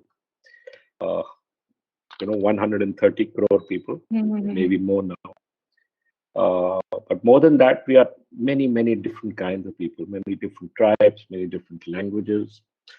And as you cross from Kashmir to Kanyakumari, and as you read out my biodata or my CV, call it whatever, my achievements, you'd realize that I've served from Kashmir to Kanyakumari. I have been everywhere. Yes. Right? Let me just demystify a few issues that Zuha spoke about. Firstly, why was I the chairman of the ceasefire monitoring group? What does ceasefire mean? Is there a war on? Is there something on in the Northeast?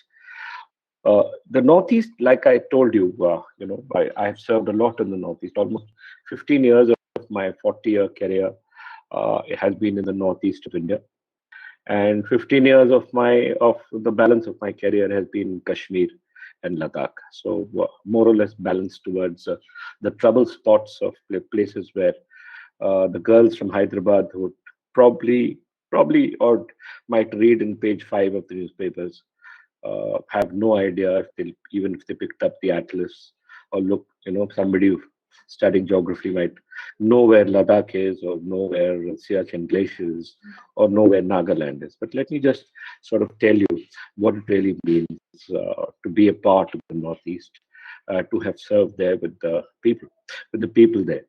Firstly, the northeast of India consists of 8 states of our union. That's a large amount from our union. And since it's not a dialogue, otherwise I would have stopped here and asked somebody the 8 states. But let me tell you about the 8 states. Starting from the top, that is Arunachal Pradesh, and you are connected to Nagaland at one side and Assam from the other side. And Nagaland is then connected to Manipur.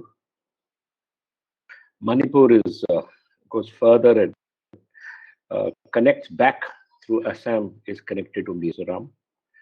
As you come down, Assam is then connected also to Tripura. And then you go further down and you are connected to the beautiful land of Sikkim. So it has 8 states: Arunachal, Assam, Manipur, Meghalaya, Mizoram, Nagaland, Sikkim, and Tripura. Each state is absolute different microasm of tribes, and even in a small state like Nagaland, which has a total population of 2.3 million, I think Hyderabad would have more people than the state of Nagaland. You have 16 tribes, all of whom speak different languages. Probably try and worship the same God, but definitely speak different languages, have different colors, wear each of these colors very proudly on themselves, have different customs, and more or less think of themselves as their tribal name first. So when you look at the Northeast, you look at a very different sort of people. None of us know what they're like. And after we look at the map and we say, okay, this is India, it doesn't seem very big, but it is very, very large. We must also know that the Northeast connects with a number of international countries like Nagaland and Manipur and Arunachal connect with the country of Myanmar, or used to be known as Burma in the earlier stages. Arunachal also connects with Tibet, which has now been annexed by China. And as you come downwards, you find Meghalaya is connected to Bangladesh, right?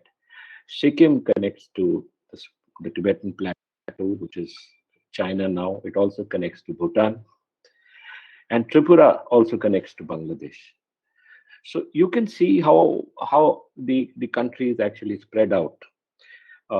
We have vast borders, vast international borders with countries which are poorer than us, where unfortunately their standard of living is not the same as ours and is much less than ours.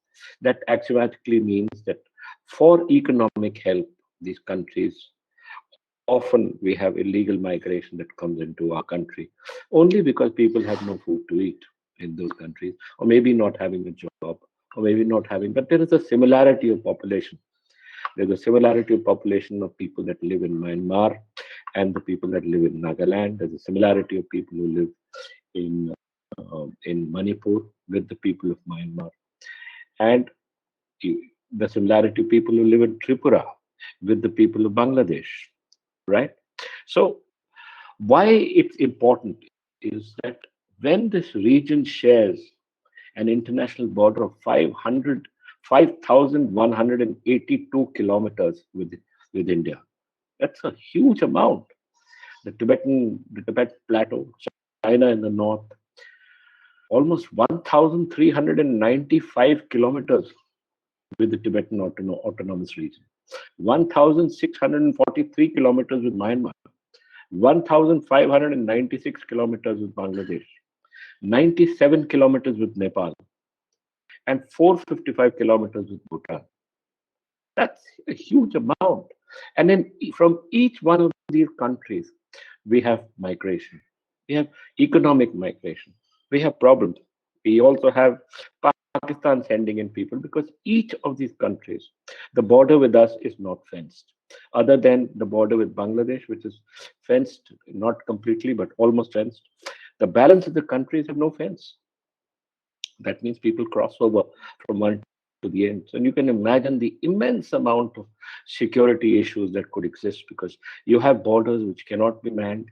which cannot be protected, where the population is similar, but at the same time can be used by our enemies to send in people to create a problem in our country. So, can you hear me, Zua? Zua, can you hear me? Hello? I can't hear you. Can you hear me? Yes, sir. I'm fine. I was just Okay. listening to you. Yes. Okay. So the total population of Northeast of India, how much do you think would it be? Out of 130 odd crores in the population, that is the population of India, the total population would be just about 46 million people, right? That, and 68% of these people live in the state of Assam. That means 32% of the balance live in the other 7 states. You can imagine how low that population level is and why we don't know anything about it. But yet they are an important, extremely strategic part of India. And we cannot reach out to Myanmar, we cannot reach out to Nepal, we cannot reach out to Tibet or China without going through the Northeast. And if you were to take a road, to take a car and travel to Myanmar, where you go first to the state of Manipur and then you get inside Myanmar, go on to Rangoon, Burma, and from there you go to Laos, and from Laos you reach Thailand. That means you are connected to Southeast Asia through the northeast of India. If you were to take a flight from Guwahati, the traveling time to Bangkok in Thailand is just 1 hour 20 minutes by air. But if you were to take a flight from Bombay or Delhi, or Mumbai or Delhi, or even Calcutta, the flying time is 6 to 7 hours. So you can imagine it's a huge logistical difference. And imagine if trade was carried out by road from Thailand to Laos, from Laos to Burma, and from Burma into the India's northeast. How easy it would be to share our goods and share people. So the first issue that I want to tell you about is that when you talk of Northeast India, you talk of a lot of different tribes, a lot of different cultures, a lot of different languages, a lot of different colors. But you talk of people who are Indian in their attitude. And I'm not sure how many people from the Northeast, the girls from Stanley College in Hyderabad have met. But they are some of the most wonderful, generous people that I have ever met. Now, let me talk about why was there a need for an office like mine, the chairman of the Ceasefire Monitoring Group. From 1947, when we got independence, certain tribes of Nagaland, or almost all the tribes of Nagaland, decided that they would not join the Union of India. And they went to the British and said, look, we are not Indians. We were never Indians. We don't want to be a part of India. But since the British were leaving, this was left to the government, the Union of India, to decide how they would best integrate their people. So we told them, and we signed an agreement with them that, look, stay with us for 10 years. And if you like being a part of us, you can stay on. That was the Haidari. He was the governor of Assam. At that time, Assam covered the entire Northeast. And so he said, this was the agreement that we signed with them then. However, after 10 years, since it became extremely difficult for the government of, for the Union of India to stay intact as a country, otherwise we'd be swallowed up by our enemies, we decided that we would not give anyone the permission to break up our country. We went back to the Nagas and we said, look, we want you to be a part of India. We're afraid this part cannot be negotiated. So from 1956, 57, 58 onwards, we've been having an armed insurrection in Nagaland. And finally, in 1975, we signed a peace agreement with them. It was called the Shillong Accord. This was, I think, August, September 1975, wherein we decided that wherein it was decided that we would have peace between the warring Naga tribes and us. And that peace agreement for a while stood. However, once again it broke. And out of the groups that broke was one group called the Naga Socialist Council of Nagaland. It was led by a Tangkhul Naga. Tangkhul is a tribe in Manipur called Mr. Muiwa. And we discussed this with Mr. Muiwa, and Mr. Muiwa broke away from the accord and decided that he would carry on with the armed instruction. So war started again, or insurgency started again. The Indian Army had to get involved again to bring the system back. And here during this time, we had China helping out these insurgents, giving them arms, giving them training. And that unfortunately allowed this insurgency to carry on for a longer period of time. I have been involved in this insurgency for a long time. I've been there since 1988 was the first time that I was posted there. You know, most of you were not even thought of, forget about being born. But I fought the insurgents from 1988 onwards, and I realized at that time that these were wonderful people. They had a big heart. They were not really wanting to fight us. They had a wrong idea about what we were like. And it's taken us a long time to convince them that we are not bad people, that belonging to us is a good deal, and that a small tribe in a small obscure corner of the world has actually no hope to survive in this larger world of ours, where force is often the arbiter of all decisions. So in 1998, we finally got these tribes to an agreement. I was there in Nagaland again. And I was a young officer then in 1998, much younger than I am now.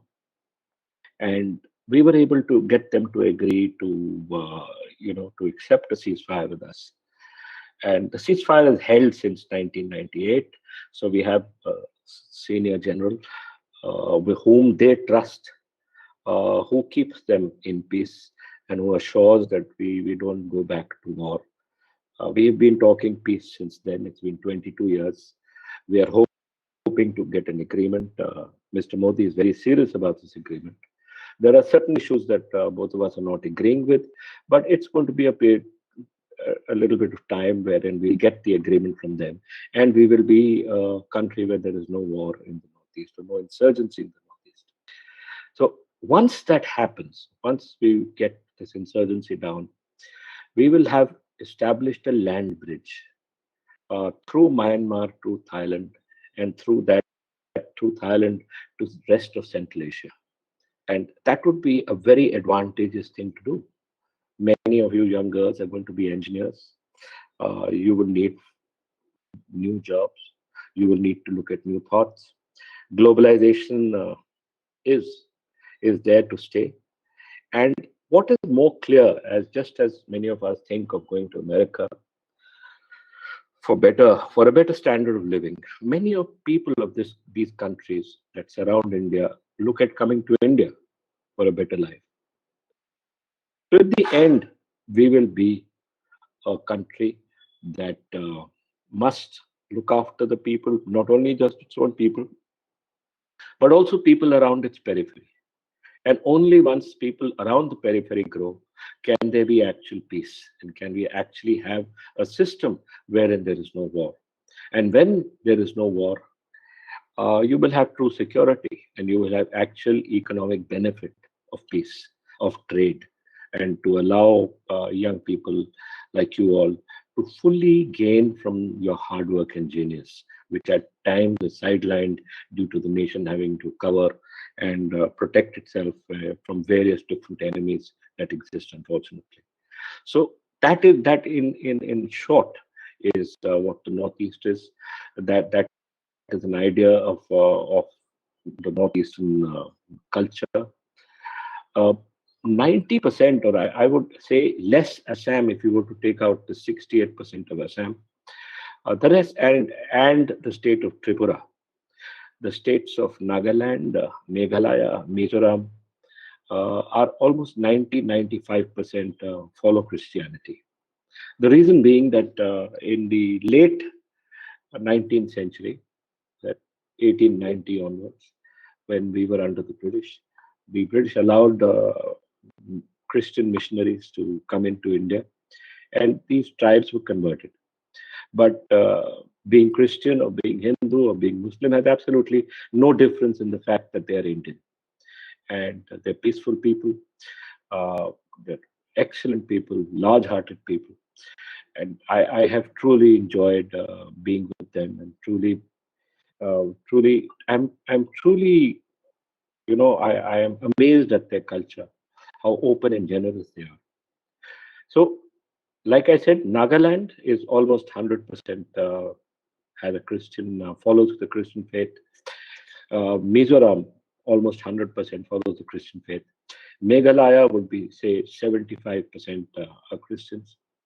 Tripura, you have a mix between the Bengalis who came in from Bangladesh after East Bengal or East Pakistan became Bangladesh. Or I'd say just before it became, the Pakistanis started a genocide in Bangladesh.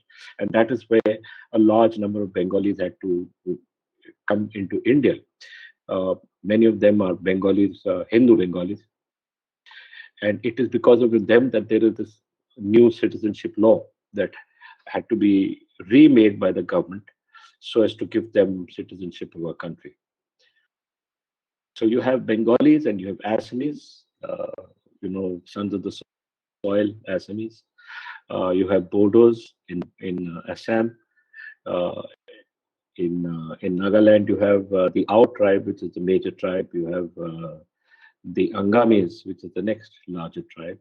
And then you have smaller tribes like Semas, you have Yimchungas, you have Changs, and a whole lot of tribes which actually make no sense to you. Similarly, in Meghalaya, you have the main population is led by in Mizoram, you have the Chin tribe, which is similar to the tribe that is there in Myanmar. And each tribe, like I said, has a different culture, has a different, and they wear their culture. Like the Ao colors would be the red and black. The Tangkhul colors would be red and gray. And each tribe, when they wear their shawl, you can make out from the shawl that he's wearing or she's wearing that which tribe they belong to. They have different songs. They're very proud of their culture. They're extremely proud. And they're also extremely clear that it is freedom and cultural independence is important to them. And that's why I feel that whenever we deal with people, we must deal with them with an open heart and give them an option, of running their own life. There's some disturbance, Zuha. Yes, we're just adjusting that. I'm so sorry about that.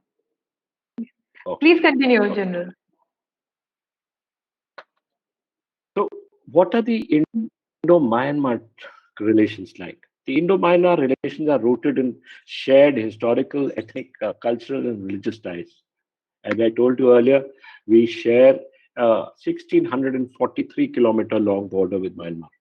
This is with the states of Nagaland, Manipur, Mizoram, and this is with the Myanmar Sagaing region and the Chin state, which has a similarity of population.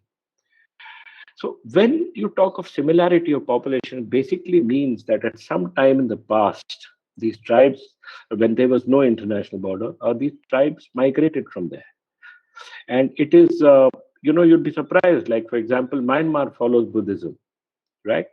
Buddhism could only have gone from India. And adjoining Myanmar is the state of Laos. It's the state of Cambodia and the state of Vietnam and then the state of Thailand, where once again they are Buddhists. So this transmigration of religion, of culture has gone from India, which has been a major country in the past. All of them are connected to us through Buddha. And since the birthplace of Buddha is a small little place called Lunding, which is now in Nepal, on the Gorakhpur-Nepal border, Lumbini. But where Buddha got enlightenment is at a place called Gaya. So when you go to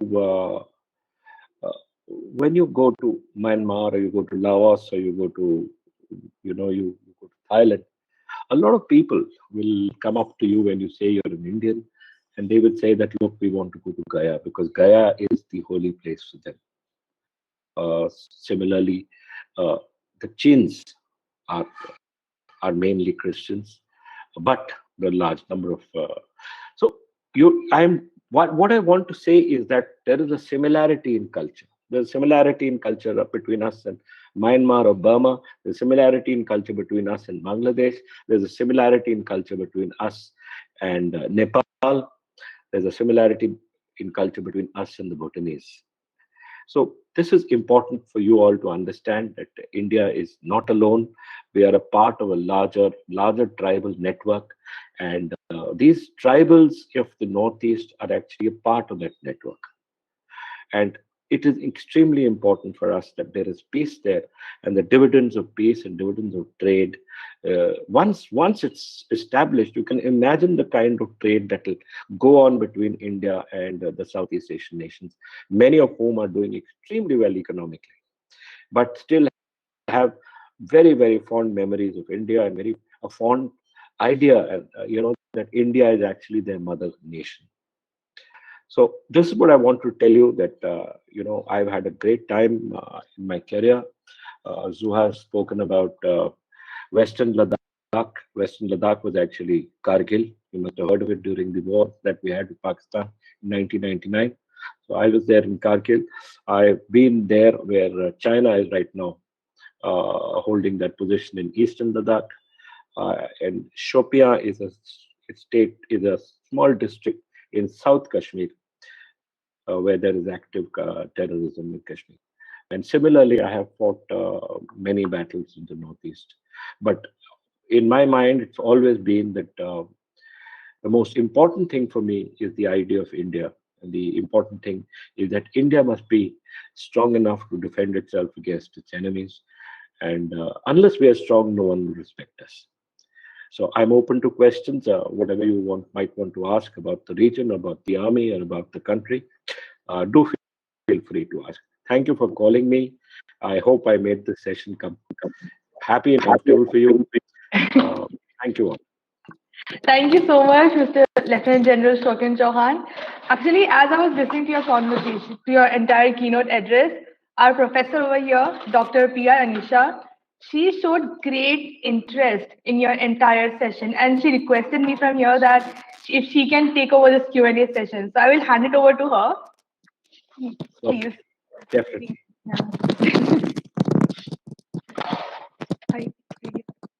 It's okay, I can handle it.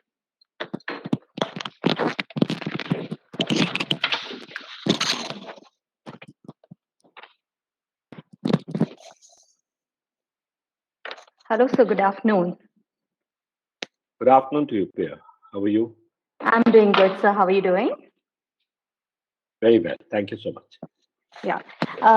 So, sir, it was a pleasure listening to you firstly because, yes, we had this summit wherein we had a lot of technical talks going on. But at some way or the other, there should be a ground where this young generation should know what their nation is all about. So yeah, and we really feel privileged to have you because all this time, what this generation has in their mind is always about the northwestern part of the country. Very less knowledge about the northeast. And that's right. Yes. Right. So, and having this northeastern part that has come into limelight only after the China intrusion that took place some 6 or 7 months behind. That's right. Yes.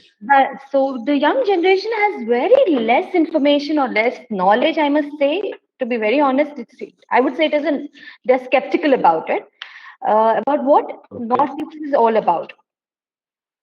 Because we wonder sometimes that do this generation really know what is East Pakistan and West Pakistan, because they only know Pakistan. That's right. Yeah. Right. So, sir, my question to you is, as you just mentioned, that at some point, once we come across this treaties between the countries with whom we are sharing our borders, once we have any treaty, we might come to a day where there would be a no war zone. Yes. Right. But then we are sharing our borders with such countries where expecting a treaty to happen also is in the cloud. So anything that you would That's like to right. share, sir, so anything that you would like to share, like how really would we come out of it? I mean, do we really get that chance that we would really come out of it, or are we going to continue? This generation is going to continue seeing such wars or intrusions in near future too. See, the issue about the history is when you read it, you realize that history is often repeated. And those who forget history are condemned to relive it. We must never forget that the history of mankind is the history of wars. It is the history of conquest. And man by nature is a person, is, tribes by nature try and dominate the other tribes. The larger tribes become larger and larger because it's there in our culture.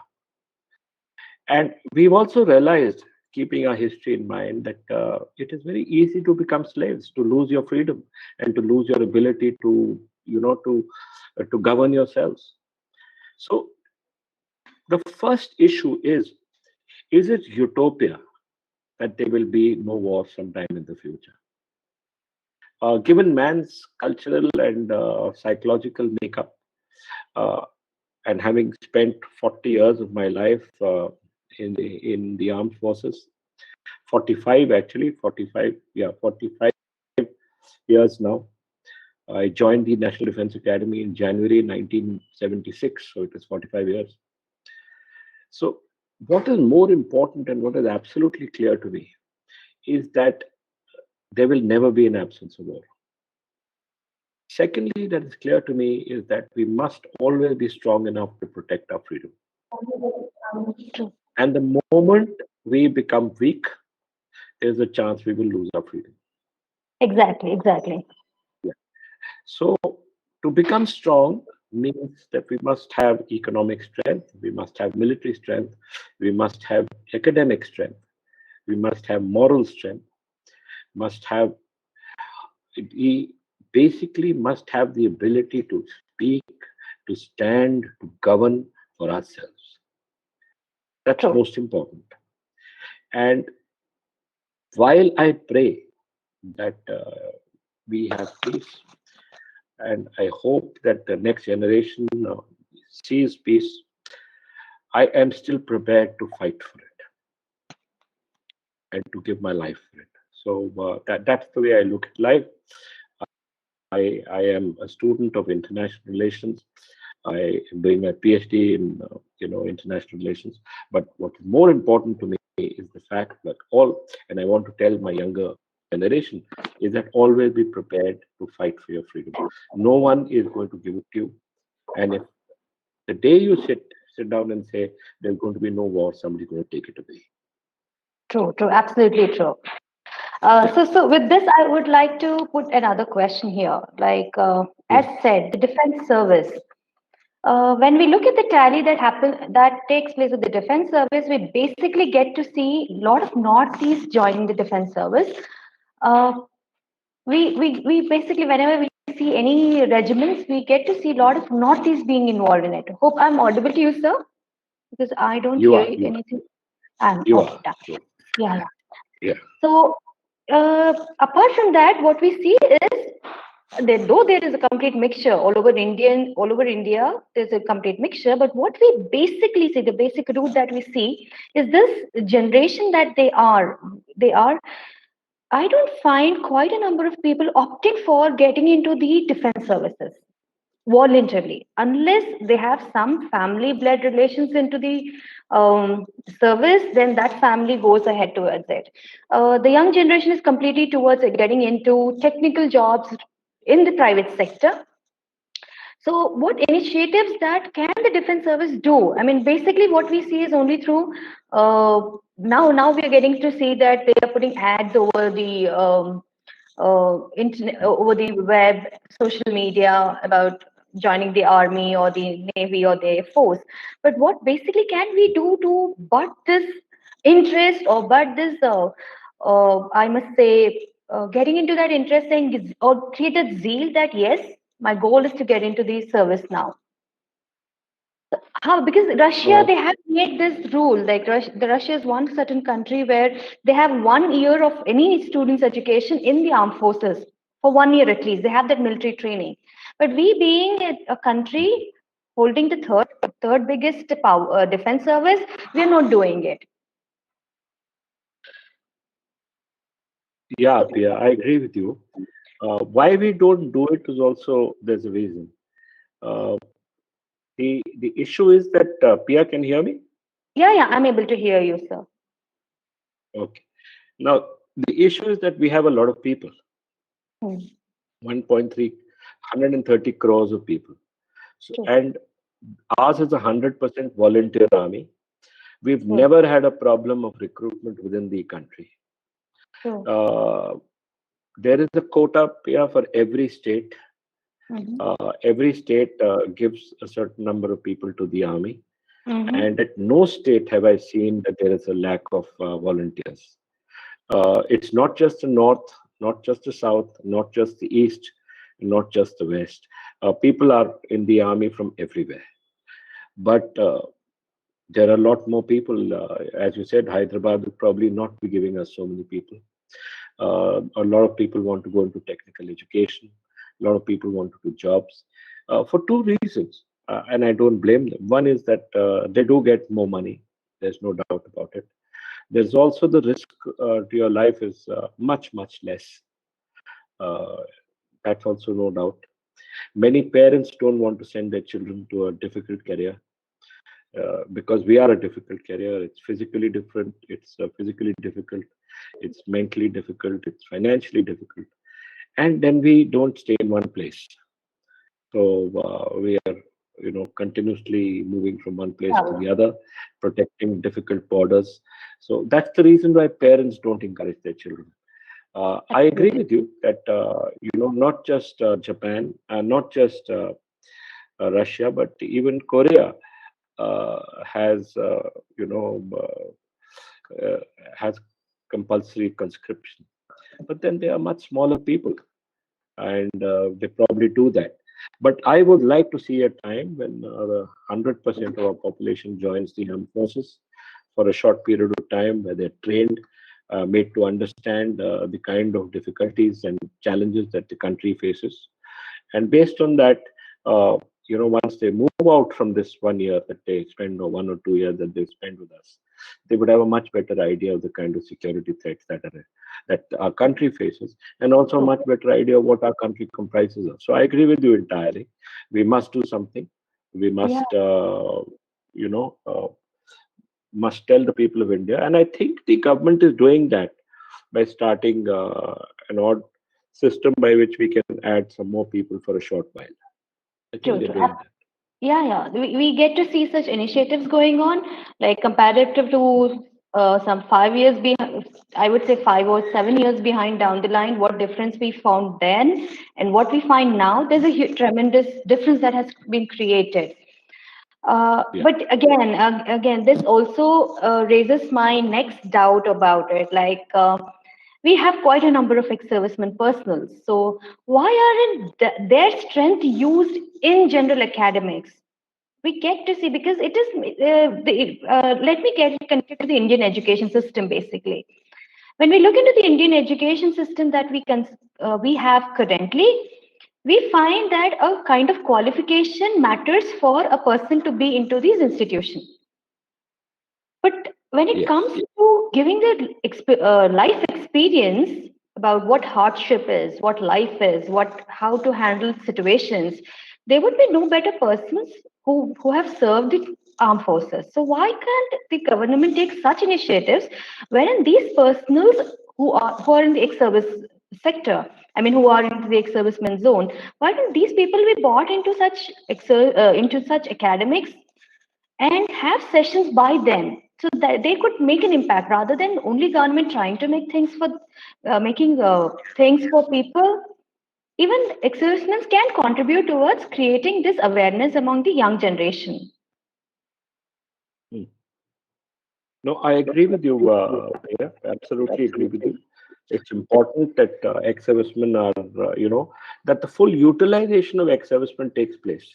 It's not just in the field of academic, but in every field. After all, I don't know if you're aware that a soldier, he joins the Indian Army at 18 years of age, Correct. and his full color service is just 15 plus 2, that is 17 years. That means by 35 years of age, he has finished his responsibility and he starts earning a pension.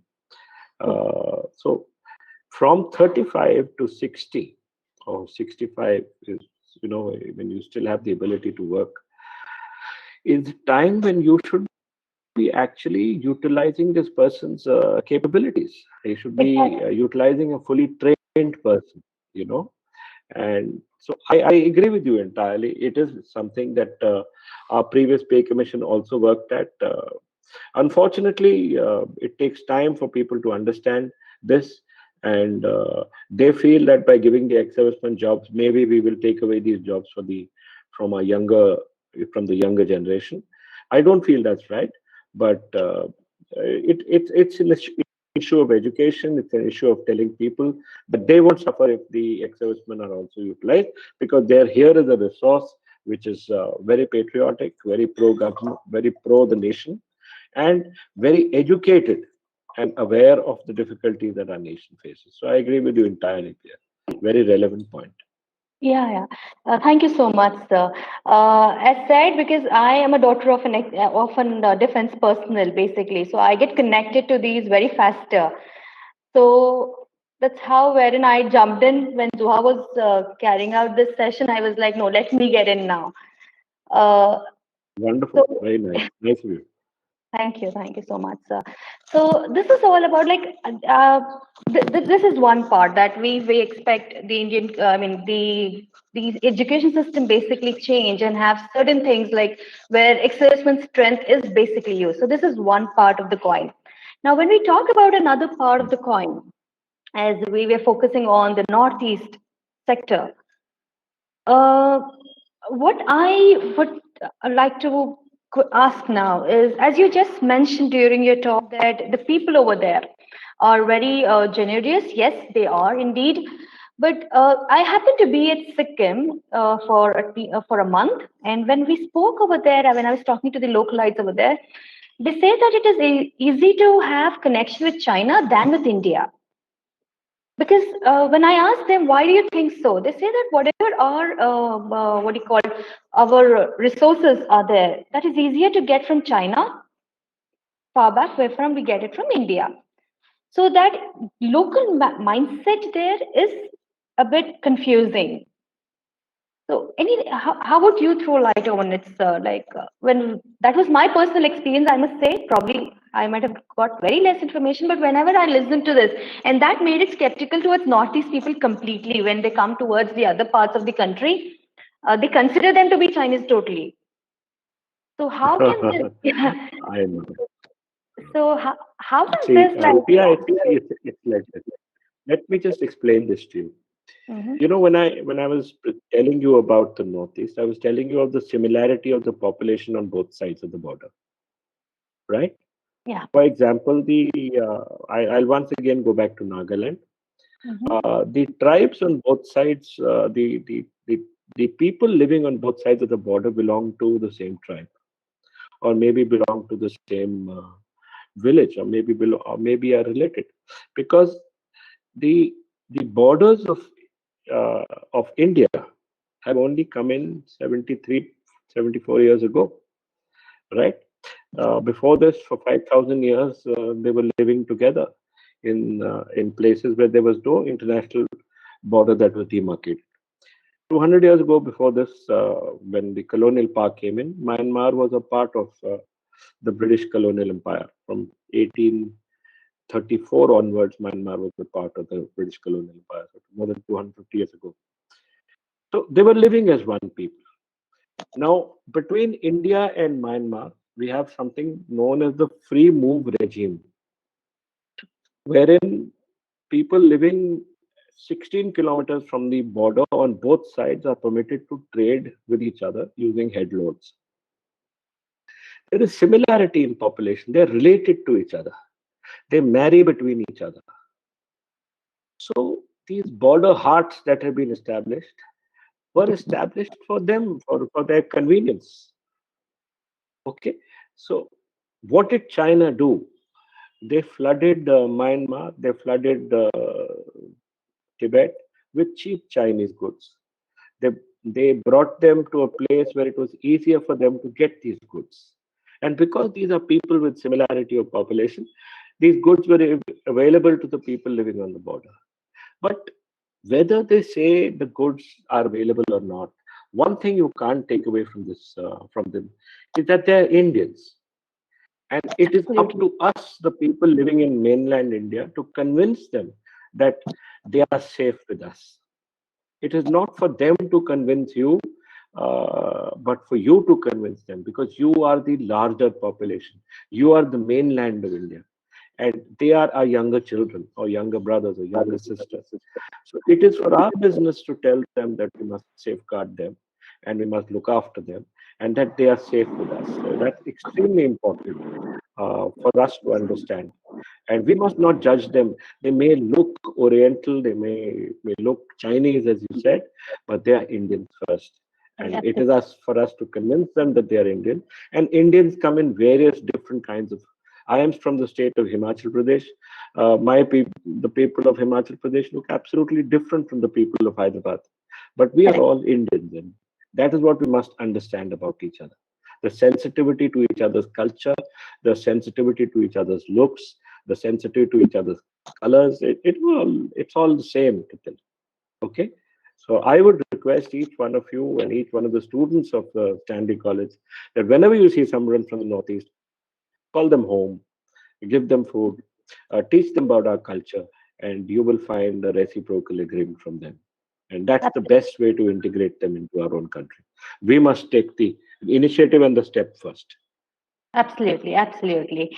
So with the last question for you, like now this is something where this is where I would like to the young generation to know, myself also to know about it.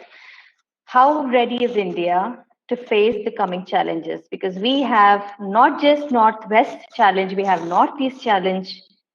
Though we have strengthened our army, defense services is strengthened within the present government.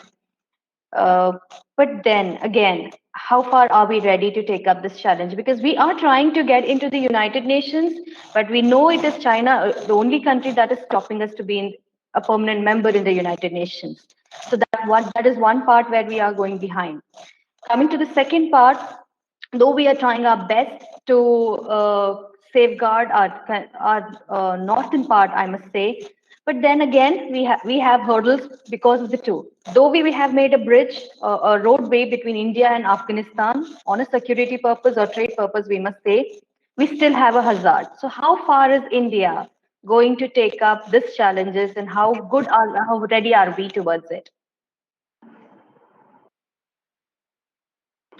As far as readiness goes, the Indian Army can take on any challenge. There's nothing that the country should worry about. Absolutely none. This is not 1962. We are a modern army. We are fully trained. We have all the equipment and the capability to make sure that China or Pakistan, or both China and Pakistan, will not be able to come into India. That you should have no doubt about it. And it is not just under the government of Mr. Modi, but all the governments. We have the Indian Army has been strengthening itself from 1965 onwards, or 63 onwards, when we lost the first border war to China. After that, we have not looked back. So there's no question of us being weak here. That's the first issue. The second issue is preparation is an ongoing process. What we are today, will be better off tomorrow, will be better off after that. The idea is that for the younger generation, I must tell them that they have a very big role to play here.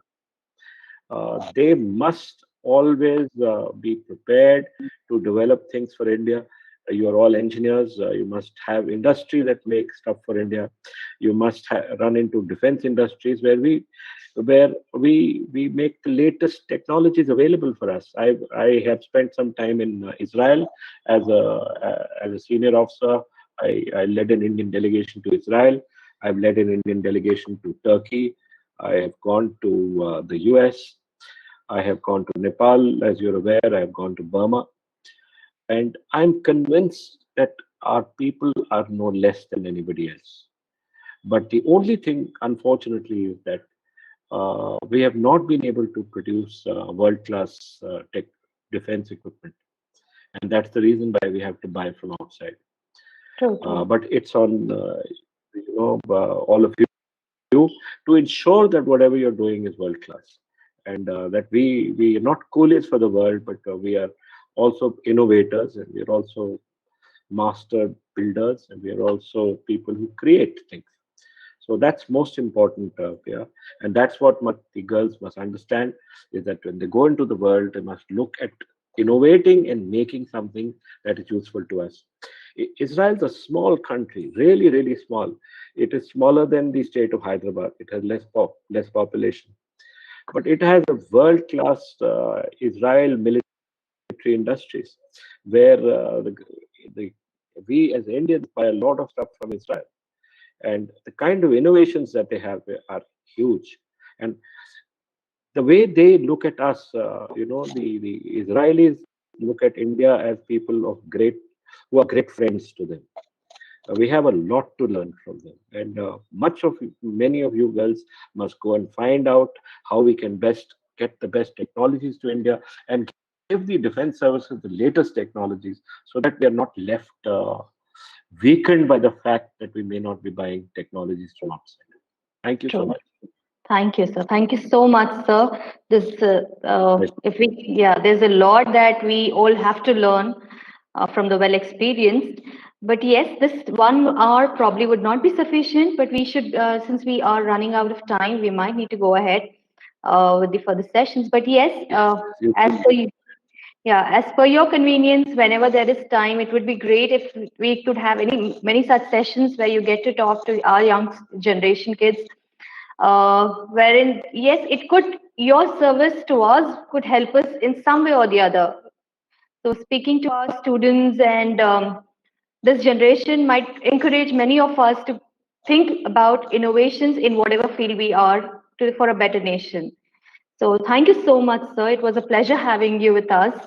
And we also thank you on behalf of our management, our principal, for accepting our invitation and sparing your time with all of us. Thank you. Thank you so much. And take care, and God bless you all. Bye. Thank you so much, sir. Thank you. Thanks a lot.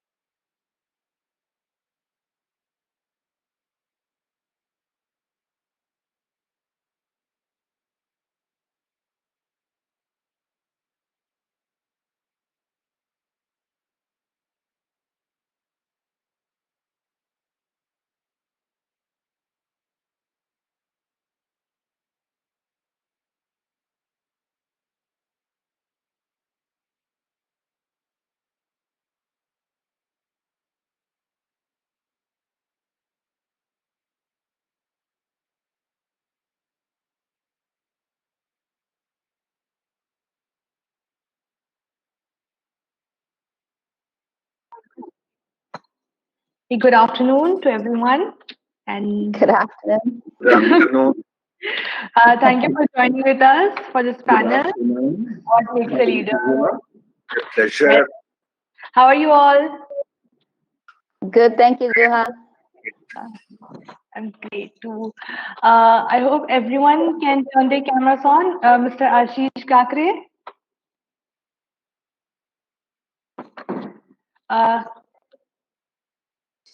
Thank you everyone for joining with us, especially in your busy schedules like this.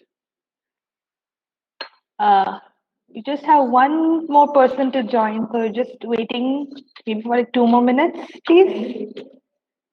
Hi, Juha. Hi, Ashish. Hi, everyone. Hi, Gauri. Hi, Miss Gauri. How are you? I'm good. Thank you. Okay. Just 2 more minutes, please.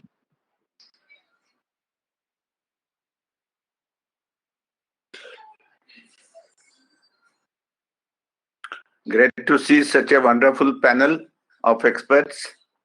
Yeah, good to meet you all, by the way. I know we're all in different countries.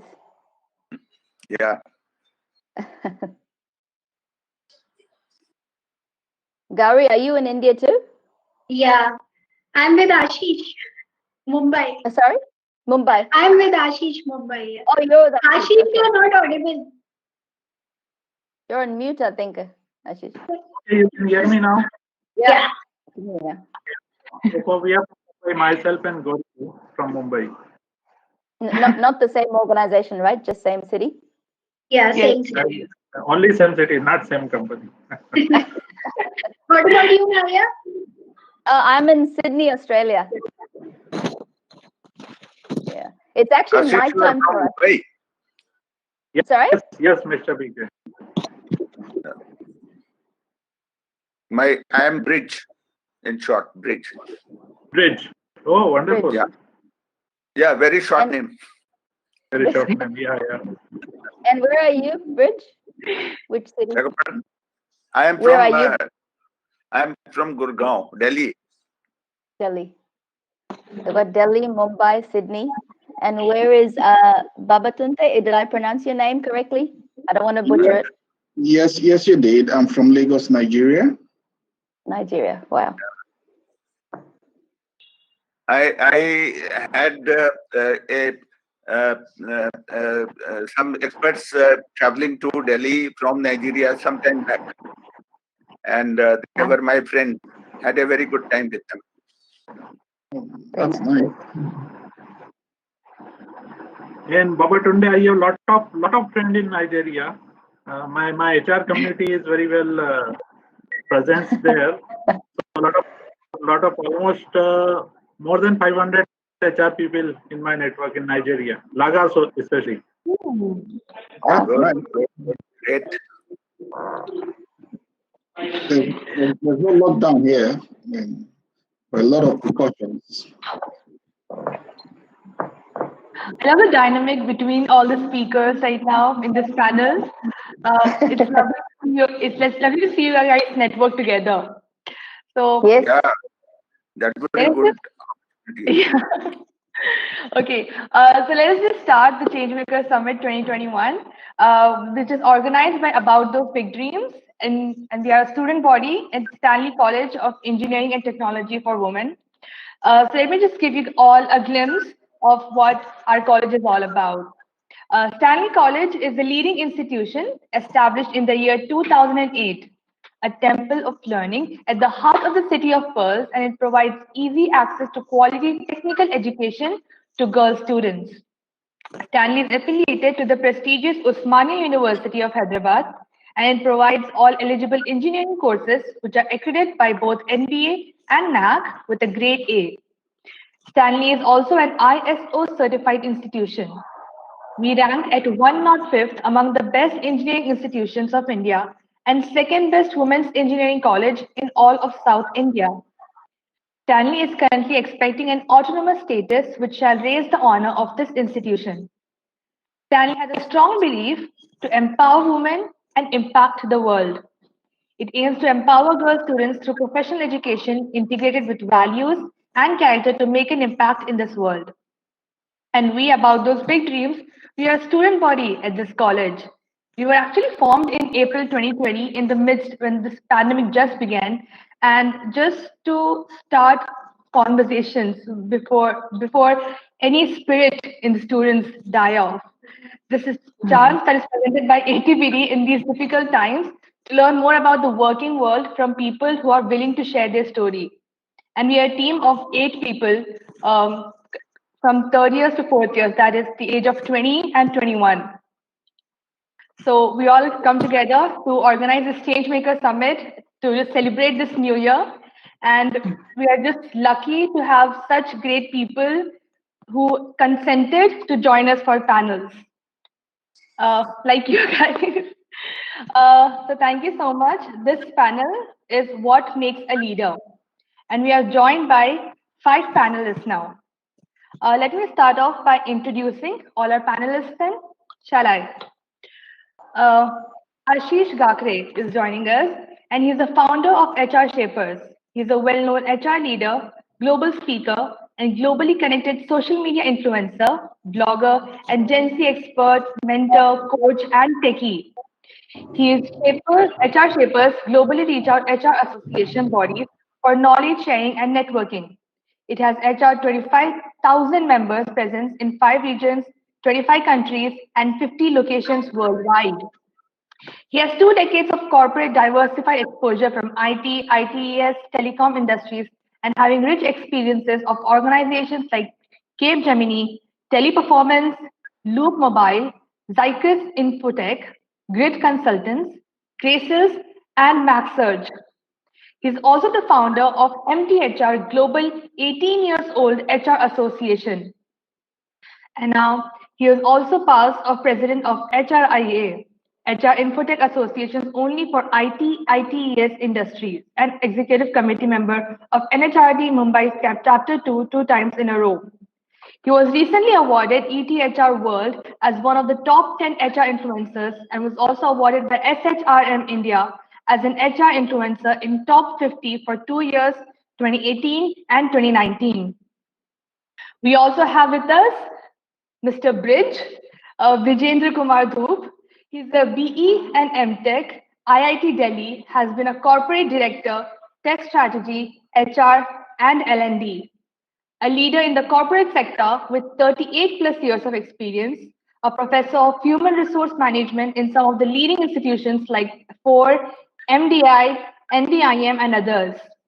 A leadership consultant and assessor with KPMG, Lee Hecht Harrison, Thomas Associates, and Global MGT Experts, a division of Midas Consulting USA. He's a recipient of National Award as Best Professor and Trainer from Headlines Today, Startup Industry Groups, World HRD Congress, and World CSR Day Behavioral Training has been his forte, which has been pursuing since 1996 and has handled trainings for more than 100 corporates within India and abroad. He has won laurels of leadership training from Confederation of Indian Industry, NBTI, and others. He has also ventured into life coaching and career counseling. He has been able to coach some of the top leaders from corporate sector. Recently, he has also received a very prestigious Indian Achievers Award for excellence in human resource management leadership assessments for top management levels like DGM, GM, Executive Director, and like that before promoting them. Putting his experience with KPMG, Lee Hecht Harrison, Thomas Assessments, and has done assessments for more than 5,000 top leaders from organizations like ONGC, NTPC, IOCL, Maruti, and such companies like Pfizer, Renault, Jindal Steel, and Power, HAL Oil, Power Grid, HPCL, 3S, and the list just goes on. We also have with us Dr. Babatunde Obrima. He's the Chief Operating Officer of FinTech Association of Nigeria. He's a multi-skilled individual with working experiences spanning the banking sector, non-bank financial service sector, financial consulting services, project management, and public sector. Dr. Obrima has a professional career commenced at First Bank Nigeria PLC and worked in various banks during his banking career. He served as an alternate board member on the board of Value Card Limited, now Unified Payments BIC, from 2004 to 2005. He was the managing director, CEO of ELBI Integrated Resources Limited, a consulting firm that provided advisory to real estate developers. His public sector experience was with Nirsal PLC, a fully owned subsidiary of the Central Bank of Nigeria, focused on de-risking and facilitating funding to agricultural value chains. He has certificates in project management, PMP, and Prince2. He has attended various international and local courses on artificial intelligence, creative thinking, international trade, leadership, marketing, PPP, and other soft skills courses. He is a member of Project Management Institute, Nigeria Institute of Management, and Chartered Institute of Bankers of Nigeria, amongst others. We also have with us our fourth panelist, Ms. Gauri Das. She's a senior HR leader who is passionate about talent management and development. She possesses 14 plus years of experience in all gamut of HR management and has been part of diverse industries like the NBFC, financial services, and FMCG, education, and such. Her strengths include strategic HR, building up the right culture, developing high-performance teams, supporting and empowering leaders to drive performance, improve employee engagement, and experience. She holds double masters in HR management and psychology and a bachelor's in computer engineering. She's a certified rewards and NLP professional and also holds OD certifications from Tata Institute of Social Sciences. She has been recognized as HR 100 under 40 and top HR minds in India, WICA Luminary Growth TAPI, and Economic Times Young HR Leader. She is passionate about women empowerment and is leading in circle called Leaders Lifting Leaders. Besides this, she is also a core committee member for LinkedIn Local Navi Mumbai. Then we have our panelist, Maria Padisetti. She is a CEO of multi-award-winning businesses and finalist in the entrepreneur category in the Australian AR and Women in ICT Awards. AI and Women in ICT Awards provides a program that promotes and recognizes the professional achievements of female talent in the Australian technology sector. Maria is a mentor, speaker, and business transformation expert who specializes in helping transform businesses through technology. She is the co-founder of Digital Armor and has been helping impact companies of all sizes since 2002. Maria started her career as an electrical and electronics engineer for the #1 consulting firm in New Zealand. She won multiple awards at school and university and is a mentor to many in STEM. She is compulsive speaker at Fora and has spoken at CBIT, WCEI, universities and schools, AIIA events, and many more such. It's such a pleasure and honor to be reading your profiles and welcoming you all to this panel of what makes a leader. So thank you all so much. I believe we need some more speakers to share their cameras. Yes, thank you so much for joining us, please. And all of you, yes, perfect. We have our panelist who has joined us for this panel, What Makes a Leader? And this is the topic that many people believe is just casual, but then we don't realize that it's the most important thing that a person should know and should study about actually. And that is what we are here to talk about in this panel. So I think we should go and just share around our opinions on the panel, because this is a panel that many of you actually just chose on the first go when we asked which panel you'd like to join. This is the first panel that many of you actually chose.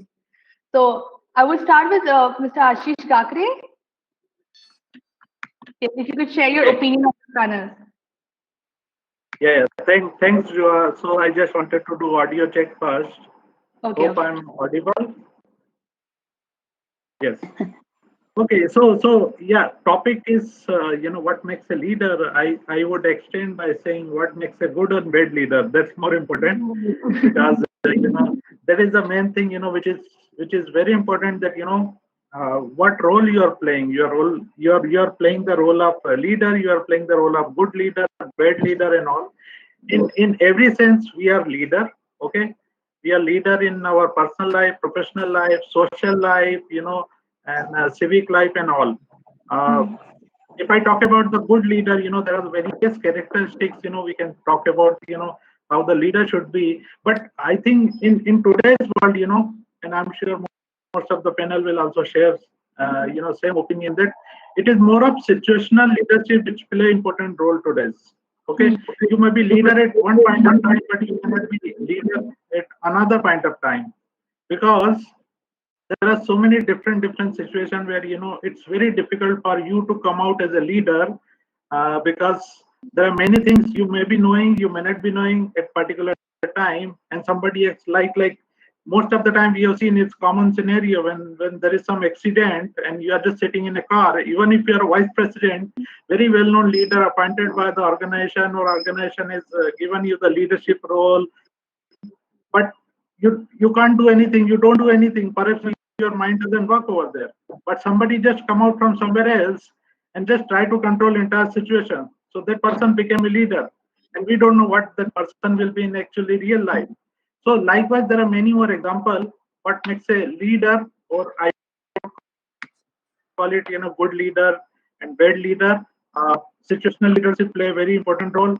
We are all leader at the particular time. You're leader with your family, you're leader for your parents, you're leader for your all the relative in the societies, and you're leader in the organization for your team, stakeholder, managers, customer, and client, and everything. Clear vision, direction, how good you are into interpersonal skills. We talk about like in terms of COVID, we have seen most of the leadership which is being failed. Okay, so can we really see okay, you're good leader, bad leader? Most of the companies, either they never assume, or even they were not able to actually act or react in this kind of situation as a leadership companies, right? So it's very difficult to assume some point of time, okay, can I really play a very important role every point of time? I'm not sure. I mean, let's hear from others, because since it is kind of opening remark we are doing. Thank you so much.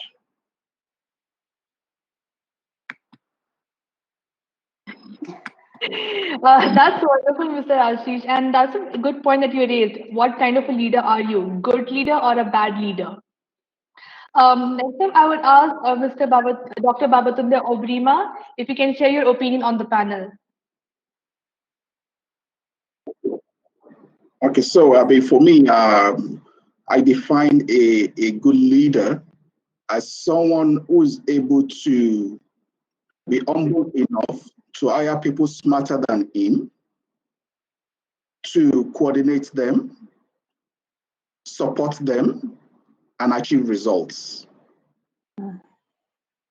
Because for a leader, the ultimate thing is being effective and delivering results. How do you do that? You need to be, if you look at the world today, there's a word that keeps coming out about leadership now, empathy. Leaders with empathy seems to be the best set of leaders. So being able to put yourself in other people's shoes, develop them, support them, and then deliver results. For me, that's just what makes a leader.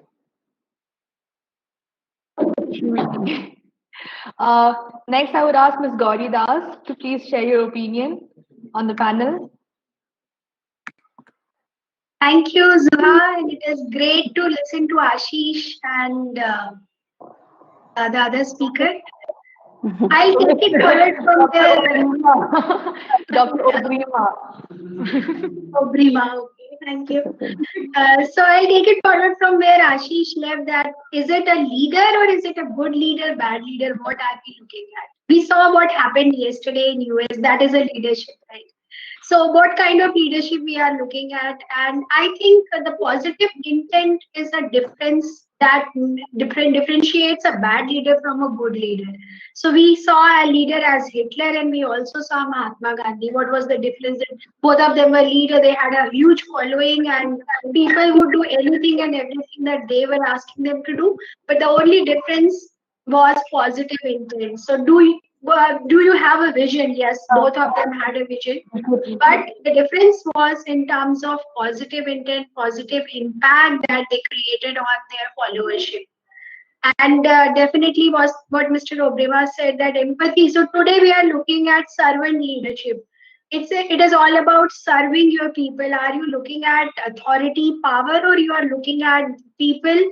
You are looking at their well-being, their welfare. What are you looking at? So for me, a leader is someone who is having a positive intent, who is having compassion, courage, vision, and commitment, communication. So there are 6 C that I believe in when it comes to a good leader. And yeah, so I'll stop here and would listen from other speakers. Next, we can have Ms. Maria Padisetti to share her opinion, please. Sure. I think I'm going to echo a couple of people, actually. Firstly, I'm going to stick with the good leader part because I think the bad leader's sort of been covered. So in terms of what I see, first thing I wanted to say is a lot of people ask me, do you need the... Oh, there's someone actually talking. Just a second. Okay, just a second. Yes, please. Okay, so the first thing I wanted to say is, a lot of people ask me if they are only a leader if they have a job title. So the first thing I wanted to say, especially to the young people listening, is you don't need a job title to be a leader. It's who you are being as a human being that makes you a leader. It's your characteristics, your values, and what you do. Whether you're a leader in your family, in your school, in your university, leadership is something that you are and who you are as a human being. So that's the first thing. You don't actually need a job title to be called a leader. So that's the first thing. The second thing that I second, I think it was Dr. Obrema who said it was around kindness and empathy. Because gone are the days where leaders were bosses. They're no longer the bosses, and you don't actually take a stick to people. That doesn't work anymore. This is actually 2021 now. So kindness and empathy are the most sought after characteristics in a leader these days. And it's so much easier to get people to buy into your vision and achieve your goals, whether that's if you're in a small team or in a very large organization. Kindness and empathy go a long way. And a couple of other things as well.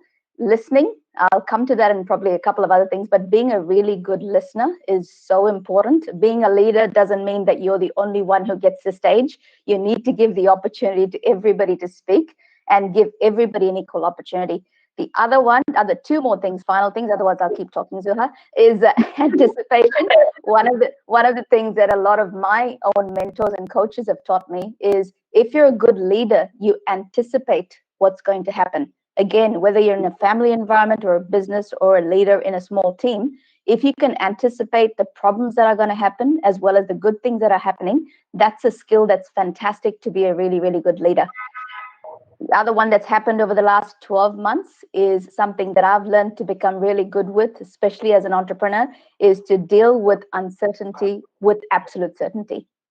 So if you think about over the last 12 months, as a leader, people are looking to you to bring certainty into very uncertain environments. And if you look at a lot of the organizations, both big, large, small, whatever size, the organizations that have really thrived, the leaders who have thrived and the companies who have really thrived are those who've had a leader that has brought so much certainty. Because when you bring certainty to an uncertain environment, people trust you, they love you, and it actually makes achieving your goals that much more easier. I'm going to finish off with actually a little quote that I wrote down because it's one of my favorite definitions of leadership, and it's by Stephen Covey.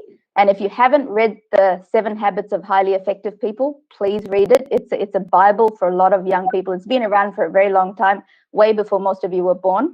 But this quote about leadership, the name of the book, it's the 7 Habits of Highly Effective People. And it's by a gentleman called Stephen R. Covey. I'll happily send it to you, Zuha, so you can send it to the attendees. And this quote is the quote of leadership. Leadership is communicating to another person their worth and potential so clearly that they are inspired to see it in themselves.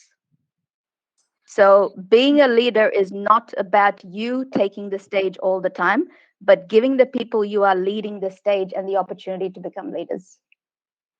So that's it. I'll shut up. No, that was beautiful. And thank you for that recommendation. I'll definitely read that book. It sounds great. So I do want, yes, Rashi. Yeah. So sorry, let's make some more interactive. So what Mr. Baba Tandu and Gori said about the empathy. So it reminds me of one statement, which is always there on the social media, that if you want to make everyone happy, don't be a leader. Sell ice cream. Sell a toy. Okay. Empathy, sympathy, very much important. Very much important. I hope all of us agree. But it's all depend upon which kind of follower you have, which kind of team you have. It's all depend upon the team. If team is more dynamic, more intelligent, more matured, perhaps you need to come up with a different kind of leadership. If your team is absolutely dumb, absolutely follower, then you have different kind of leadership. You need to, like USA example, I don't know, would you call it matured leadership, the follower who did something or something. I mean, it's debatable, but let's not use this forum for this. Mr. Bridge is there. Mr. Bridge, we were waiting for you to, on the screen. Over to you, Jua. Can I start now? What is the question for me? Jua, you are on mute. Jua, you are on mute. I would talk about leadership in general. Yes, Will that be okay? Yes, My please. experience. A leader is one who creates and shares vision, formulates small goals for the organization, does people management and trains them, and helps them build effective relationship with them. Then he communicates the direction to the people. He empowers people for success, and he leads by example. Some of the traits of the leaders. Now, I would like to give some examples. When we talk about leader setting the vision of the company, so how does he do it? I would like to share my experience. I was working for a company known as EIL, Engineers India Limited. Okay. It was doing very well. Suddenly, there was a direction by the country that some 10 foreign companies are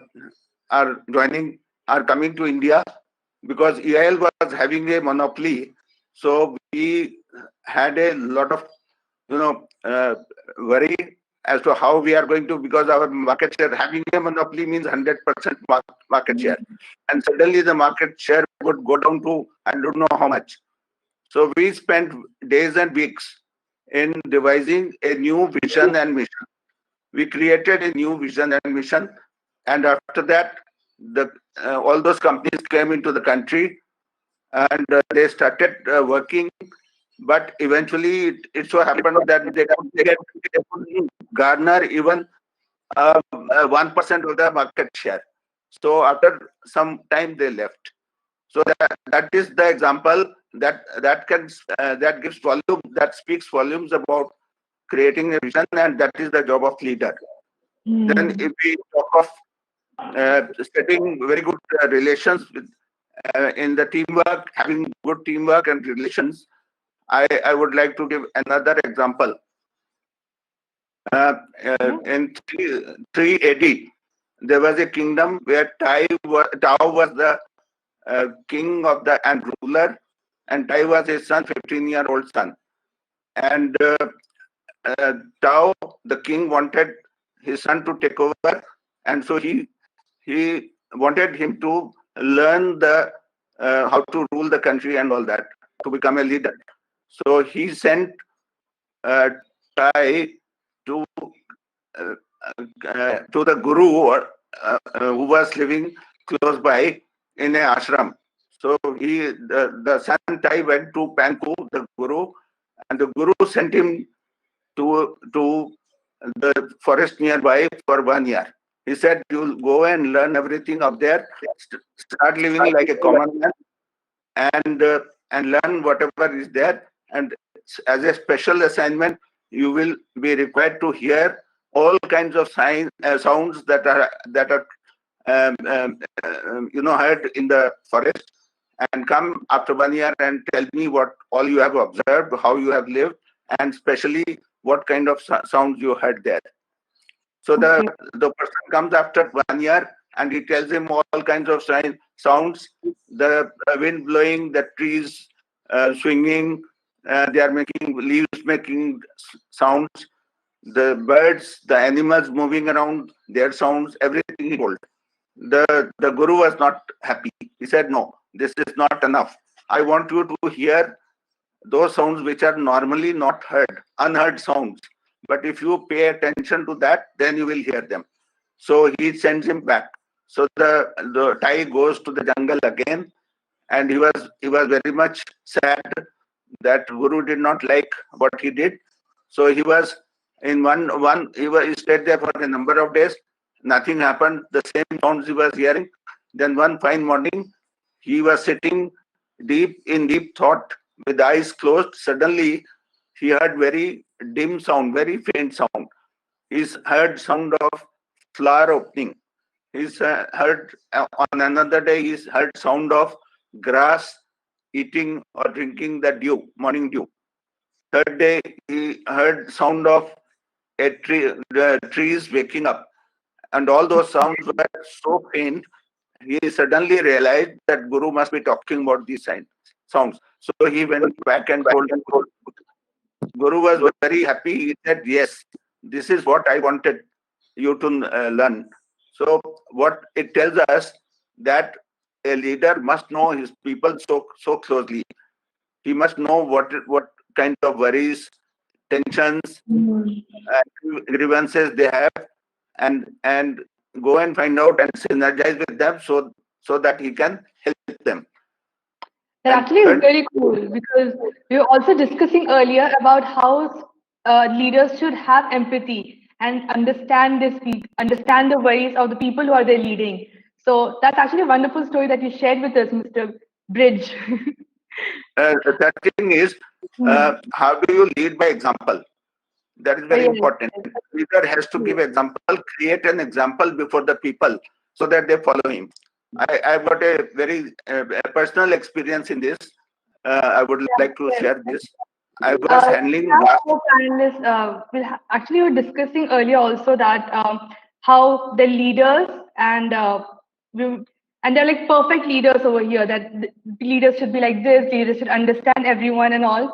But is there anyone kind of like a perfect leader, and who we can call is a perfect leader? And I would actually like to direct this question to Ms. Gauri Das. Have you ever met someone you can call a perfect leader in this world? Yeah, so for me, the strong belief is there's nothing perfect. So there cannot be a perfect leader. But yes, I have worked with a few people who have shown that situational leadership that we spoke about here, who have taken that courage to take difficult decisions, who have that conviction, they have that vision, the capability to grow, and I have grown with some such people. So yes, there are some traits which we will definitely say that these make a great leader. But perfect leader, I would not say that there's something like that, because every day the situation is changing. So the skill that was utilized till yesterday, it was an excellent skill.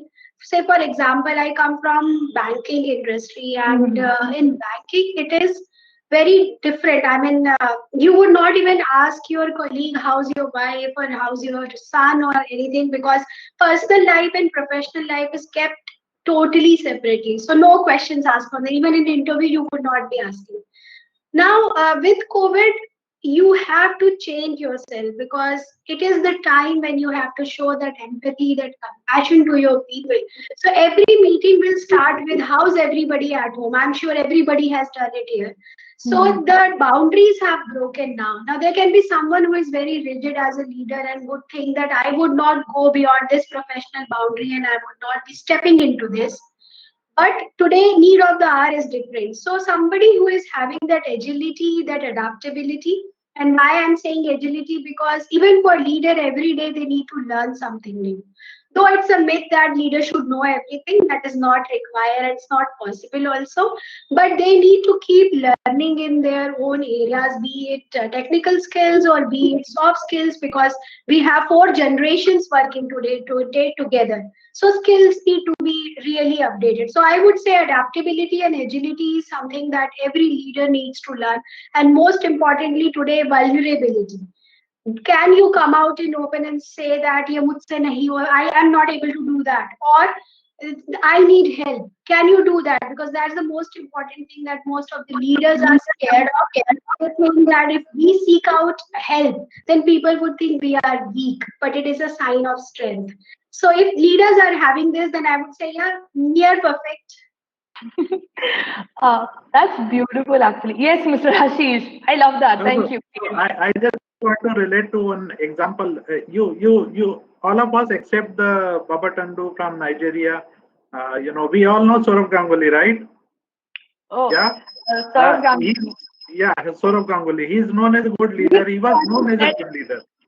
But recently we know what happened to him. Okay, and suddenly everything is being changed about his. Is the style, the perception about him and all. Even I have seen some of the company for whom he does the advertisement, they are reviewing the advertisement. Yeah. So it's all about the situational leadership. At the same time, because we all of us, who are the leader for us? People who are shown to us as a leader. Okay, unless they are you really seeing them in the personal life, okay, this is ABCD I was looking for and I can consider this as a real leader. That is possible only in the corporate, where you work for 10 to 12 hours every day. You can easily identify somebody as a leader, or at your family, where we always say our parents are good human beings, so we consider them as a good leader. So Saurav Ganguly is the best example. You don't know, I mean, how do you define the leadership? It's all depend upon the definition you can come up, how the follower says, who's the leader and all. And Ashish, you are a perfect example of leadership without designation. We heard you are saying 25,000 people are part of HR Shapers, you are leading it, and I have seen how you are managing it so well. So yeah, definitely we have a great example here. Thank you so much. And leaders, this is one of the great things about leaders, that they just take up responsibility. And again, Mr. Ashish, the way he was responding over here, I'll say that this is also a quality of leaders stepping up in. And leaders are known to take more responsibility, take care of everything, try to make sure everyone is all right. Good leaders try to do that a lot. So I would actually like to direct this question to Dr. Obrima. Like, how do leaders not get stressed themselves? How do they take care of themselves when they're trying to be empathic to everyone else? Okay, leaders have to be assertive, and being able to be situational. I mean, in the way they make their judgment. I'll give you an example. It might be an interesting example. I joined the association in September 2019, and when I looked at the operations, and I said to the team, I said, from January 2020, I'm not going to pay rent. We're in the most expensive real estate sector in Lagos, And I said, from January 2020, we're not going to pay rent. Everybody's going to work remotely. We only come together when there's a meeting, and made arrangements for where we could meet. And there was a protest. No, I can't work outside of an office environment and what have you. So I said, well, if you can't work outside of it, means that you can't be part of this team. So you have to make that choice. So a leader also has to make tough decisions. So everybody started working remotely from January 2020. And then by February, COVID came. By March, there was lockdown. And now everybody says, wow, if we had paid rent, the rent will have been useless because we'll have been for a whole year not used the office. And I know organizations that started about the same around that time. I mean, there were new organizations, paid huge rent, imported furniture now haven't arrived. 1 year's rent is over. So I think that, I mean, a leader must be assertive, willing to take tough decisions, and willing to take responsibility for those decisions. And more importantly, so in doing that, I had to create new incentives to make them happy additional allowances for data, furniture at home to be able to work out of the house, and what did we get? We tripled our performance despite COVID. So I think that for leadership is situational. Being able to take tough decisions, you must be visionary, you must be courageous, but you must be empathic. I understood what some of them had kids, they felt that their kids were going to disturb them. We made allowances for them. Even when the kids come online and disturb meetings, we let it go because we know that it's a completely different situation. So I think that it's important as a leader to understand your people, but then you must be assertive. Where you have to take tough decisions, you have to take them.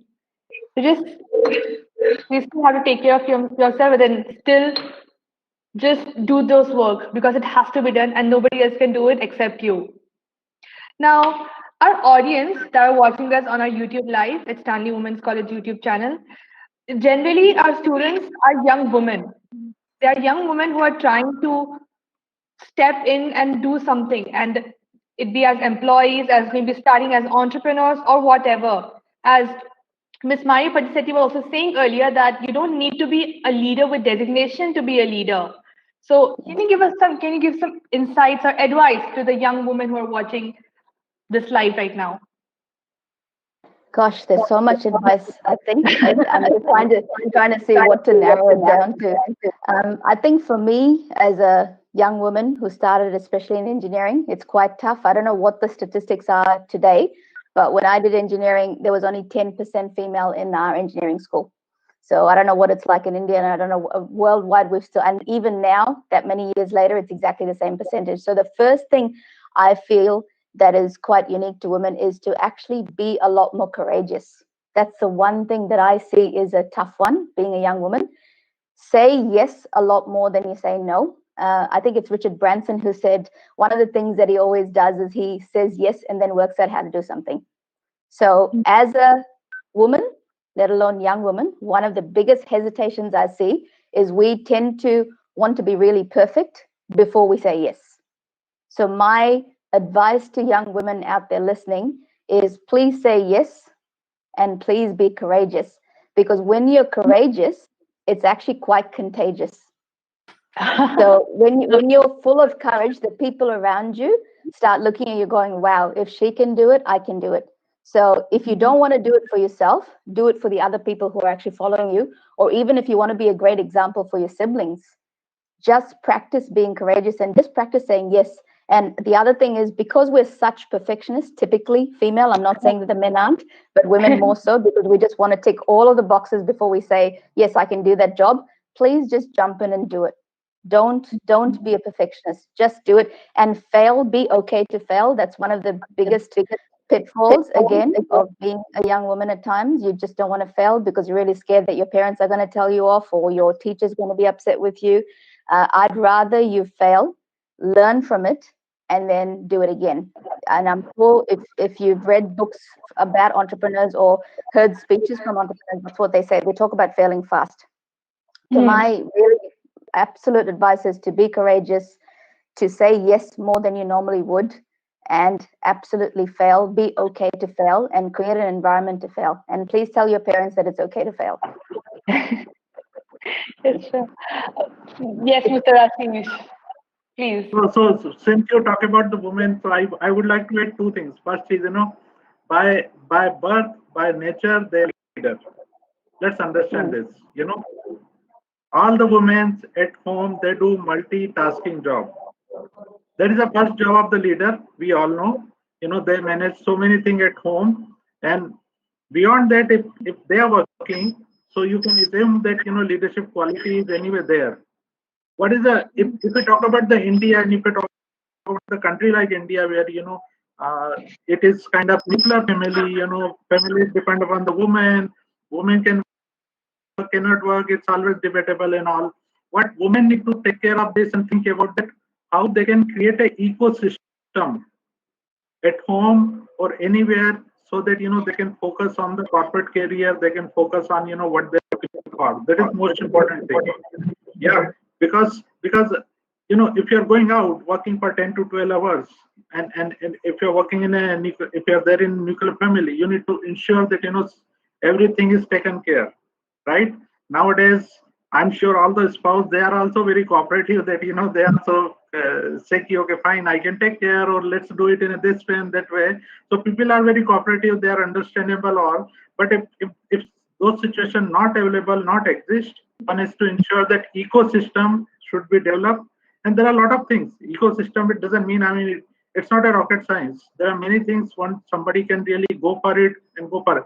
Another thing I just like to end up saying that anybody, it's women or men, you make a decision, then you make it right or wrong. Because in today's situation, speed of making a decision is most important.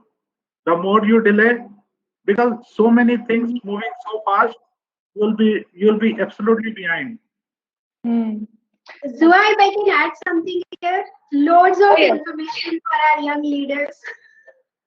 Yes, so to all the students here, I would like to advise them that they should go for a mentor. You can't do everything and anything on your own. If you really want to accelerate your career, you should go for a mentor who has. So there are two things here: one who knows your own role in your own area, and other one who can coach you, guide you.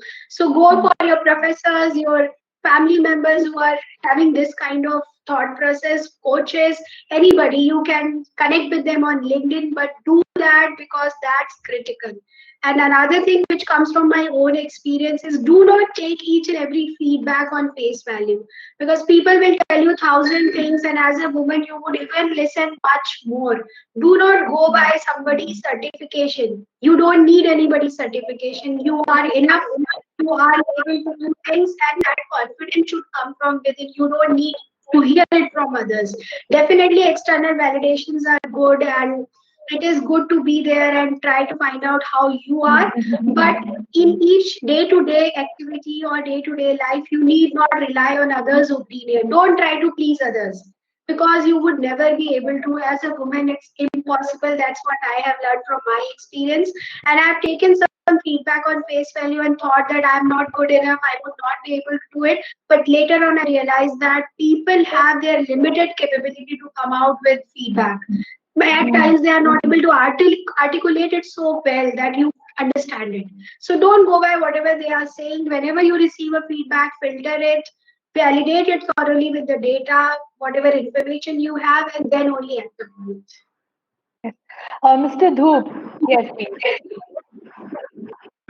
Yeah, I would like to add here that women today must have a clear idea about global and cultural acumen and issues. Global and cultural issues they must be willing to handle, and they should for overall improvement of confidence building, they must develop their short-term, medium-term, and long-term goals. They should write these goals and put it somewhere where they can visit them every single day.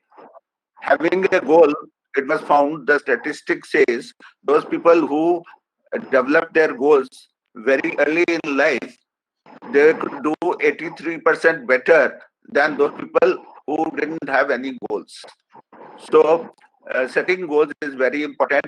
And what Gauri just now mentioned, that having a mentor, I'm of a very strong opinion that mentor, having the right role model or mentor is very important for the growth of the person. As a professor, I have seen a lot of people coming to me and asking me a lot of weird questions. They wouldn't know how to deal with those situations. But having a mentor, those situations can easily be handled by them. Second aspect I would highlight is sharing having problem-solving skills. Those skills are very important, because problems in some way or other will always be coming in your life. So how do you handle them? And in handling them, you should sharpen your problem-solving skills. And for that, you can get help from the professor, your professor, or a mentor, or all these things. Then third thing very important nowadays is networking skills. I find networking is the most important, has become the most important thing today. Because without networking, your visibility is very limited. So in order to be visible, you have to be everywhere, and then only you can progress much better. So for all these things, what you can do as a young leader, what you can do is develop your dashboard, personal dashboard, to monitor your progress in all these areas. Whatever you are doing, you can monitor the progress. So develop a dashboard and continuously track your progress. So, Zuha, in a common way, all the student, whether male, female, and all, they should know what they want to do first of all, right? Accordingly, they can decide, put it on the paper, or to keep it in the mind, and this is what I'm looking for. Do I have all the resource? Do I have all the system? Do I have all the support? And then go with the flow, because many things being changed. Today you can plan for something, tomorrow you don't know what will happen. Okay, go with the flow. But we go show the competence. There has to be fire in the belly. As far as I'm concerned about the student, there is to be fire in the belly that they need to show the confidence, so that I as a corporate, I as an individual can look upon to you and say, okay, this person can do the job. Most of the time we think, we need to act as a leader. No, just do the simple thing in a simple way. Like, it reminds me of a statement of Kera, who says, leaders or winners don't do things differently. They do things, they do differently all the things. So like okay, can Zuha is doing the webinar properly? If you're doing it properly, perfectly, you don't need to show the leadership trait over there. But if you follow 1 to 10 checklist of doing the webinar properly, all the job is done. Yeah. So no need to overdo, no need to overthink. Okay, can I act as a leader? No. First of all, can I do things in a proper way? That is the first thing. Do the basic thing first. For that, I would say there are various psychometric tools like DMIT, MBTI, DISC, and assessment by strength quest, True Colors, Clifton Strengths, and so many other tools are available. They should do self-assessment first, and these tools can help the person identify their own strengths and certain weak areas, and with certain gaps, for which they can build a learning and development plan very early in their lives. As today's young leaders, I can see they are doing so well in different areas. So if they also practice all these things, they will certainly go a long way in helping them. True. But this is something that you guys really pointed well. Even for leaders, they should really have their own goals and understand their own goals. So, Mr. Obrima, I would actually like to direct it to you. What are like proper steps for goal setting? Like, how do you identify if this is what I should do? Well, I think you need to there are various ways to look at that. So what exactly do I want to do? And you must first have a vision. Where's my destination? Where do I want to go? And then you must have a mission. How do I get there? And then you must set your goals. What are the milestones for me to get there? And all this must be, and that's why I think that for if you're aspiring to be a leader, what do you do with your time? Your time must be aligned with your vision. So, time is time to you. So I tell young people, what is time to you? Is it a clock or a compass? Because if it's a clock, you're watching it. If it's a compass, it's aligned with your destination, to your destination. So, so what is time to you? Does it align with your purpose? Does it align with your vision? Does it align with the goals you've set for yourself, or you're just watching it? It's a clock. So once it's a compass, it helps you to aligning with your goals. It helps you to know what you spend your time with. Why do you go to school and finish with a third class or a second class? It doesn't make sense, because if you're in school and you have a vision and you have your goals aligned with your time management, you come out with a first class. I think that was a call. I mean, if I knew this when I was in school, maybe I'll have done much better than I did. So, I mean, so for young people, have a vision. What's my destination? Or I want to, when you come to university, what's my destination? I want to graduate with a first class. Great. So what am I supposed to do to get a first class? I must read, I must study, I must do all I need to do to get us. What are the milestones? This as I'm going to do in every day, I'll study for 5 hours. These are the time I'm going to study. I'm going to do this. Set those goals for yourself and make sure that those goals align with that vision that you have set for yourself. When you do that, you are always going to achieve success. So I think that's the way to look at it. You must always ask yourself, am I looking at, is time a clock to me, or is it a compass? That's actually Can I quite. add to that? Sorry. Yes, please. Yes, please, Ms. Maria. Continue, please. I was just going to say, I really love that, Dr. Brima, the clock and compass. I've written it down. I love how good one is the direction versus the time. It's really, really, that's the first time I've heard of that one. There was a few things I actually wanted to add, Zuha. 4 things that I wrote down. First one is sometimes we actually set ourselves goals that are so big. At least I certainly did, and I still do that. When you set such a big goal, it's really overwhelming. So one of the things, an analogy that a mentor of mine said, and I agree with Dr. Dupe and everybody else, you need a mentor and multiple mentors and coaches actually. And one of them actually told me how you eat an elephant is you eat it one small piece at a time. You don't think of the whole elephant. You break down a big goal into very, very small pieces. Actionable items all the way down. So if you say you want to make $10,000, I'm sorry, I can only talk in dollars, but if you say $10,000 in a year you want to save, and if you break it down all the way to how many dollars do I have to save in a day, and how does that then add up all the way 12 months from now? So like Dr. Obrima said, start with the end in mind, but break it down into small chunkable pieces so that you can achieve it a little bit at a time.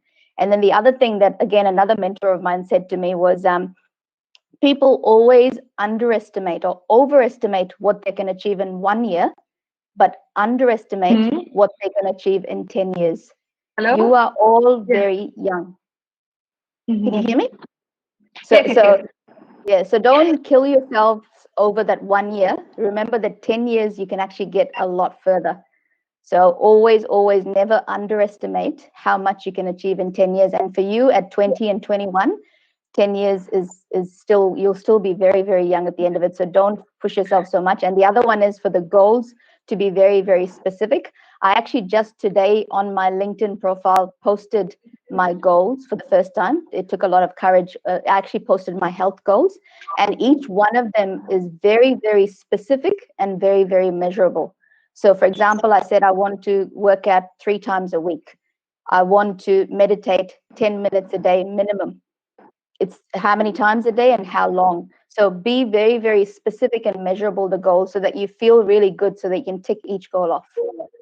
Those are the 3 things that I want to say to that.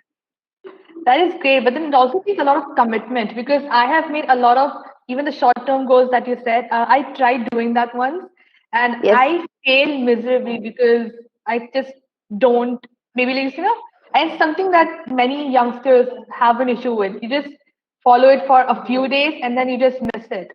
So how do you continue commitment also? Yeah, that's where actually having a coach or a mentor or even an accountability partner, when I set a goal, I either make it very public, like I just posted my whole life on LinkedIn, and I had 3 people message me and say, would you like me to hold you accountable?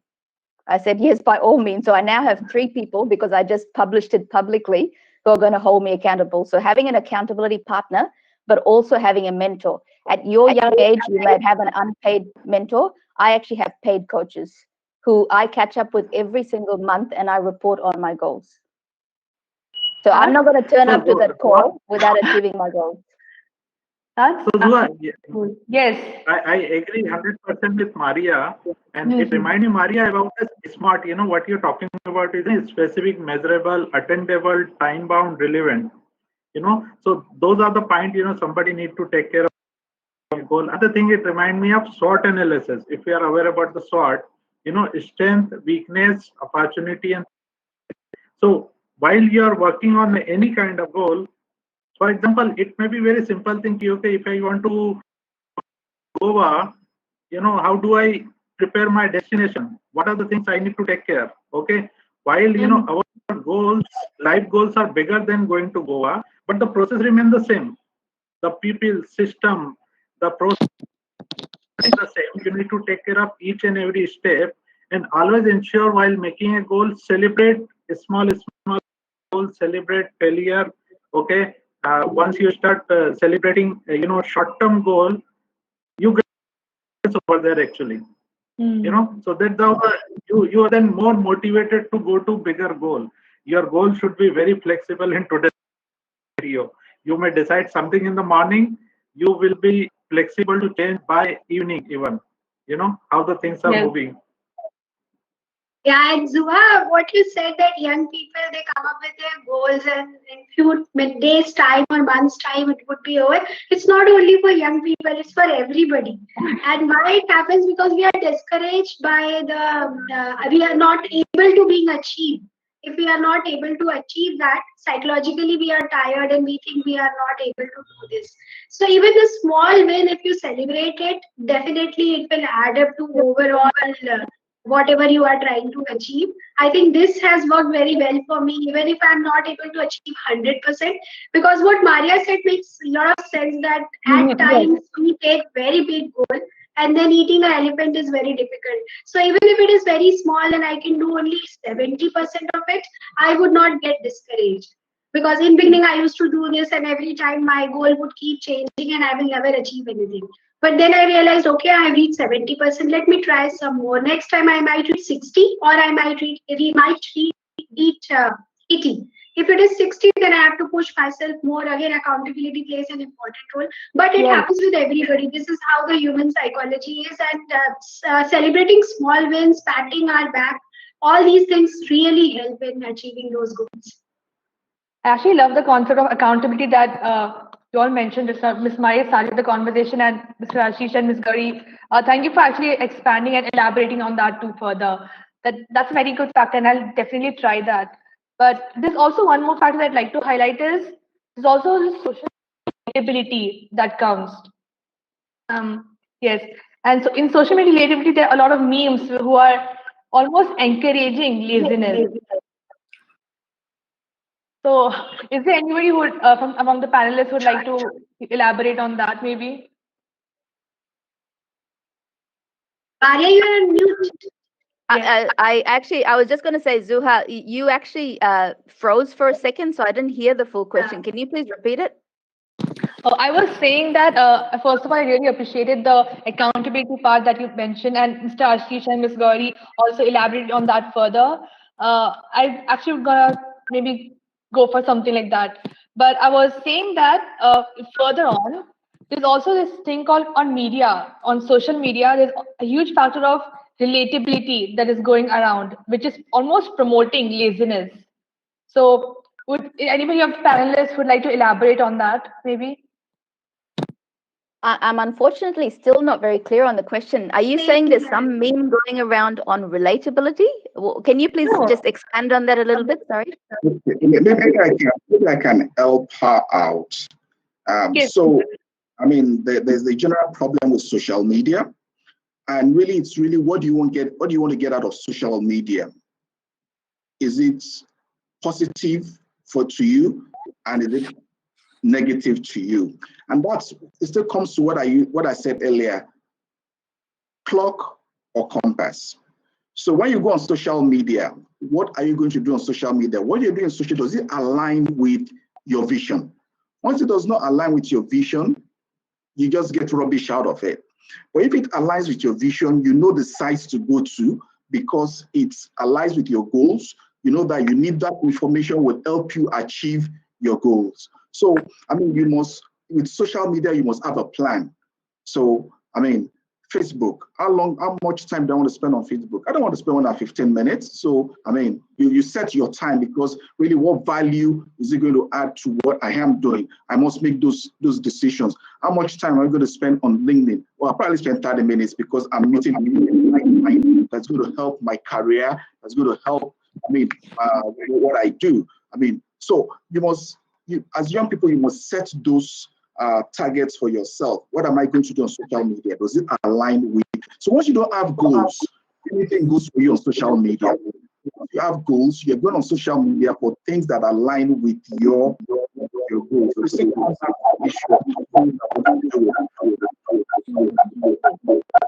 Feedback. Yes. Yeah, so I can relate. I can relate. So I'll see here.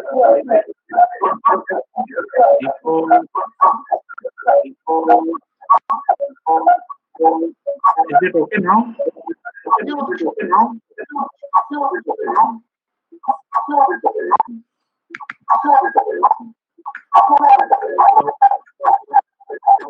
I think it might be Dr. possibly, because he's the only one who's not on mute. And I can see him on two devices.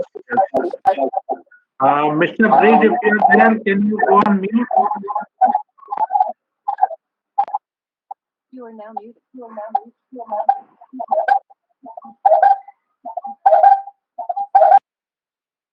Okay, he's coming on. Yeah, okay. You can hear me now? Yes, okay, great. So what is social media? Thanks, Bhavantu. Actually, we were trying to understand the question. You made it very simple for us. Thank you so much. So what is social media? Zuha, if I ask you, are you there on social media? Yes, I am. Which are the platform you are there on? I am on LinkedIn, Instagram. That's majorly the only two that I use, and WhatsApp. Yes. So for example, LinkedIn, Facebook, Instagram, Twitter, and all. These are the platforms readily available, and they are not after you. We are after them. And how we are after them? The kind of people we are adding them in our network. Correct. So, for example, if LinkedIn, if you are able to subscribe, if you are able to follow, if you are able to build up a network with 100 good corporate gurus, or 100 politicians, or 100 celebrities. Now each one is a different kind of communication they keep doing. Okay. Or if you are able to follow and subscribe 100 newspaper of the world. So what do you get it? You get those information every day in your network, every day on your screen. That's all social media. The way you build up your network, those information will come to you. The people who are sharing the information within your network will come to you. Now you need to decide which kind of people you want to be in touch with, right? Okay, so if you follow any celebrity, you get the news of the celebrity. If you follow any corporate gurus, you get the news of corporate gurus. Now when you come back to the goals, any kind of goal you set up, you can easily decide on the social media, whom do I follow, whom do I build up a network with. You can easily build up a connection, communication, you can get information, you can talk to them and all this. So it's very easy. Actually, we take social media in a very negative way. It is negative. Everything is negative in the life also. But the way we'll deal with many of the things, it's all depend upon how do we react and act. That's what I want to add up. In Twitter, if you're following good people, you get good information on your screen. If you're following bad people, you get bad information on your screen. As simple as that. Zuha, I just wanted to add, I think you mentioned a couple of things, if I heard it correctly, I'm not sure. One, you said social media is making people lazy. Did you actually say that, Zuha? No, I said... No, I think Zuha said something. Yes, there is huge trend, and all the pages that go around on, for example, Instagram, saying using the word social media. There's a lot of things about relatability that, oh, even I am lazy, oh, even I procrastinate, oh, even I do this. I see. So that relatability makes people even more comfortable, maybe, with their bad qualities. Yeah, it's interesting actually, because it depends on a couple of things. It depends on your goal, where you want to head, and how you want to, because these are all tools, right? I mean, I'm going to honestly put my hand up and say there are times or days, especially during the Christmas holidays, where I've spent far too much time on social media. But I think one thing that I do know for sure is my goal and my purpose is very clear, and I'm very strong about it, Zuha. Once you have that, even if you catch yourself spending a little bit more time on social media, I have now started using the same tools that could be distracting and causing the problems that you've said to actually achieve my goals. So I've ended up getting speaking opportunities because whilst I'm on Instagram, I even signed up for TikTok. I'm not 12 years old, but I'm still on TikTok because I wanted to see what that platform was. I looked at TikTok, I'm on Instagram, I'm on LinkedIn, all of those. But what I've past the initial distraction, I'm now using those tools to achieve my goals. So if your purpose and your goal is bigger than just yourself and it's not self-directed, then you will stop wasting time. And you'll relate yourself, like now I relate myself to people who are successful. So when I go looking on social media, it may well be an actor, right? So for example, I don't know if you all know who Mark Wahlberg is. He's a very successful Hollywood actor. And I just saw on social media that he's got a burger joint with this thing. So I actually look for inspirational stories even in those same tools. So I think it's Zuha, keeping your focus on your goals, just the way Dr. Obrema and everybody shared. And when you have that focus and you've got accountability and you've got mentors and coaches, you can use the same tools and use that relatability to relate to people that you want to be like and start mimicking people who are better rather than people who are a distraction. It's almost Yes, Ms. Gauri. Yeah, just to add a personal experience here. So my 12 years old, there's a lot of peer pressure I understand in terms of social media. And she always wanted to be on Instagram. There are age limits, but still she would say, everybody is there. Why don't you allow me to go there? So definitely there is relativity and there is this connect between people. They will tell you, we are there, we are having fun. Why don't you join? So I told her, don't go there. It specifically says you need to be 13 for most of it. But what you can do is you can create your own videos so that because she wants to become an actor. So you can create your own videos and then you can start posting them. So she really created her own YouTube channel and now she's posting it there. She's learning a lot of things and there are a lot of disappointments because it's new. She's learning everything. So she's actually learning a life skill also how to face these challenges. And it is also a social media. So like everybody else said that we have to actually channelize things in a right way.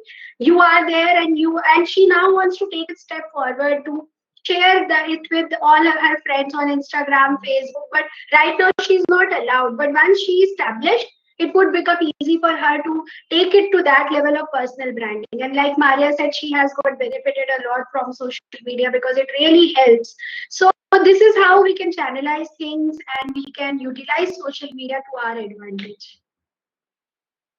I love that story, Gauri. Your 12-year-old is very inspiring. Thank you. I'll send a YouTube channel link. Please do. I think Zuha, you're on mute. I believe her screen frozen, if I'm not wrong. Yeah. I was saying that is lovely, and even if you share the link with me also, I'll just make it go viral among all our viewers right now. Can we actually post things on this public chat? Oh Zuha, yes, maybe? we can. Yes, we We can. can, right? Zuha, Gauri, you can post there and I can take it as well and share and yeah.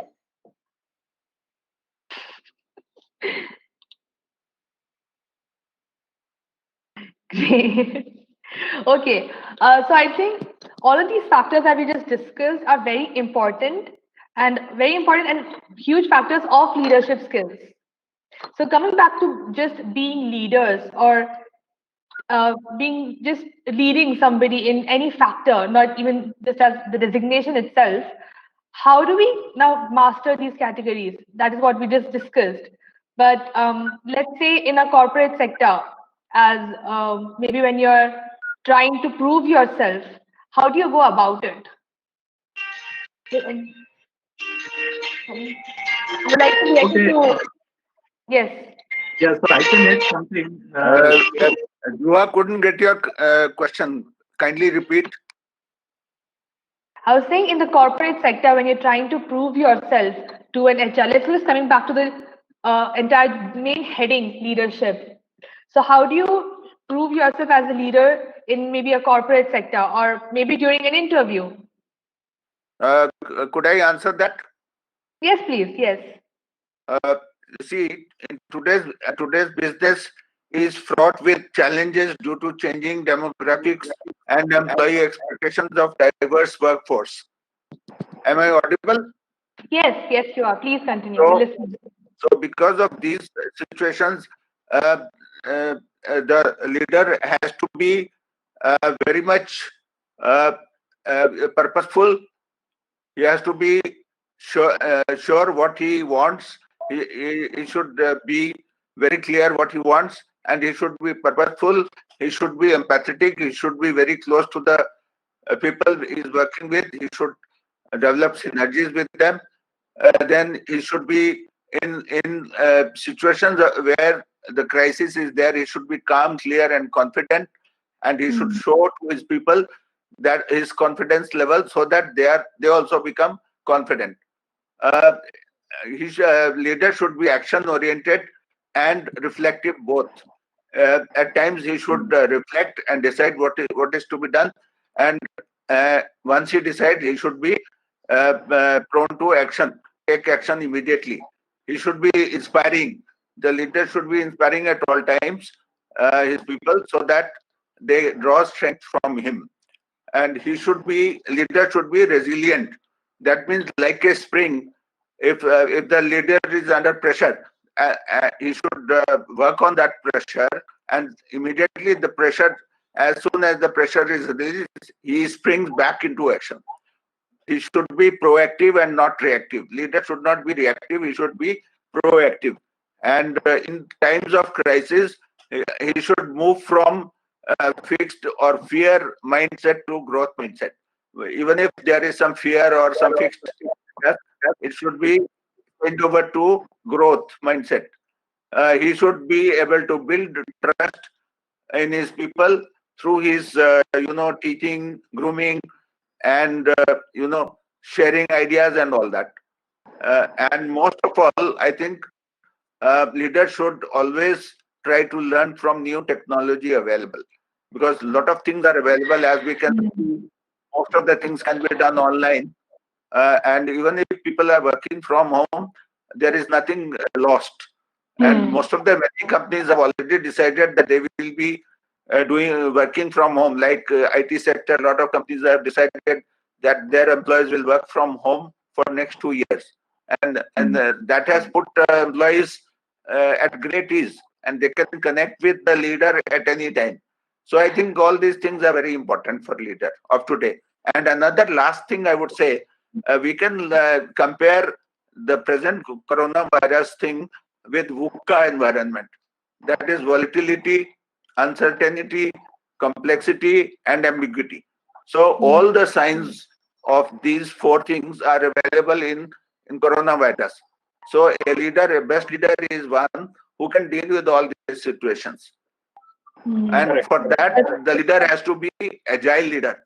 Today, agility is most important. And agility means for things, he should establish agile teams of high-profile teams, high-performing teams.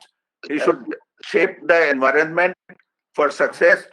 Leader should be coaching the people at all times, and then take lead to make changes, necessary changes. And these are signs of agility, and this is what is required for the leader. Thank you. Truly, that is like what makes a leader, like completely briefing everything out. But there's So, also Zuha, yes.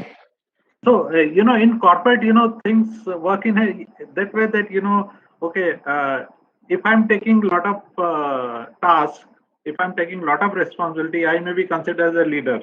Yeah, because when you're sitting in a room and if there are 20 people, 20 leader, 20 manager, so-called, or 20 normal employee, and if boss is saying, or, some senior is saying, okay, who would like to take the lead?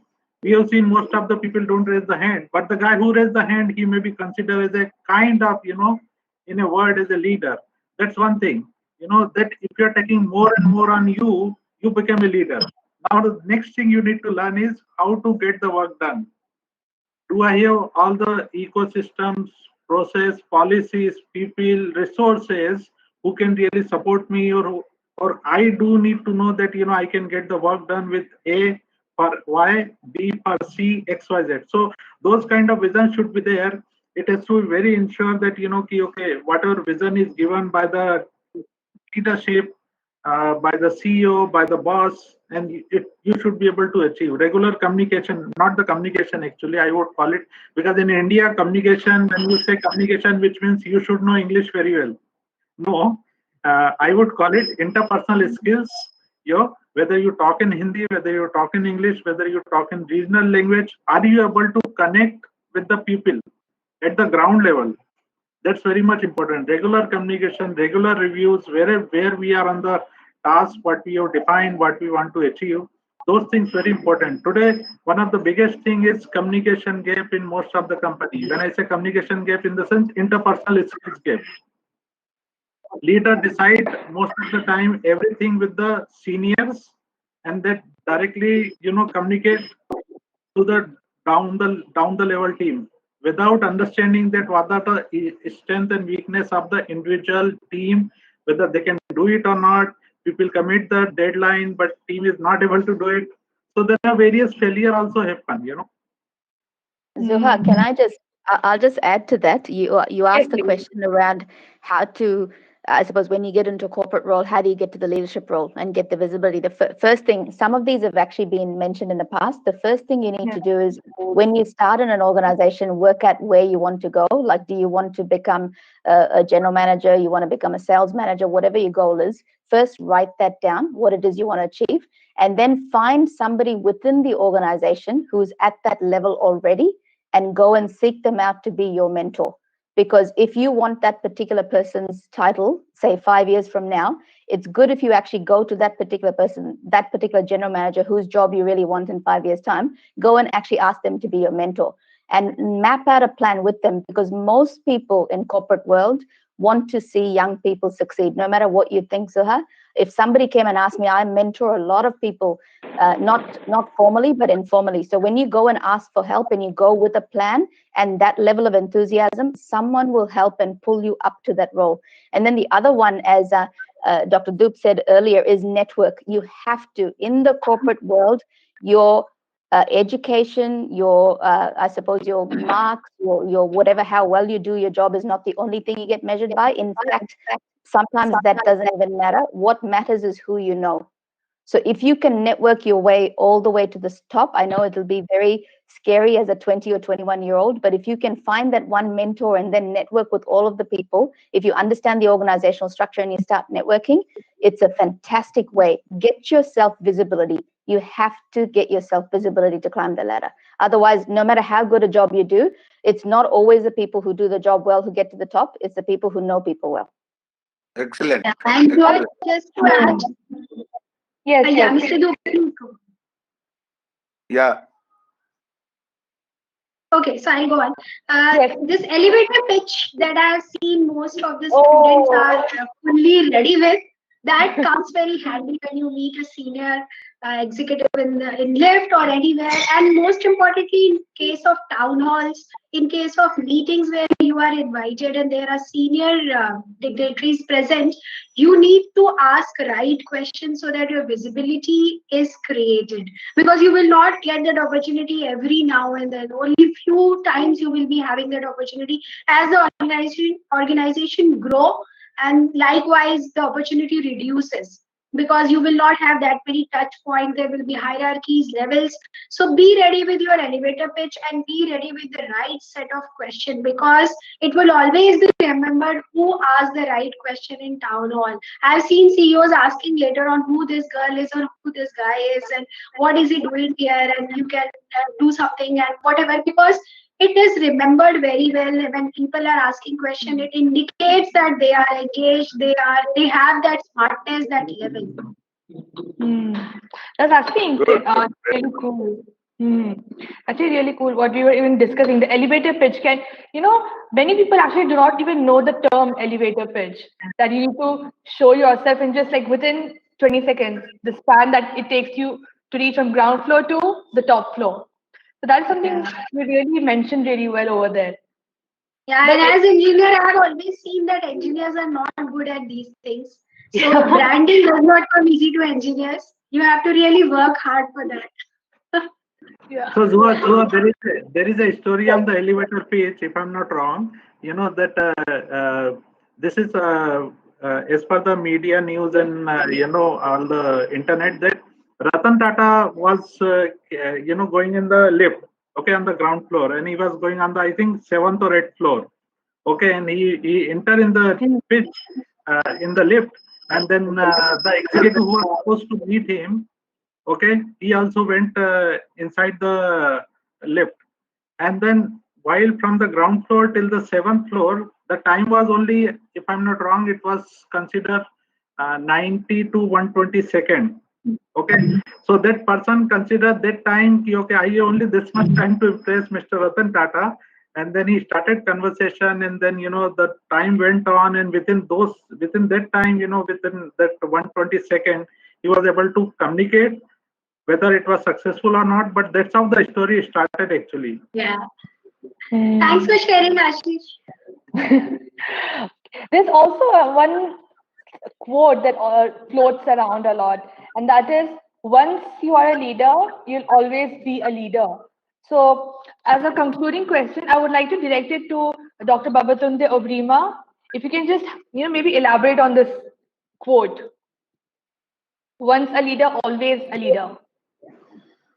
Well, once you develop leadership qualities, and there's something that, I mean, it's leadership qualities are acquired, and once you have it, you have it. However, I mean, you'll have situations where people now start using it for negative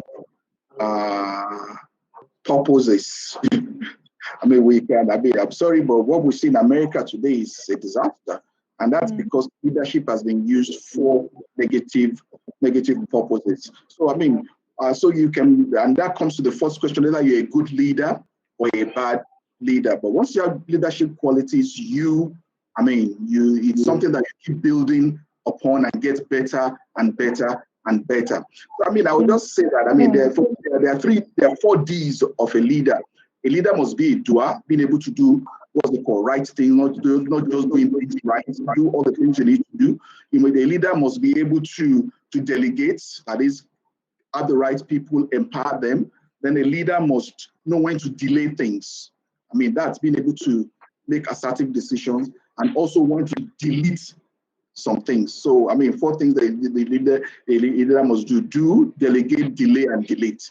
So once you know those, there are things that you get better with time. I mean, once you aspire to be the best all the time. As I say, the road to success is always under construction. You never finish that road. It's never completed. So as a leader, you just get better, and better once you want to be a successful leader. Truly. So we've actually come to the end of this panel. Honestly, I did not even notice when the time went. It was such a wonderful conversation with all of you. Thank you so much for joining us as panelists over here. And you were wonderful. Towards the end, I would actually like to elaborate something that. Thank you very much. I would like to elaborate on something that. Zua, you have been a wonderful moderator. Thank you so much. Yeah, thank you, Zua. Nice to meet you, Ashish, Dr. Doug, Gauri, and Maria. Nice meeting all of you. Thank you. Nice to connect with you, Maria and Gauri. Would like to connect with you as well as Ashish and of course Tunge, all of you. If possible, we should be in touch. Yes, we should be connected. Yes. Leaders need networking also, so that would make them leaders. So yes, brilliant over here. I love to see this. Okay, thank you so much. We've actually completed all of our time. Thank you so much for joining us, and to our audience, this has been a panel of what makes a leader. What makes a leader? A panel with Mr. Ashish Kakre, Mr. B.K. Dhoop, Ms. Maria Pati, Ms. Gauri Das, and Dr. Babatunde Obrima. Thank you for joining us for the panel. Thank you so much. Thank you. Thank you. Bye. Bye. Bye. Thank you for joining us. And thank you for being so lovely. Yeah, thank you. Thank you. So to the audience, I'd like to direct you now. Today's day 2 will be ending with 2 keynote sessions, and I'm sure you'll be actually really excited to see them. Can you guess who those keynote addresses will be? Maybe go check out the book. We'll have our keynote session from 5 o'clock. So see you then. You are currently the only person in this conference.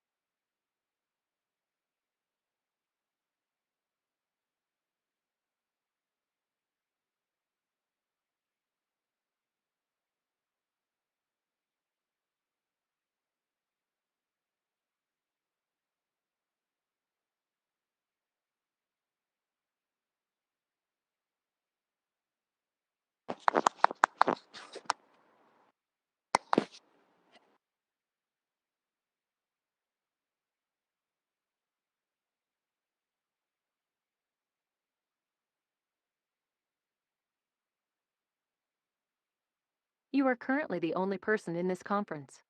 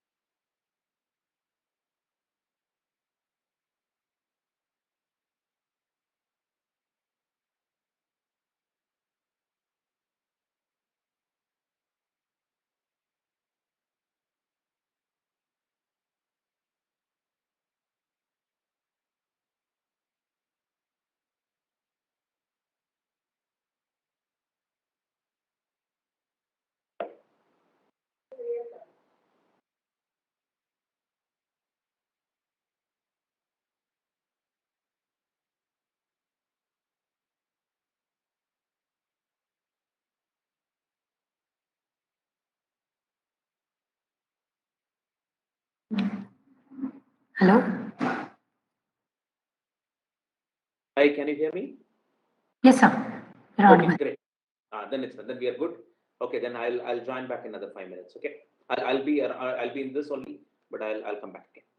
Okay, sir, done. Thank you.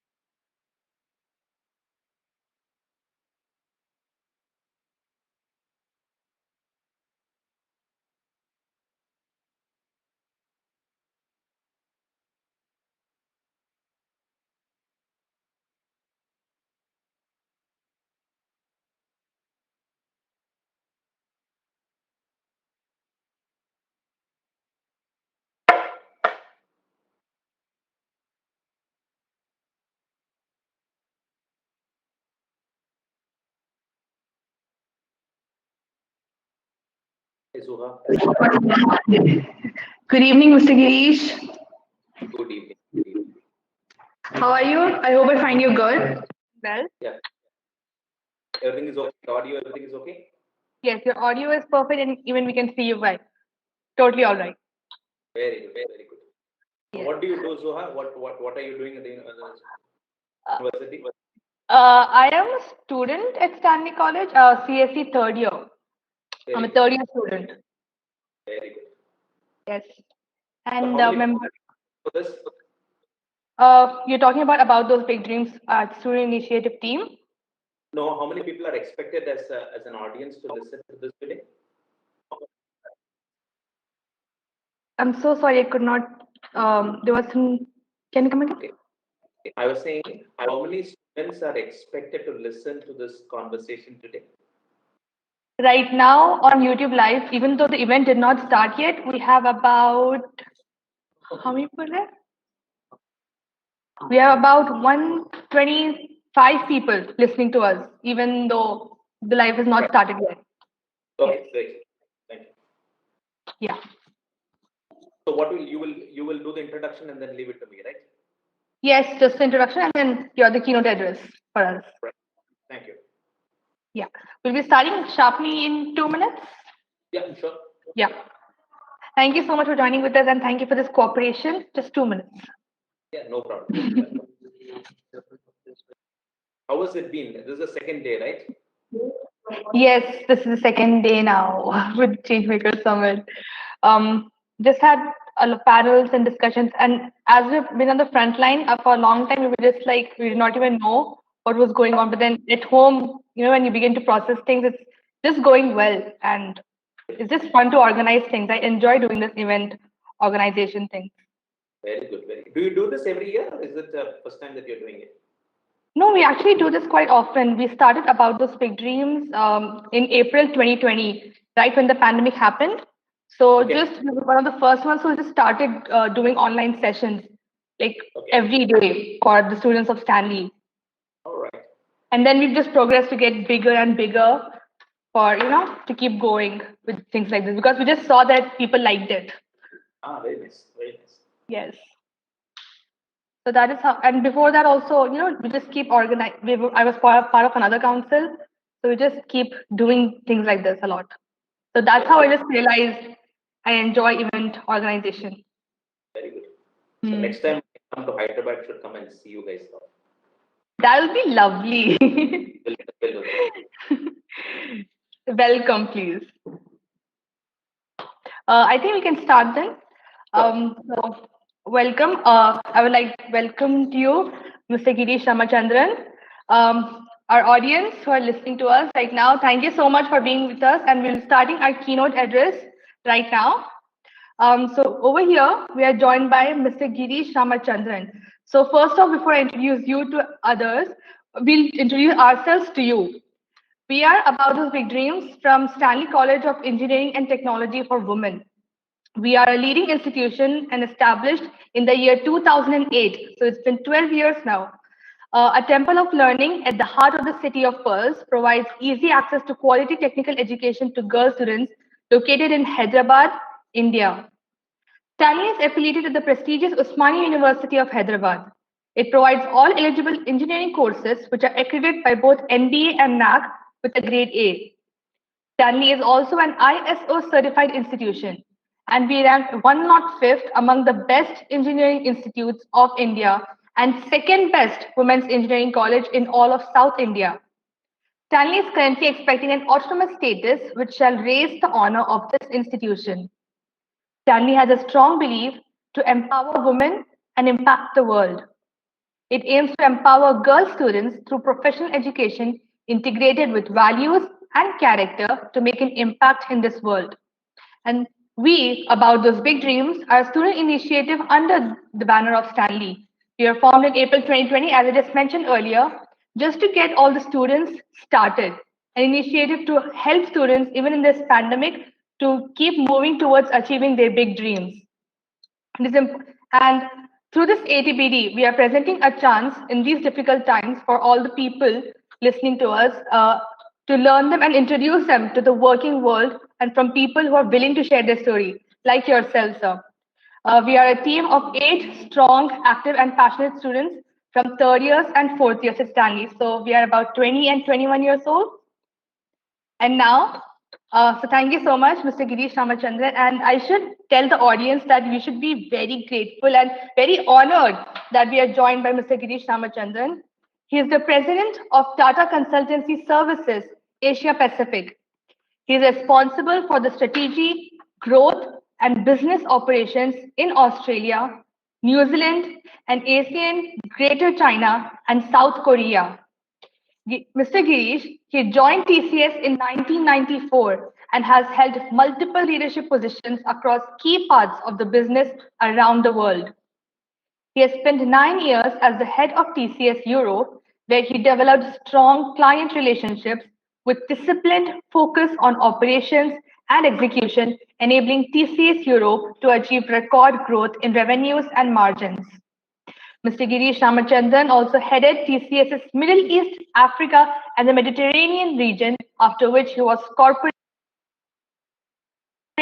vice president in the CEO's office in Mumbai, where he rolled out strategic global initiatives, setting the tone for TCS's rapid growth. He is a recipient of the France Bannick Koch Medal from the Mayor of Amsterdam in recognition of his meritorious service to the city of Amsterdam.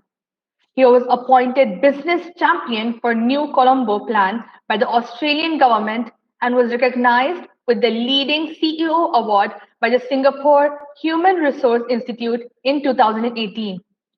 It is an honor to even read your profile, Mr. Girish, and introduce you to our platform. Thank you so much for joining us.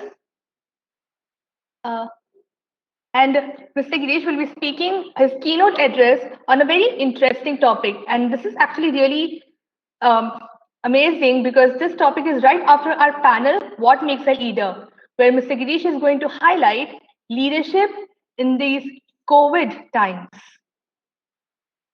And leadership after this post-COVID world also. So thank you, Mr. Girish. We'll be looking forward to hearing you with this. Good afternoon, Suha. Good afternoon to all the people listening to this session. First of all, it's an honor to talk to all of you. I'm also on the, I do speak very regularly. I'm on the board of a university in Holland called the Nyenrode University. And I go and speak there very often.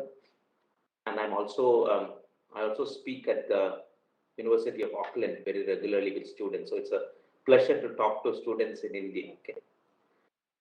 So as I'm here with you today, I would like to first begin by acknowledging the sacrifice of people who are sometimes forgotten, but who play a very important part in the formative years of a child, the teacher. Okay.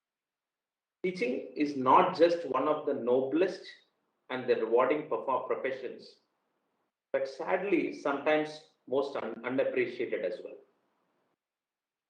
I would like to take the opportunity to thank all the teachers who jumped into online first, learning a new digital skill overnight so that our children can keep learning.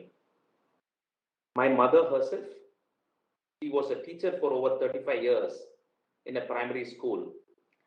And I deeply admire the recognition and respect she gets from her students who are now across the world. As the COVID pandemic spread across the world, there are 3 big stakeholders: businesses, governments, and societies. We all rushed to adapt and align to what is called the new normal, pivoting our priorities and strategies to focus on what we call business continuity and health and safety of our employees and citizens. COVID has really put pressure on leadership.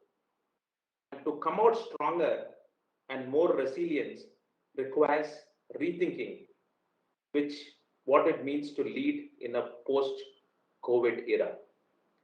And I would like to share with you my views on what traits are needed to lead in this in the future.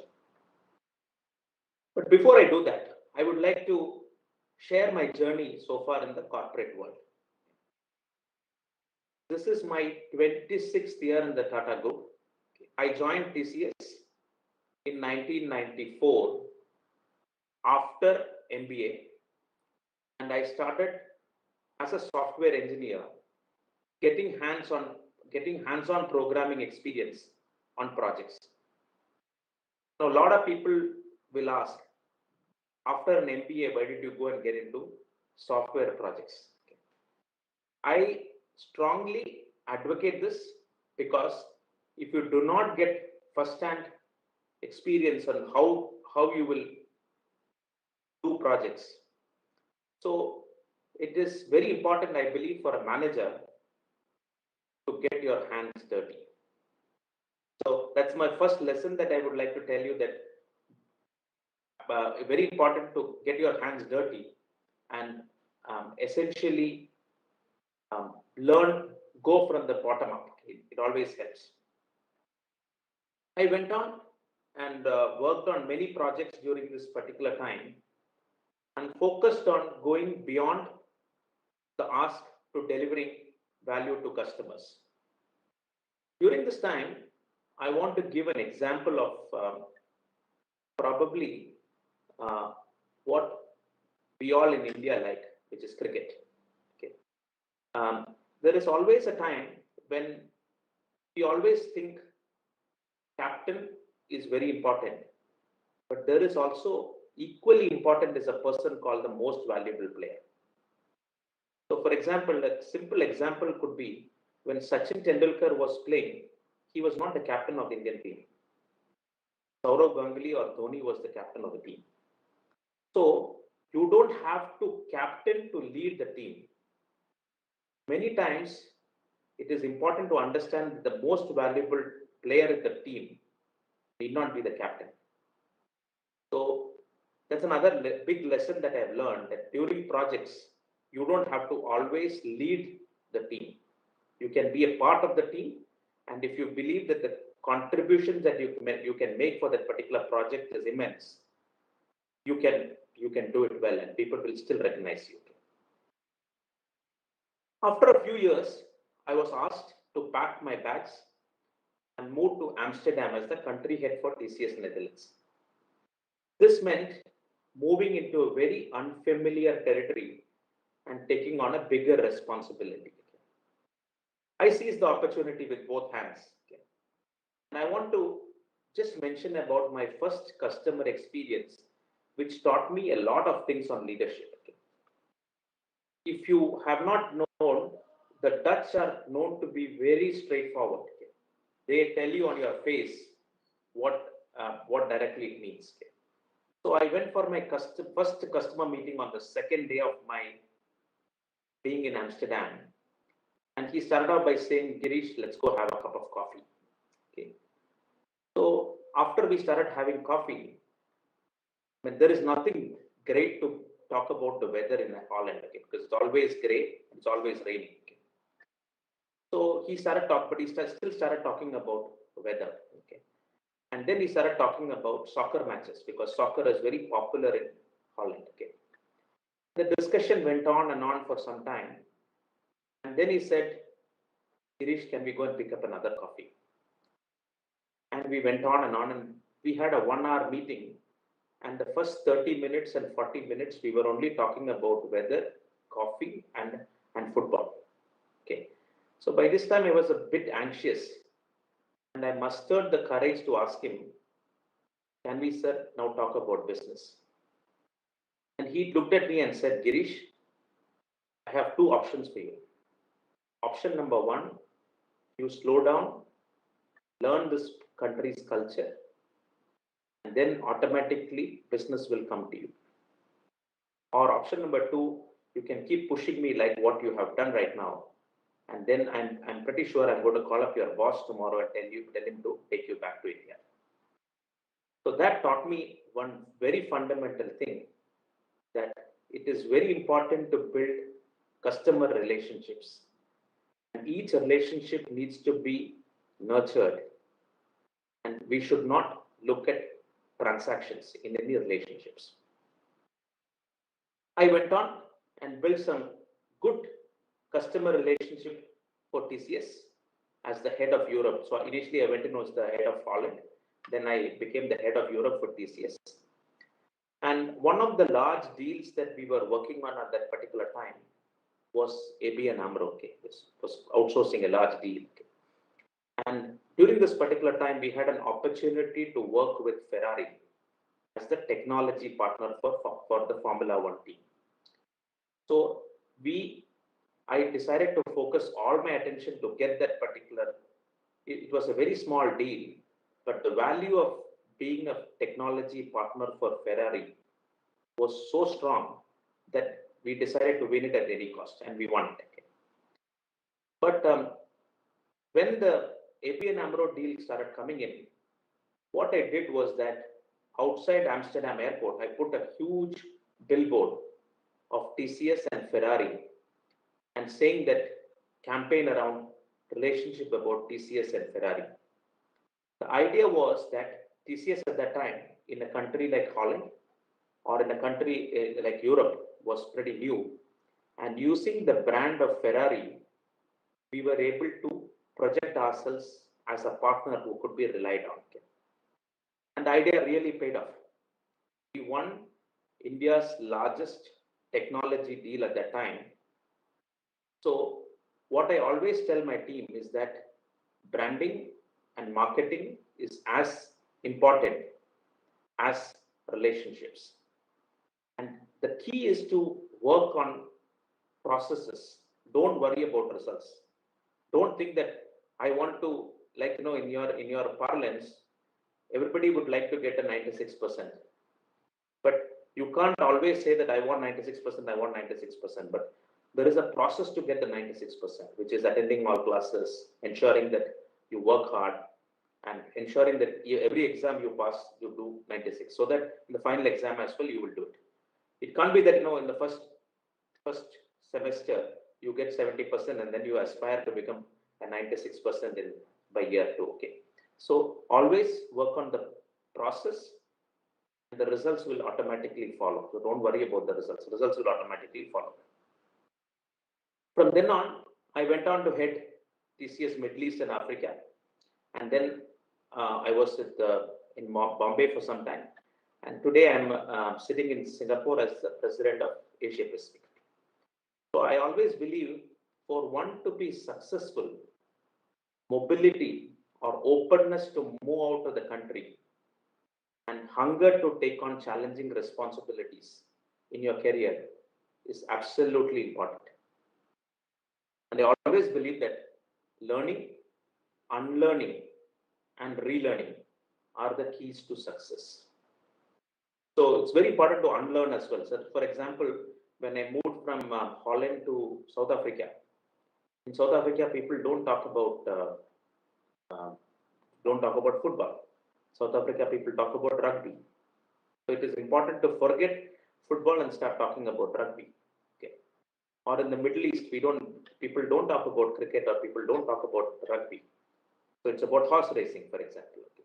So it's important to pick what is important in that particular country and unlearn those things which are not needed. So with this in context, I want to now talk a little bit about what does it mean for businesses to lead in the post-COVID world. Okay. The pandemic is fundamentally reshaping the world, accelerating what we call the pace of change set by the fourth industrial revolution. And as we know, we are in the midst of the fourth industrial revolution. Okay. And India is really at the center of this particular change. We will either buckle under tremendous pressure exerted by the pandemic, or we can choose on to leverage the situation and reinvent by leapfrogging other economies.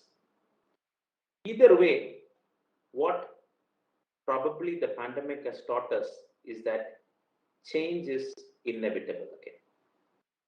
So I want to focus a few things which can shape India's recovery and also how technology can provide some answers to some of these complex problems.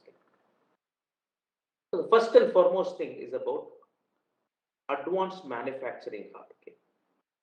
Even before the pandemic, India was already pushing ourselves to become the, a market for diversifying our customer supply chain and establish manufacturing operations in India. So India has today emerged as a very leading alternative, as evidenced by the surge in foreign direct investments into our manufacturing sector. And the pandemic is only going to accelerate this particular trend. And we have an opportunity to attract new investments in manufacturing because of this supply chain shift. And we need to embrace this very well. The second one, which is very critical, especially talking to students, is in the opportunity of what I call job creation and skilling. Now, we will see that the COVID as well as the fourth industrial revolution have caused a fundamental disruption to jobs. Now, if you look at the labor who are at the most risk of losing jobs, it is the youth. 19 million salaried formal economy jobs have been lost after the lockdown in India, and with more than 4 million below the age of 30. So that's not a very good sign to hear. At the same time, what we've also seen is that COVID has also spurred demand in new areas such as healthcare, e-commerce, and other digital fields, providing opportunities to displace labor. So further, many of the 100 million new jobs that will be added to the Industry 4.0 will actually be in India. Therefore, I believe that for students like all of you, skilling and reskilling and redeployment at scale is going to be fundamental. And it is very important that all of you need to keep relearning new things as we go along. The next thing which I want to talk about is about a very fundamental topic, which is about climate change. The effects of the climate change are already being felt around the world, and we don't have to talk about it. Everybody knows about it. And according to a report by the Reserve Bank of India, more than 3% of India's GDP will be spent on countering adverse impact of climate change. That's a significant amount of money to be spent on climate change related issues. Technology, there are new technologies which is coming up, like for example, what we call a digital twin. So what does a digital twin look like?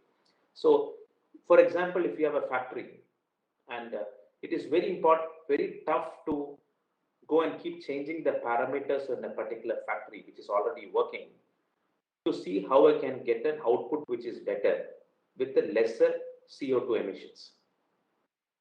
But if I were to take the entire factory and model the factory in my iPad, now today I can create pretty much a factory.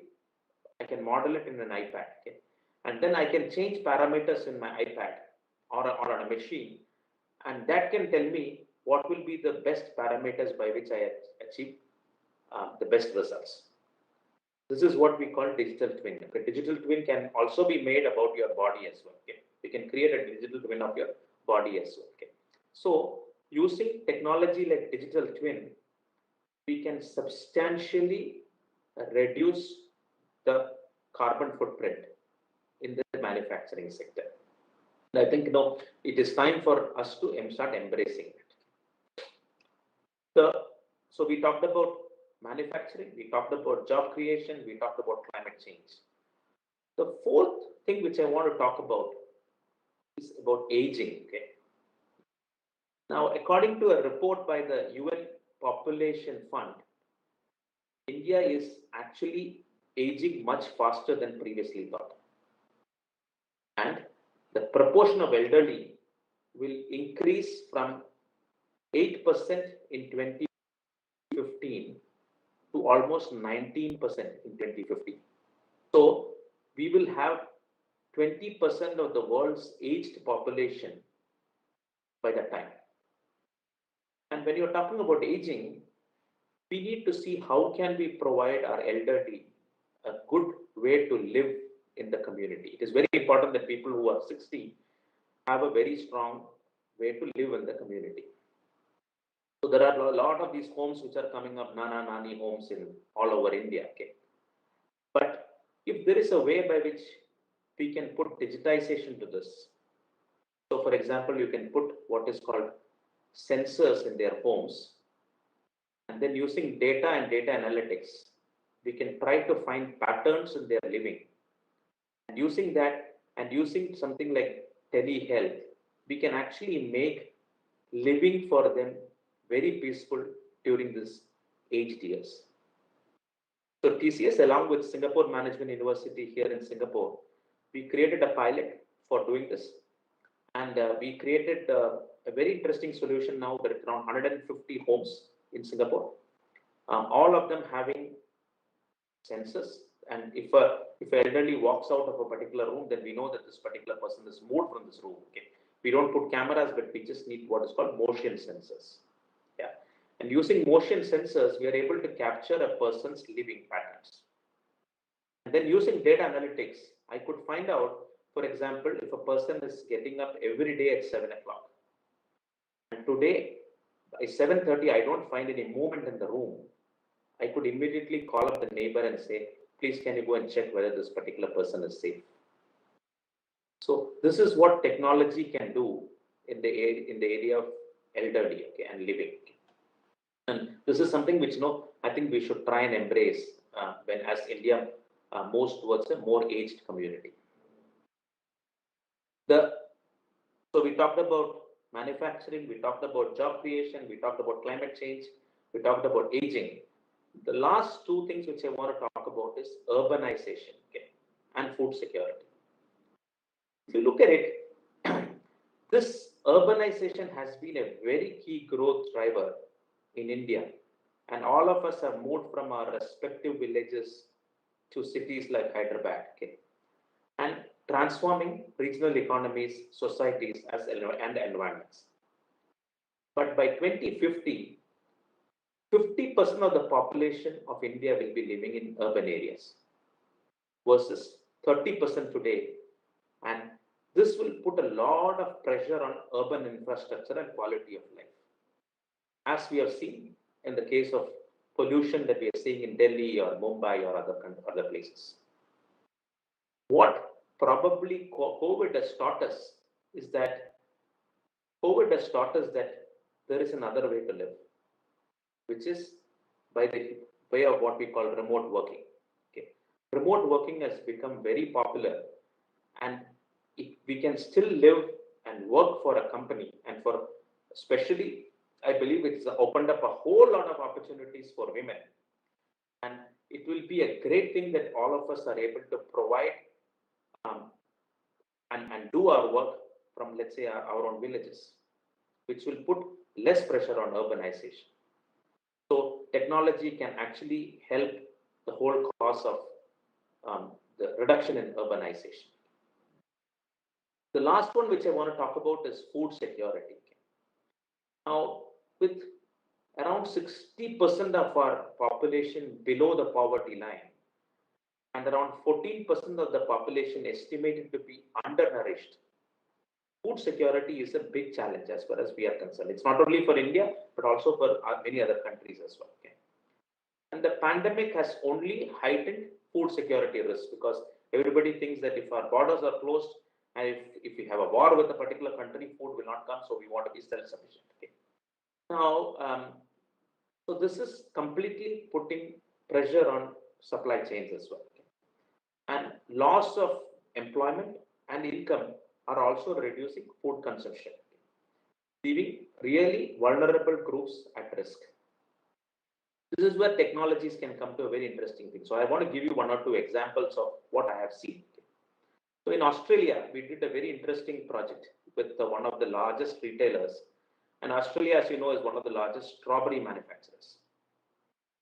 So when you manufacture strawberry from a farm, and by the time it reaches your table, dinner table, you lose around 30% of strawberries because it's not fresh. And how do you keep food fresh? Because you don't want food to be lost during supply chain. Okay? So what we have done is that using sensors, if you are able to, in every strawberry box, if you are able to put a sensor, and we know that to keep a strawberry fresh, you just need a particular humidity and a particular temperature to be maintained. You can keep monitoring whether during the entire box movement from multiple stores to the final home, is there a way by which I can keep the whole strawberry fresh? Which means that you are actually ensuring that you don't have food wastage. So technology today can help, and by doing this, we have been able to bring freshness into strawberries. Okay. Similarly, as you know, India exports a lot of prawns. Prawns are exported out of Kerala, and most of prawns which goes out of Kerala either lands in Japan or in Europe. But what people say is that when prawns land in Japan or in Europe, technology now more and more countries are demanding that they need to know where the prawn was sourced from. Whether it was sourced from a place where the prawn was kept in was from a good source. Okay, it can be done even in the area of if you want to do if you want to find out whether if I'm buying a particular shirt, I want to know did somebody use child labor at all. Now, for doing all of that, there is a technology called blockchain, which we have implemented now in Kerala, and by doing that, you can automatically, a person in Japan can actually, using a simple scan, can find out which farm from Kerala did this particular prawn come from. Okay, and it is all instant and immediate. Okay, so technology can really solve a lot of these issues. Okay, so the question is, how will India drive change and stay ahead of this curve in a post-COVID industry 4.0 world? As I said, working remotely can actually benefit because it can benefit the rural economies significantly. Similarly, if all the farmers in India get digital access. So, for example, simple technology like I need to know what is my weather going to be tomorrow. I need to know what is my humidity in my soil, and if there is a particular new strain of some pests coming in, what kind of strain is it and what pesticide should I put? If I have information about all of this, the farmer can actually produce more food without having to lose food. Okay, so we can produce with the existing farms an additional 500 million tons of food, which will directly bring something like 200 million to the farmers. So technologies like sensors, digital twin, all of them can help not only in reducing energy consumption, but also in reducing carbon footprint as well. Okay. Now, so what COVID has taught us is that transformation cannot happen in a vacuum. In a post-COVID world, digitization, innovation, and sustainability are going to be the pillars of growth. And one thing is very clear: governments, enterprises, and individuals like all of us need to take ownership of our own future. So COVID has taught us that how underprepared we were, which affected all the countries. And it tested what we call business continuity plans. You are aware of that. Everybody, we did not know when COVID hit us, how are we going to support our customers or support everybody, or even school colleges like this, we didn't even know how are we going to keep teaching our students. But what it has also brought in is resilience. And resilience calls for both the ability to withstand shocks to the system, as well as how adaptable we become to quickly pivot business model as well as operations. So if needed to thrive during this economic uncertainty, in the short term, the medium term, what we need is enterprises need to focus on digitization. Just like education, for example, all of us are now learning online, and just like I'm speaking to you from Singapore, it is very important that all of this has been possible because of digitization, right? So it's building a strong and countries which have built a very strong digital core, I call the digital spine, can actually help imperatives of what we call resilience, adaptability, as well as agility. Okay? Now everybody has a role to play. Okay? Like enterprises like us, we build businesses robustly. We need to service our customers very clearly, but the role of the government is to provide what I call the digital spine, so that enterprises can leverage this infrastructure. A simple example could be in India, we built the Aadhaar scheme. Aadhaar is essentially a digital spine, okay? Because using Aadhaar, we are now able to provide food to people below the poverty line using our public distribution system. Right? So we know who are the people who are below the poverty line, and they can get rations in their homes delivered. Similarly, in India, we built the same scheme which actually helped telcos or telecommunication providers to start getting new customers. And every customer, you all know this. Okay? Every time you go to a bank, they will say, "Tell me what is your KYC." And every time you have to talk about your own name, your own listing, correct? And KYC takes a long time for you to do. What Aadhaar has helped us is the whole concept about digitizing KYC. And using digitization of KYC, for example, in India, the cost of acquiring a customer for a new telco is less than $2, whereas globally it costs $25. So the government has done some very interesting work in what is called building the digital spine. And using this, we can leverage it even in the area of vaccination as well. Okay? So we can use the same, the government using Aadhaar, we can figure out who are the people who are over 50, we can tell them to come to a particular place so that vaccinations can happen. And for all of that, digitization is the key. So Industry 4.0 is fundamentally reshaping industries. Okay? And businesses are finding it very challenging to keep up. Very interesting to find out that if you look at the number of companies that have existed for more than 100 years, Tata Group is an exception. We are over 151 years now. Okay? They have always, the companies who have survived are ones who have defined what is called a long-term purpose, instead of just saying that I want to make money. Okay.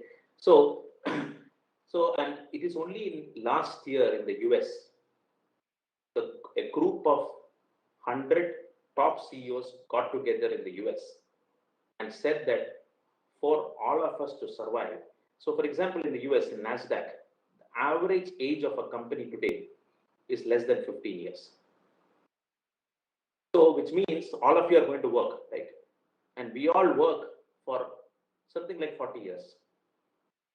If an average age of a company is only 15 years, you will have to find 3 companies in your career, because those companies not going to exist. Right? So it was only as late as last year that CEOs understood in the US that companies who have survived have put some things beyond shareholder returns.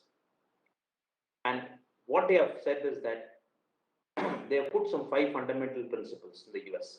First and foremost, generating long-term value for shareholders. 2, delivering value to customers. 3, investing in employees. 4th, dealing fairly with suppliers. And finally, supporting communities. This is something which people like the Tata Group have known for a very, very long time about communities and how important communities are to look for your long-term future. So amidst all this crisis, now more than before, we need to also reflect on our relationship with the planet, where the health of the planet and its people were never more important. That is why I think that the 4th industrial revolution is not about technology or about business, but it's all about society. And technology is enabling the balance between doing good and making profits. And for doing that, digital sustainability is all about using and regulating digitization to maximize the value for our society and in the future. So this should be a very key focus for businesses if they need to survive. We just recently launched the world's first Asia Pacific Digital Sustainability Index with the University of Auckland to enterprises which are going to be at the forefront of implementing digital sustainability for the good of society and raise digital sustainability across Asia Pacific. Now, I want to conclude. So, as governments and businesses play their role, individuals or digital citizens, as we call them, we have a responsibility to keep reinventing ourselves and reskilling ourselves to adapt to the new normal. Okay. I always tell whenever I speak to students, 2 things which are free. Okay. One is aspiration, the other one is ambition. Nobody will question you for if you tomorrow you want to say I want to be the president of the US, nobody will say you are mad. Okay. Or if you say that I want to be a Ratan Tata or I want to be Mukesh Ambani, nobody will question you. Okay. So it is free. So all of us must realize that it is very important to aspire and have big ambition. We must realize that the nation's success is not decided by how many rich people are created, but by all of you who are individuals who rise to the challenges of what the society can mean and help build India. I hope all of you will become pillars of the society and bring India forward. To conclude, we have a very unique opportunity to reboot, and where digitization and the new era of prosperity can go together. We have to create a new normal rather than looking at the old ways of working. The old ways of working is gone. Okay. We have to come up with the new ways of working. And I believe the pandemic will fundamentally reshape the world as we know it. And technology will be at the center of this particular change, enabling smarter cities, smarter citizens, and smarter workspaces. Thank you very much. Thank you so much, Mr. Girish Ramachandran, for such wonderful keynote address. I especially know, even with all the great philosophies and experiences that you shared with us, I really noticed your optimism. I believe so. I would like to ask: is your optimism or one of the reasons how you could absorb such great learning?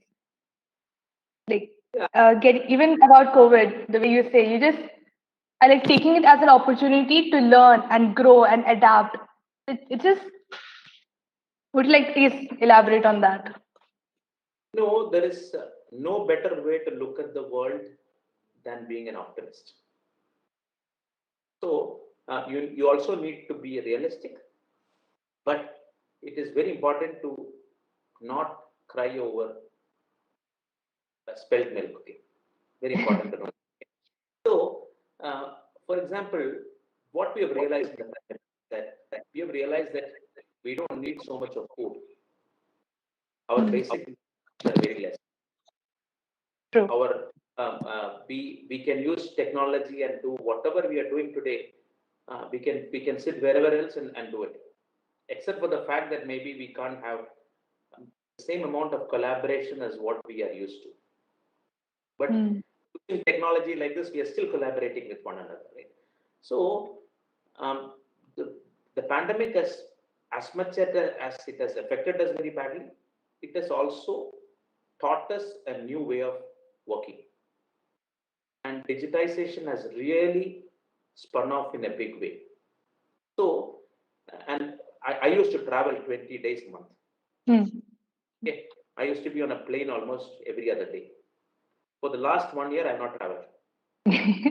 But still, business is doing well. So, it is not about the fact that I need to have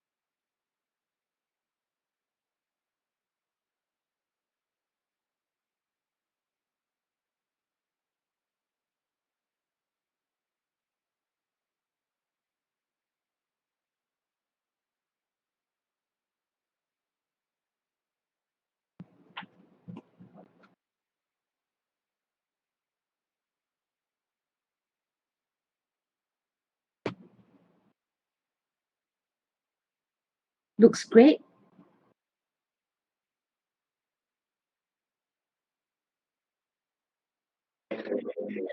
Yes, we're good to go and our issues are solved. Thank you so much for your cooperation. And we're back live. So before I do anything, Ms. Yon Peng Yu, welcome to the Summit 2021, which is organized by About Those Big Dreams.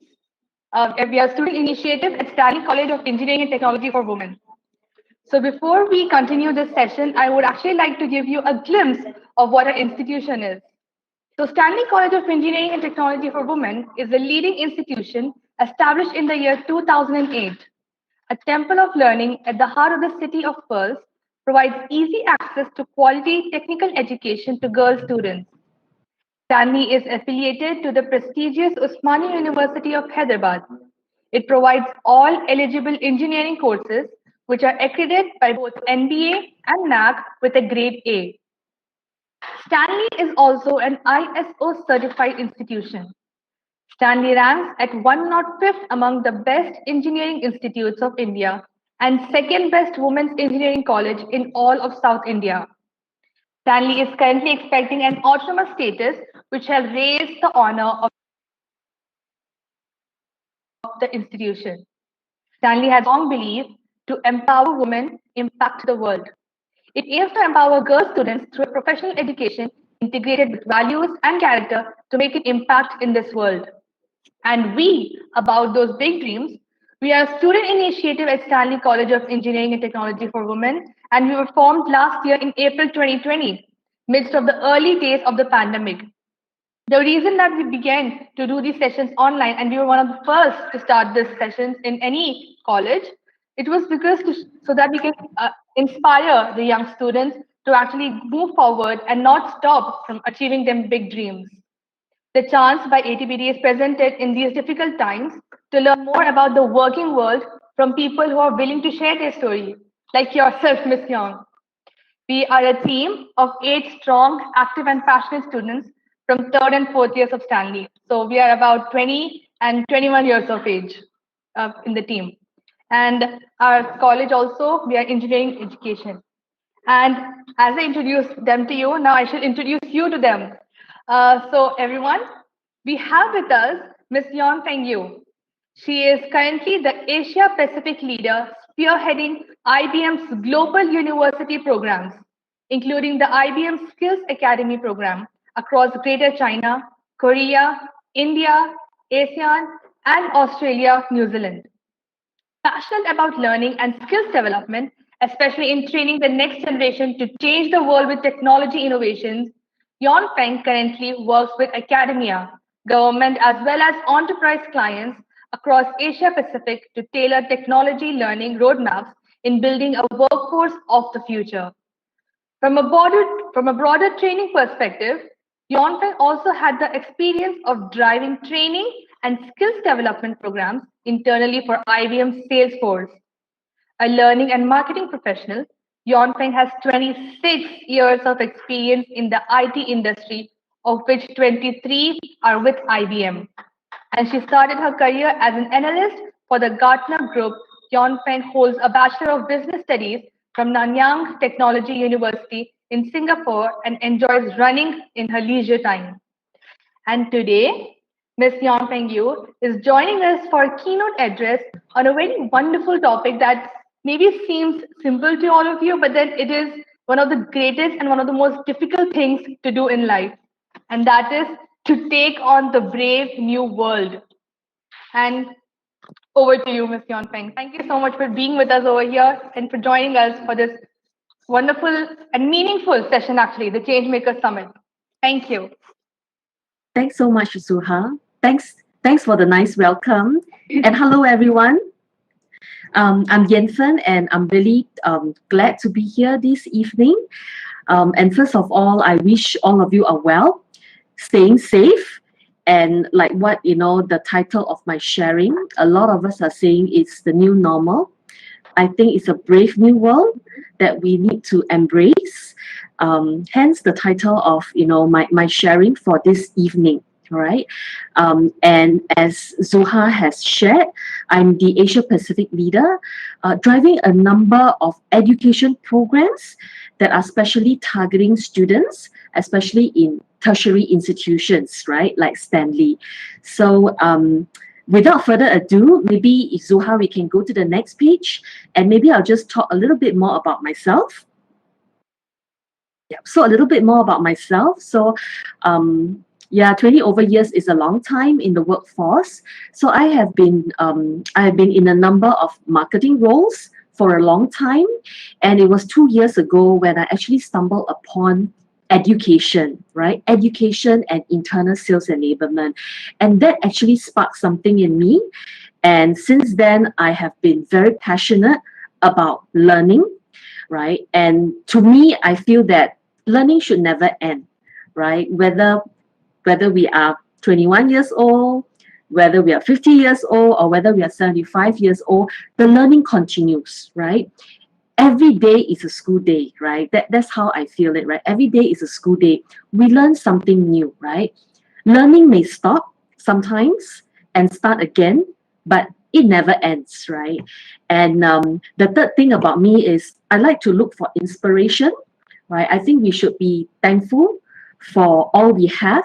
And as we look around us, I like to look for little inspiration, right? Little ideas, innovation, so that we can help, we can continuously improve ourselves and innovate ourselves. Yeah. So that's just some little characteristics about me. If we can go to the next page. Yep. So the topic of my sharing, right? So I believe many of you are students. Some of you could be working adults. Some could be looking forward to join the workforce soon, right? Graduating and looking to join the workforce. And then I want to talk a bit about the notion of work readiness, right? So I believe many of us, including myself, many years ago, when I was graduating from university and I said, I'm ready for the workplace. But come to think about it, I was not work ready, right? So what's this whole notion about work ready? Meaning when we jump out from school into the working world, what are some of our expectations, right? And are the expectations actually, being met? Or is it, a real different world out there? What is that world looking like, right? So in today's sharing, if Zuha, we can go to the next slide. I would just like to share 5 simple tips, right? Based on the things that I see around me, the work experiences that I have. What are some of the 5 tips, right? To have that work readiness or be work ready, right? There you go. So this is my tip number 1, right? So I believe, and these are tips that I believe you can actually start practicing. You need not get into the workplace before you actually look at doing some of these. So number 1, get your hands dirty, right? So what I meant is just like the little child on the slide. So if you are studying, right? If you are learning about AI, for example, right? Or even today, right? Today, I know there's a panel discussion on cybersecurity, right? So as you learn about new technologies, you learn about new theories, you learn about a new language, make sure you get to experience it, you get your hands dirty, right? If you are learning about artificial intelligence, for example, you need to experience the technology. Take some time and see whether you can create a simple chatbot. It is not that difficult, right? So just get to experience the technology, cloud computing, right? Get onto a cloud platform, navigate around so that you actually experience the technology for yourself.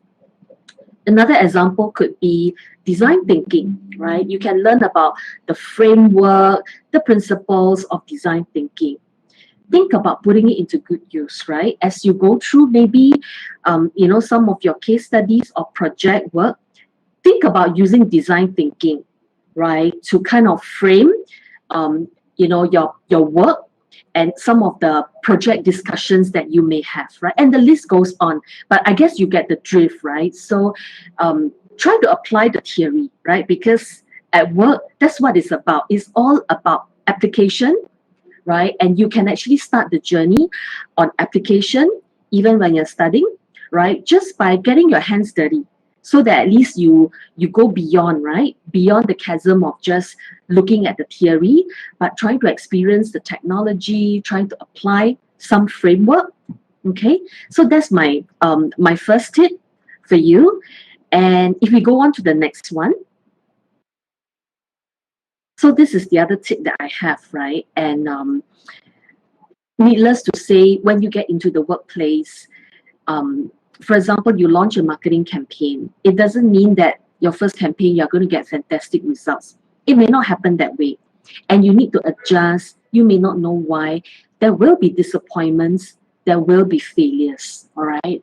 So even as you're studying right now, or even you're young adult working, so the notion is actually to fail fast, learn fast, right? Don't be afraid of failures, and don't be afraid of not getting the results for your hard work, right? But you need to get over it fast, and most importantly, learn from it, right? Don't be afraid of failure such that you dare not to put bold ideas forward, and you dare not to implement things or launch things quickly, right? So the thing is, it did not be perfect, right? If you have a bold idea, if you want to put forth a project, do it. So what if you fail, right? The biggest beneficiary, the biggest benefits of failing is to learn from it. And when you learn from it, you may want to do it again, right? But there's this notion that, you know, if you keep repeating doing the same thing over and over again, you will not get different results, right? But there is actually no stopping you to improve what you have been doing. You just need to understand, right, why it has failed, why it has not taken off like what you would expect it to do, and how can you do better, right? How can you always do a better version of what you have been doing? All right. So that is the second perspective that I want to share. If we go on to the third one, yeah, be agile, right? I think I'm a bit bold to put in this picture, knowing that, you know, I'm speaking to students, you know, from the country that in which yoga originated from. But I thought I'll try, right? I'll be bold, put in a picture like this. But the idea is we need to be agile, and we need to be ready to adapt. So what it means by being agile, right, in what you do, you need to be clear about the outcomes. The process is important. The objectives, the work in itself is important, but be sure to focus on the outcomes that matters to the target audience, to the users, for example, right? If you are creating an AI app, right, make sure it matters, right, to the end user at the other end, right, that is actually receiving, you know, the receiving end of the app.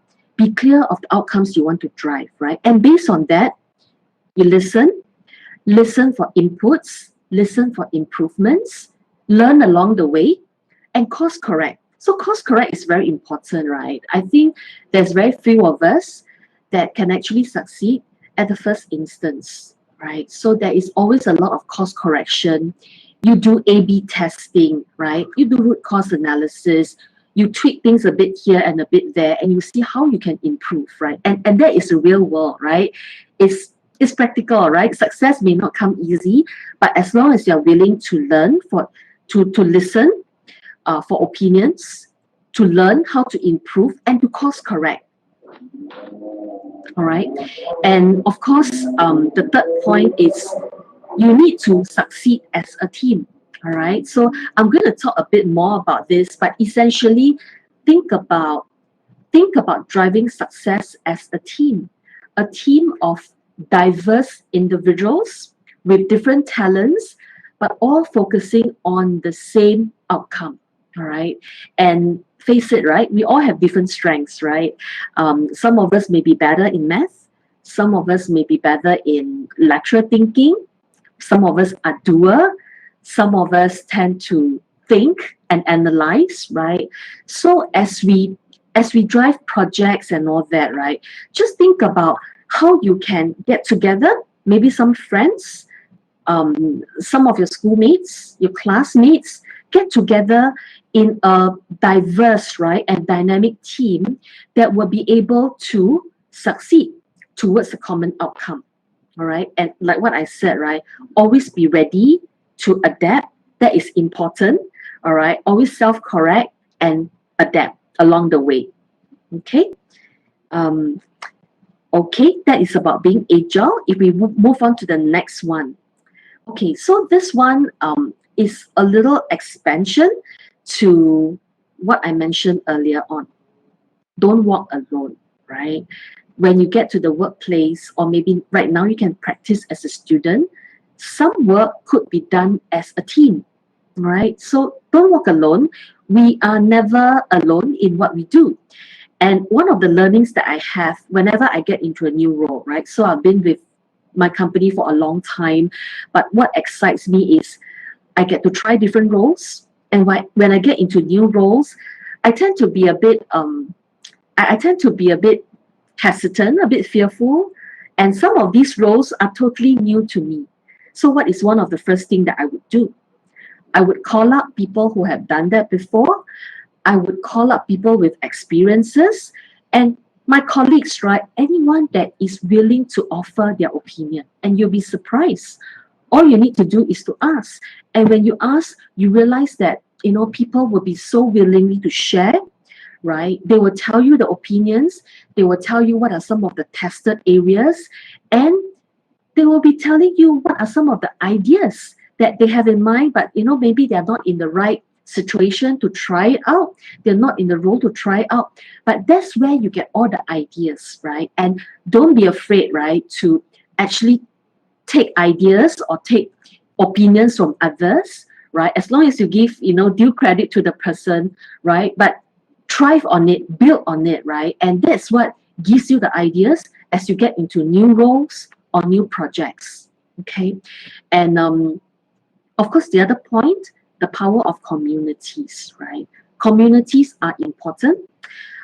Whether we are talking about a club in school, like extracurricular activities, or we are talking about certain interest groups that you may form, either socially or within your college, within your school, or it could be industry association.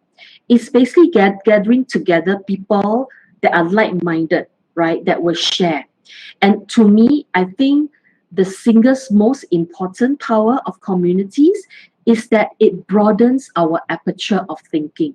It broadens it, right? Because sometimes we may be just confined to our school, our class, the curriculum that we are doing, the work that we are doing.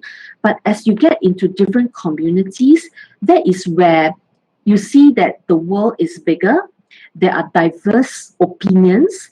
There are different ways of doing things, right? So that is why I love about getting into communities. May not be people that are doing the same work with you every day, but people sharing the similar experiences in a different context, right? So going on to the next one. And the next one basically says, so this is my last, right? Be ready to ride the next wave. I'm sorry about the pun, right? I do not mean the COVID wave here. But what I'm trying to say is, as what the picture says, right? So maybe I'll just pause at this point in time and to tell a little story, right? Let me tell a little story. So when I first started work many years ago, I was actually in Sydney, right? I was working in Sydney, and my colleagues say, have you seen some of the famous sites in Sydney? And I said, well, it'd be nice if you can take me around. And I remember that was during winter in Sydney. And we went to Bondi Beach, right? And we were not like going to the beach, right? But we actually saw the beach, right? From, the platform. So I was looking at this beautiful Bondi Beach. And I was asking my ex-colleague right now, I said, what are those, little bobs, right? Black, blonde, and brown bobs that are floating on top of the waters. And he says, oh, those are actually surfers. And I said, surfers? He said, yeah, these are surfers. And they are so passionate about surfing, right? So while they are waiting for the next wave, while they are waiting to ride the next wave, they do all the training, all the necessary training, and they are clad in the wetsuits, right? Because you can imagine it's extremely cold, right? Trying to stay within water and wait for the next wave, right? But these surfers have built up the physique. They are strong, right? And they are prepared and they are waiting, right? They are waiting to ride the next wave, right? I know we don't do a lot of surfing in Singapore, not in India, but personally, I think that is a very good analogy, especially right now. Things may have been a bit slower, right? During this COVID period, we try to adapt, we try to do new things, right? And we try to keep everybody's spirit high, right? But guess what, right? Things will improve. We will see an economy upswing soon, right? So are you going to train yourself and be ready, right? Stay ready look out for the next wave, and when it comes, will you be ready to ride the next wave? I hope I will be, and definitely at this point in time, I will prepare for it. Right? I think that is one good thing that we can do right now.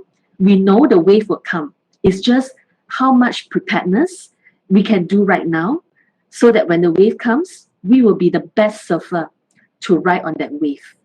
Right? So that is the last tip I want to share. And if we go to the next slide, I want to share a quote. Right? So this is a quote from Jerry Rice. Some of you may know him. He's quite a famous American footballer, right? And in fact, this quote is interesting. I heard this quote actually from my daughter's kindergarten teacher, right? So I can't imagine why he would share that with kindergarten students. Frankly, I think they're too young, right, for a quote like this. But let's read it together. So what Jerry Rice is advising us is, today I will do what others won't, so tomorrow I can accomplish what others can't, right? Think about it, right? And as you get into the workplace, and just share another personal experience, right?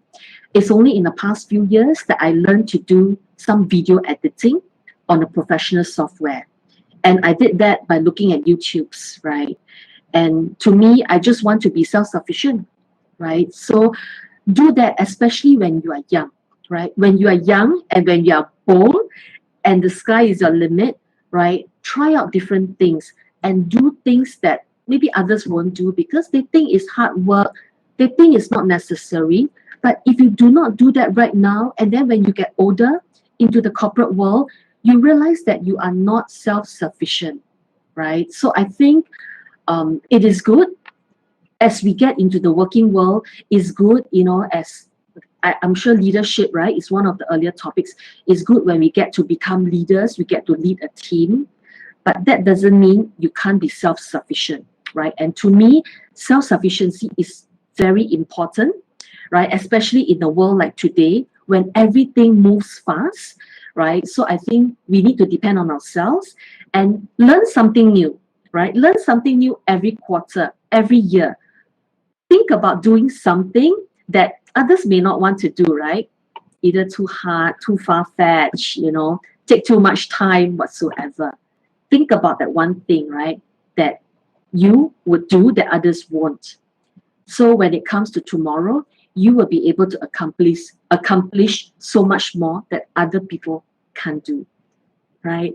So with that, I would just like to say thank you for listening to me and my sharing. So this is my email ID.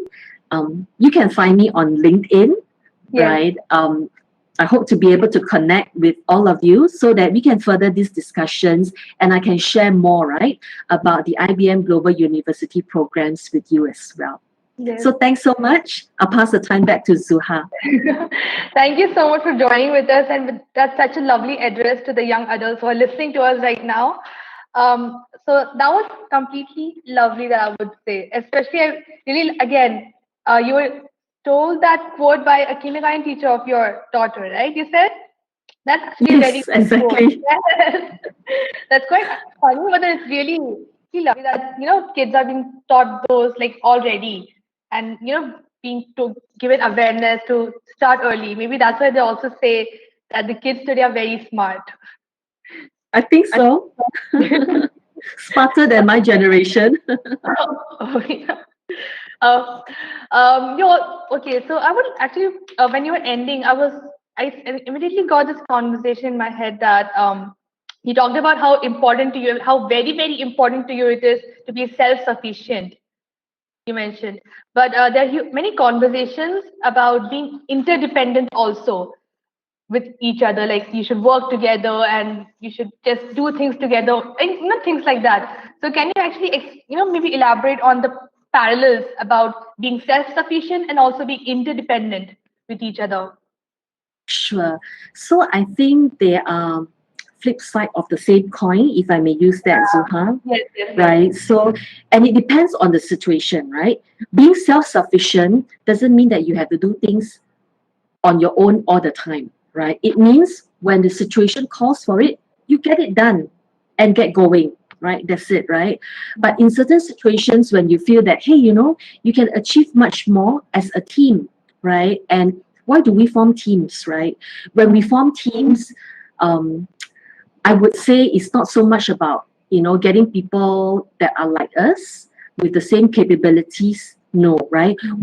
We form teams so that 1 + 1 is more than 2, right? Think about the things that we can't do on our own, talents that other team members may bring to the team, right? That can actually help to accomplish something much bigger and much faster. So I think it really depends on the situation on hand. And another point about self-sufficiency is knowing how to do it. It adds a lot more weight when you get to a leader's position, right? Because then you would know, you will empathize with what your team is going through and what needs to be done, right? And you can better give guidance, right? So I think that is the other benefits of being self-sufficient as well. So if I'm allowed to get a little bit personal with you, what would you prefer, working on your own or working in a team? So I guess it depends, right? So there are certain projects that, if it's just, something that needs to be done quickly rather than getting everybody's time, right? So there is this thinking that we say, wow, if you have 20 people attending like an hour session, we are talking about, 20 hours in total, right, of everyone's time. And that is a lot of time spent, right, in maybe one discussion when you can easily get done with 2 person, or you think that if you can do it alone, why not? All right. So, but having said that, I like the idea of working in teams because I feel that success is much sweeter. Success is definitely much sweeter when you accomplish things in a team, right? And that is the kind of feeling that I can never get by working on my own. All right. And I think we are all social creatures at heart, right? Humans are all social creatures at heart. So definitely the human interaction, the forming of teams is important, especially in this COVID situation. Some of us, we may not be able to see each other face to face, right? But I think with the advancement of technology, we work virtually, and it's actually breaking down the barriers, right, Zuha? Just like I'm talking to you and I'm talking to students all around. Yeah, so if you ask me to choose, I would say definitely I would prefer working in teams. Just because the result and the feeling is just so much sweet and so much worth it. Yes, exactly. In your answer, I loved your perspective towards the entire thing about working together or working alone by yourself. Instead of just talking about getting the work done, you actually emphasized on the time that is spent on a work, and if a task is worth the time. So that was a wonderful perspective that I actually carry from your answer.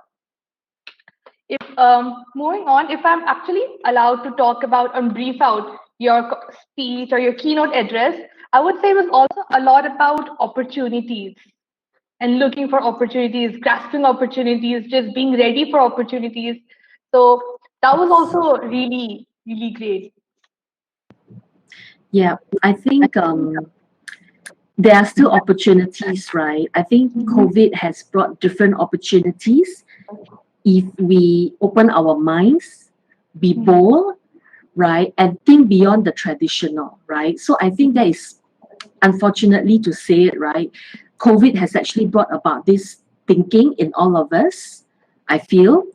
And of course, the positivity that comes with it, and everybody getting together and being in line to make sure that we get out of this together, right? So that, we are all ready, right, when the upswing comes. So it heartens me, right, to see all the strength of the human spirit, right, in getting together and making sure, right, that we ride on the opportunities that the current situation presents and make the best out of it.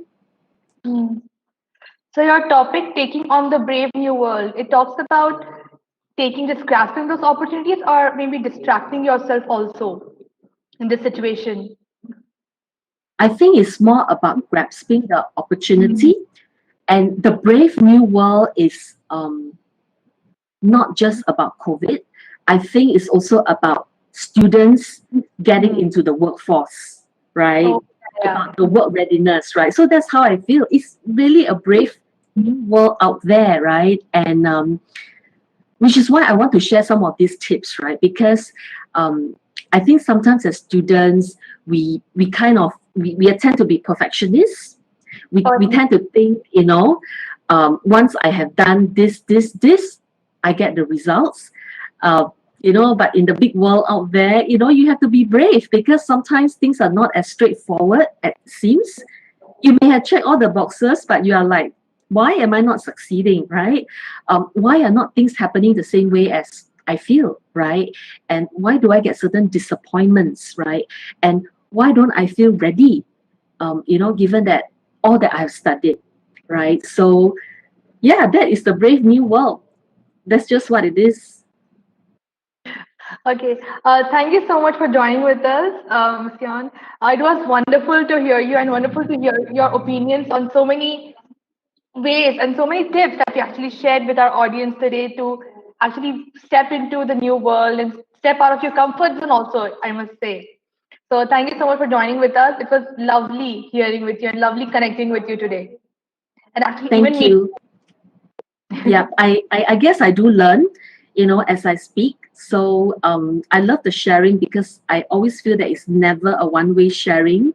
So Zuha, thanks so much for having me, and thanks to the organizers, right, of Stanley College for having me. I'm grateful to be here today, and have a great evening, everyone. Thank you Thank so you. much. A great Thanks, evening to Zuha. you too. I hope you have a good night and a good day further. Thank Thank you you. so much. Bye, everyone. Bye. Now, I would direct myself to the audience. Thank you for joining with us for the day 2 of the Changemakers Summit 2021. It was lovely hosting all of you today. And thank you for joining with us again. Is this so important to us that you all are watching us and you're learning with us? That is a genuine hope. And we genuinely hope that we're doing a great job to deliver these sessions and these experts and their communication with you. So that we can do a better job in future, we actually request you to please fill the feedback form that is sent to your emails so that we can actually improve ourselves even much better in our future sessions. This is like really important for us to do even more great sessions for you guys in future. Again, I would like to conclude by saying just thank you for joining with us, and I hope you're having a good time with us. See you tomorrow then for day 3 and final day. Thank you then. Have a good evening.